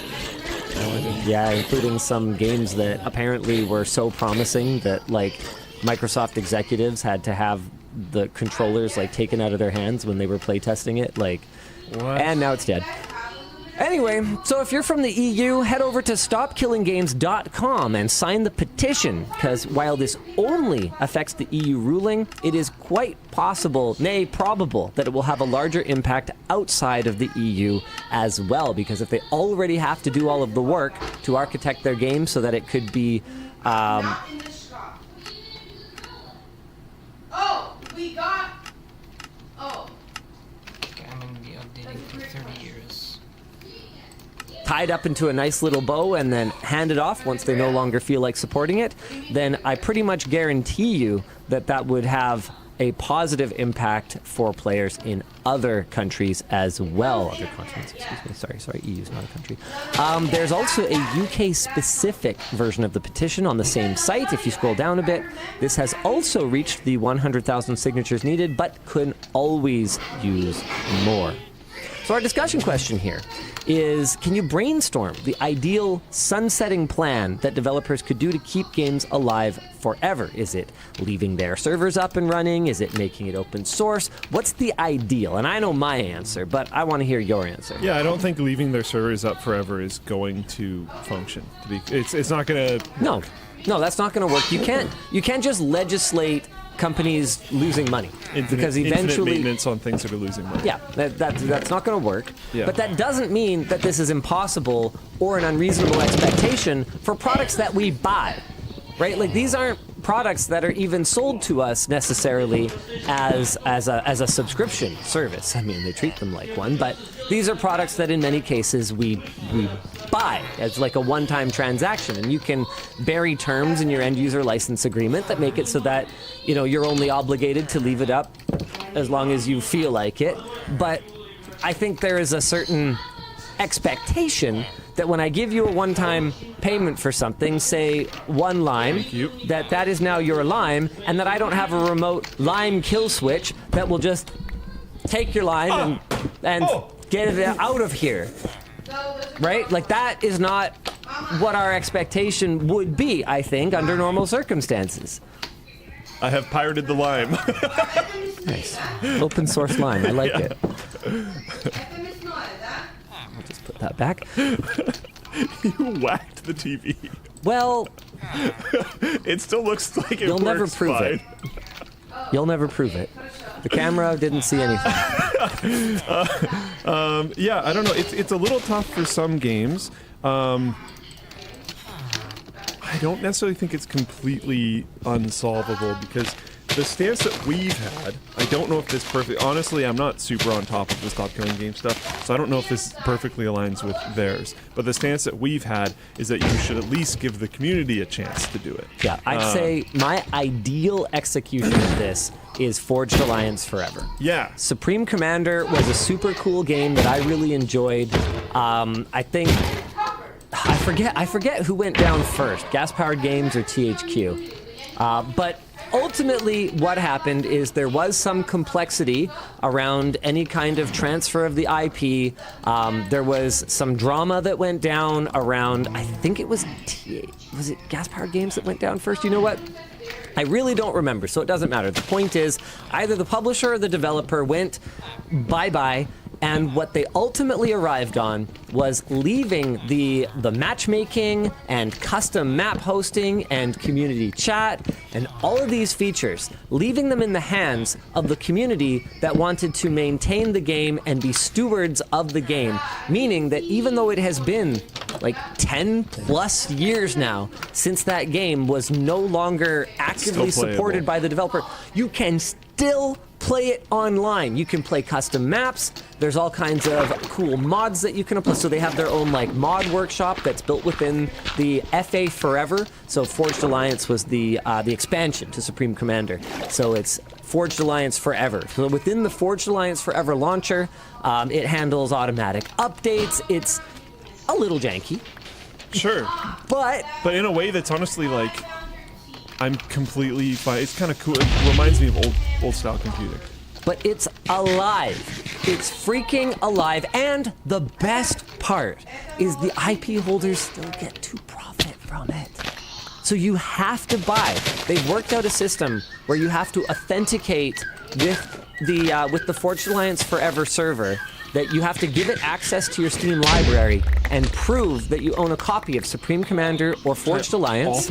Also think is fine. Which I think is totally fine. I mean, if the company is willing to hand all these reins over in the way that they did, then I think it's okay. Yeah. Ideally, they put it at a price that's like not. Yeah, and I think it's pretty reasonable these days. But the point is just that this is a way that the players continue to win by being allowed to play the game, and the publisher and or developer, depending on whatever their revenue split looks like, gets to continue to win by occasionally selling the game here and there.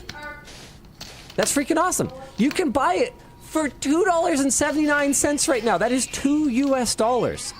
It's a great game. It actually has legitimately really fun. A pretty decent campaign. Like, it's an RTS campaign, so you know how it goes. You do each level and you unlock some more of the tech tree and you kill all the bad guys or whatever. And I would say that the online can be a little daunting to get into because you'll finish that campaign and think you're a Supreme Commander god, and then you'll jump in online and get absolutely curb stomped. It's the skill ramp is insane. But it has a really great built-in replay function that allows you to watch back at any speed you want, and like it's really quick to go through replays. People from my experience have been very friendly and willing to discuss strategy. So once you get a handle on some of the strats, it's community seems great. It's pretty fun if you like a deep RTS. And it has the best top-down interface that has ever existed for a game. I will stand behind that. The strategic zoom is outstanding. It's very easy to get around the map. With a mouse wheel, you basically you don't move the cursor to the edge of the screen and pan. That's like dinosaur technology. So you just use the mouse wheel, and kind of like zooming in on an image in like an image editor, you just kind of like zoom out and then zoom in. It's like shoo, shoo. And then you can actually turn your viewport into like a super zoomed in look at what something is doing. You could go to one of your factories and see the unit that's being like 3D printed on the bed. And then you can zoom all the way out so your whole monitor is just a big mini map like a you know, a not mini map, but you know. Anyway, the point is there's icons for little icons representing all the units, and you can see like a whole strategic view of the entire battlefield. It even supports multi-monitor. It did back in the day anyway. So you could have like your giant mini map on one monitor and then your gameplay view on another monitor. It was like freaking awesome. Maxi map, says when Bingo Chronified. Yeah, exactly. Apparently Factorio has something similar as well. Strategic zoom, dude.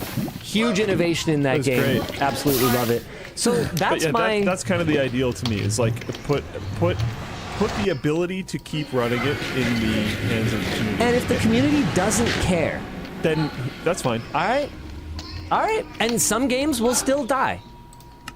I would prefer the things required be put somewhere, some external repository that doesn't cost to maintain, like a public GitHub or something like that. I don't know, but like put it somewhere. I don't know if this makes any sense. Internet Archive it, something. Do something so that you never have to look at it again. Because honestly, if the company doesn't ever want to look at it again, I think that's completely fine. Also, don't take it back. If you have given it up to the community and then they find some huge success with it, it's theirs. Yeah, but there's an opportunity there as well. Because that keeps the IP alive. It keeps it... Learn what they did that worked really well. Yeah, and then do a sequel. Yeah. It's still your IP. Yeah. What other parts of it? I know, like, an argument that I've heard is like, oh, what about the music licensing? Okay. Yeah. That sucks. That can be a thing. Take the music out. I mean, I think at that point, you could even potentially task the community with doing that. Be like, here's all the stuff that's not licensed. Like, we realistically, you know, we're insolvent now. You know, like we don't have the means to do anything with this anymore. But yeah, here's the documentation. You guys are responsible for your own legal minefield. You have to remove any licensed music and replace it with something else. Fine to me. I'm okay with that. I don't know how that necessarily works legally, but it seems fine to me. I don't think you can legislate companies working on something in perpetuity. Yeah. You can't do that. Yeah. But what you can do is you can create an expectation that they will hand over in some semblance of working order the materials that are needed to continue the work if there is someone who is willing to take it on. I don't think they can even hand over the music. It needs to be removed beforehand. That's easy to do. And besides, I don't think I don't even know if I would buy that, because realistically the ownership, the right to use music comes down to licensing anyway. Like, I could hand you a CD and that wouldn't be a license to include it in a game. So like if I handed you a file pack, I am not handing you a license to use it in a game. I'm just like, it's ones and zeros. Still distributing the music. You are, but we are not legal people. We're not going to figure this out. Yeah, no, but you're distributing it with a set of terms that prohibit actually using it for anything. Yeah. Like, I don't know. That's a tough question. That's for the legal people to figure out, and I appreciate their hard work. But my point doesn't change that I don't think this is insurmountable.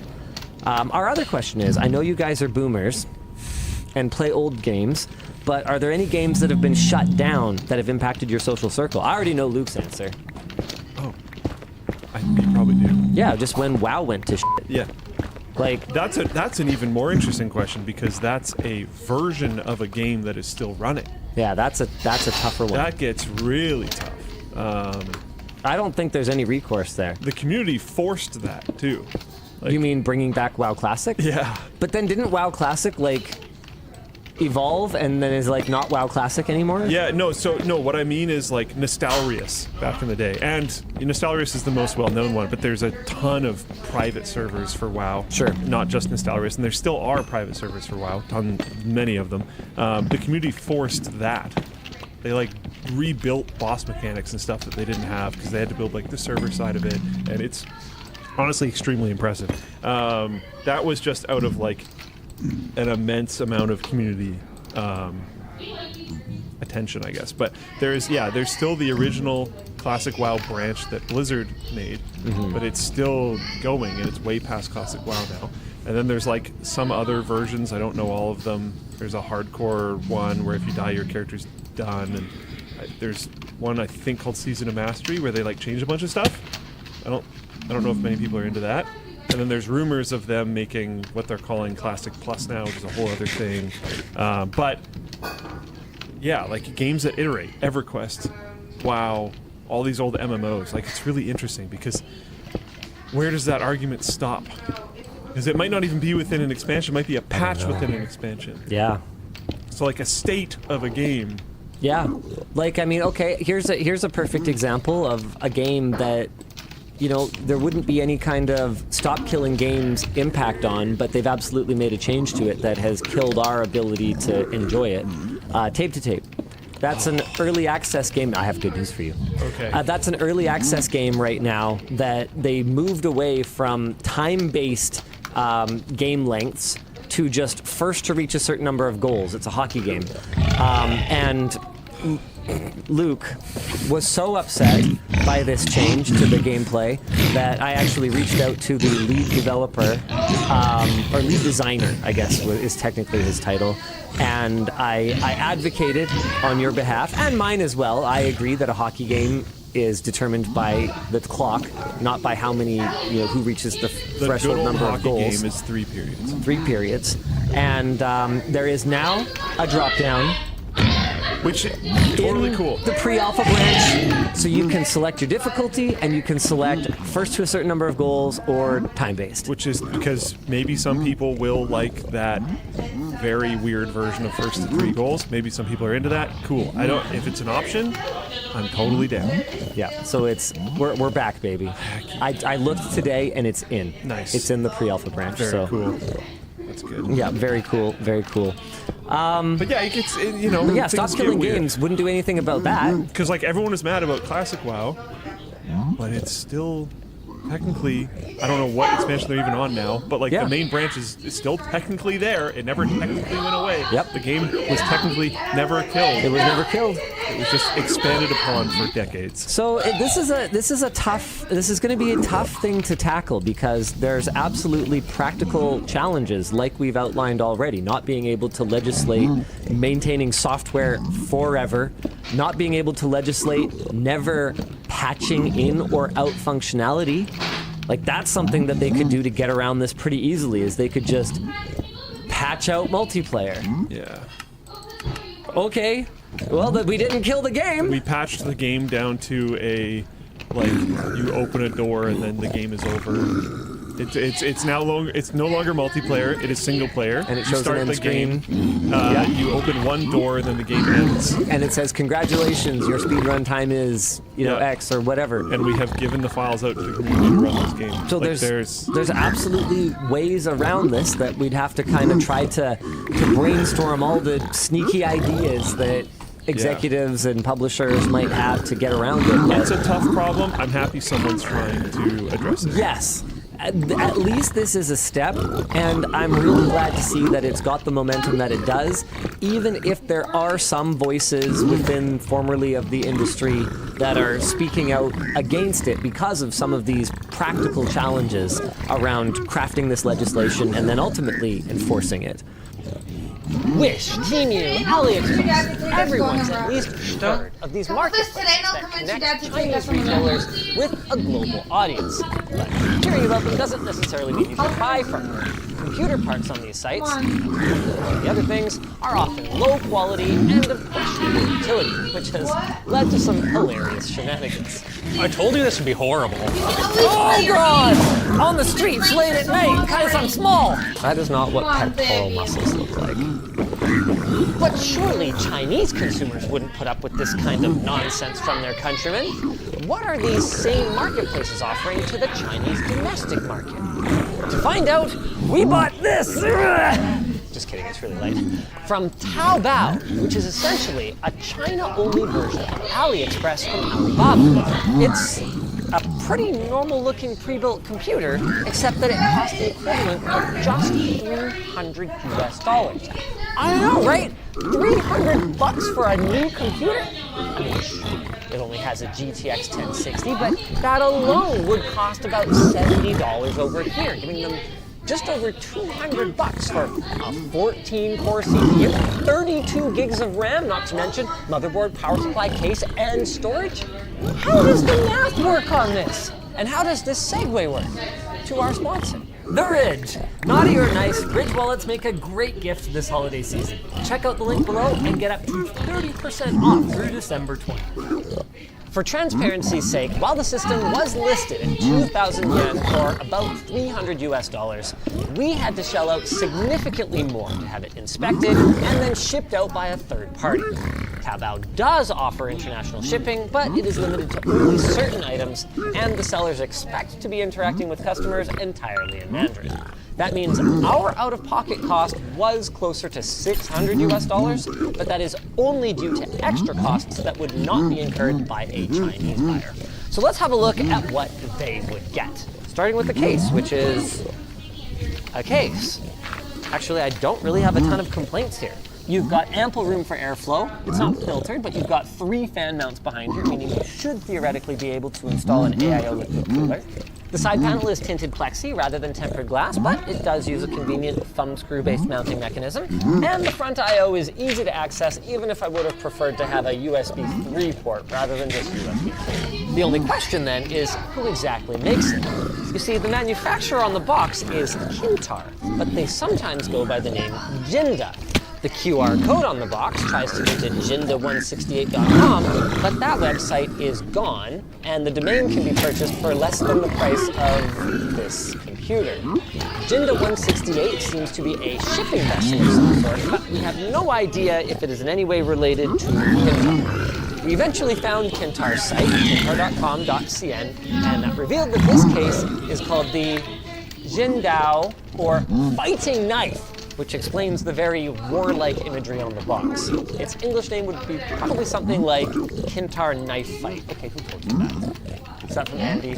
No, I don't know. Wow, it's only $17 with the USB 3 port? Believe it or not, the computer wasn't the only thing we got in our package. We also got a keyboard and mouse, copyright 2016. Ooh, it looks like copyright a lot longer ago than that. But to their credit, at least they don't try to oversell the thing, with the only marketing claims on the front of the box being that the keyboard has 104 keys. That sounds like 104 keys. And that the mouse is 1000 DPI.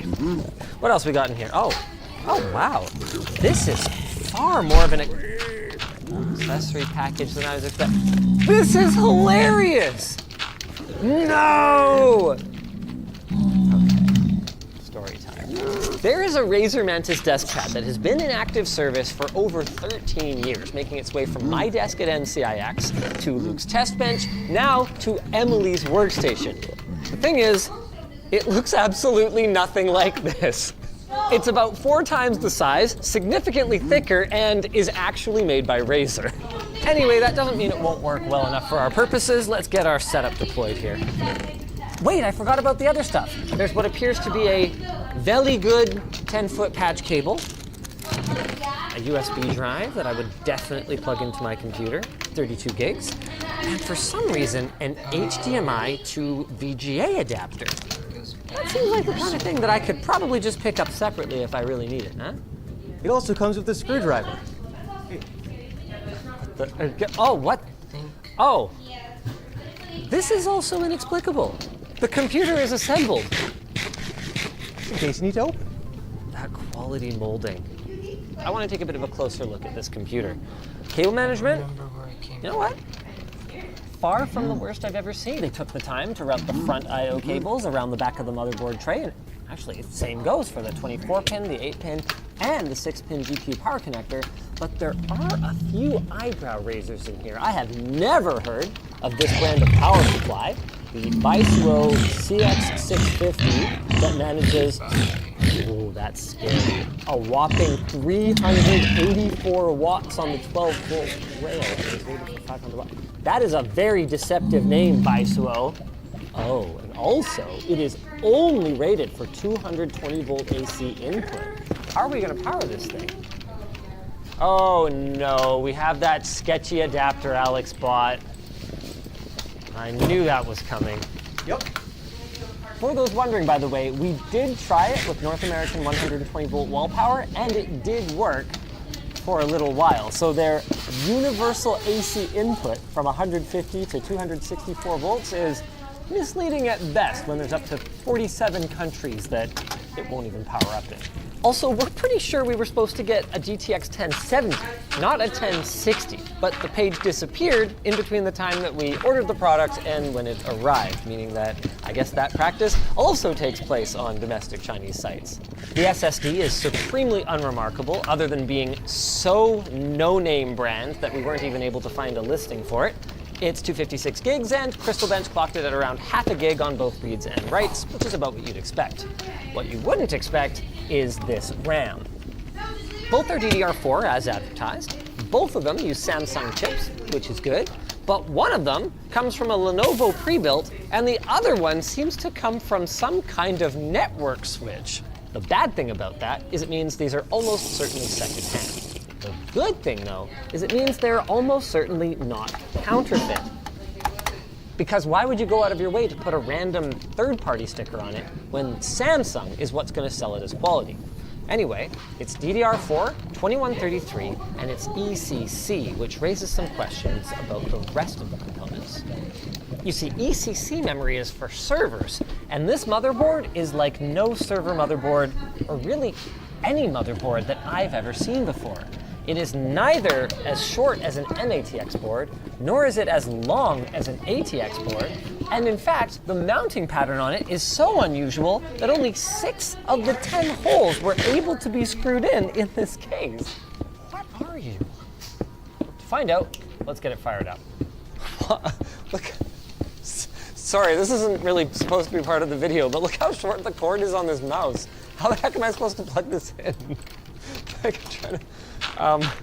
oh, we never talked about I/O. That is a lot of USB 2 for a modern motherboard, which...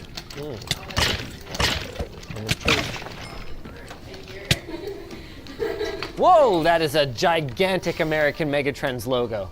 I don't know how you got into that BIOS, because every time I've tried to get into the BIOS with a USB keyboard, it hasn't let me. I've had to use a PS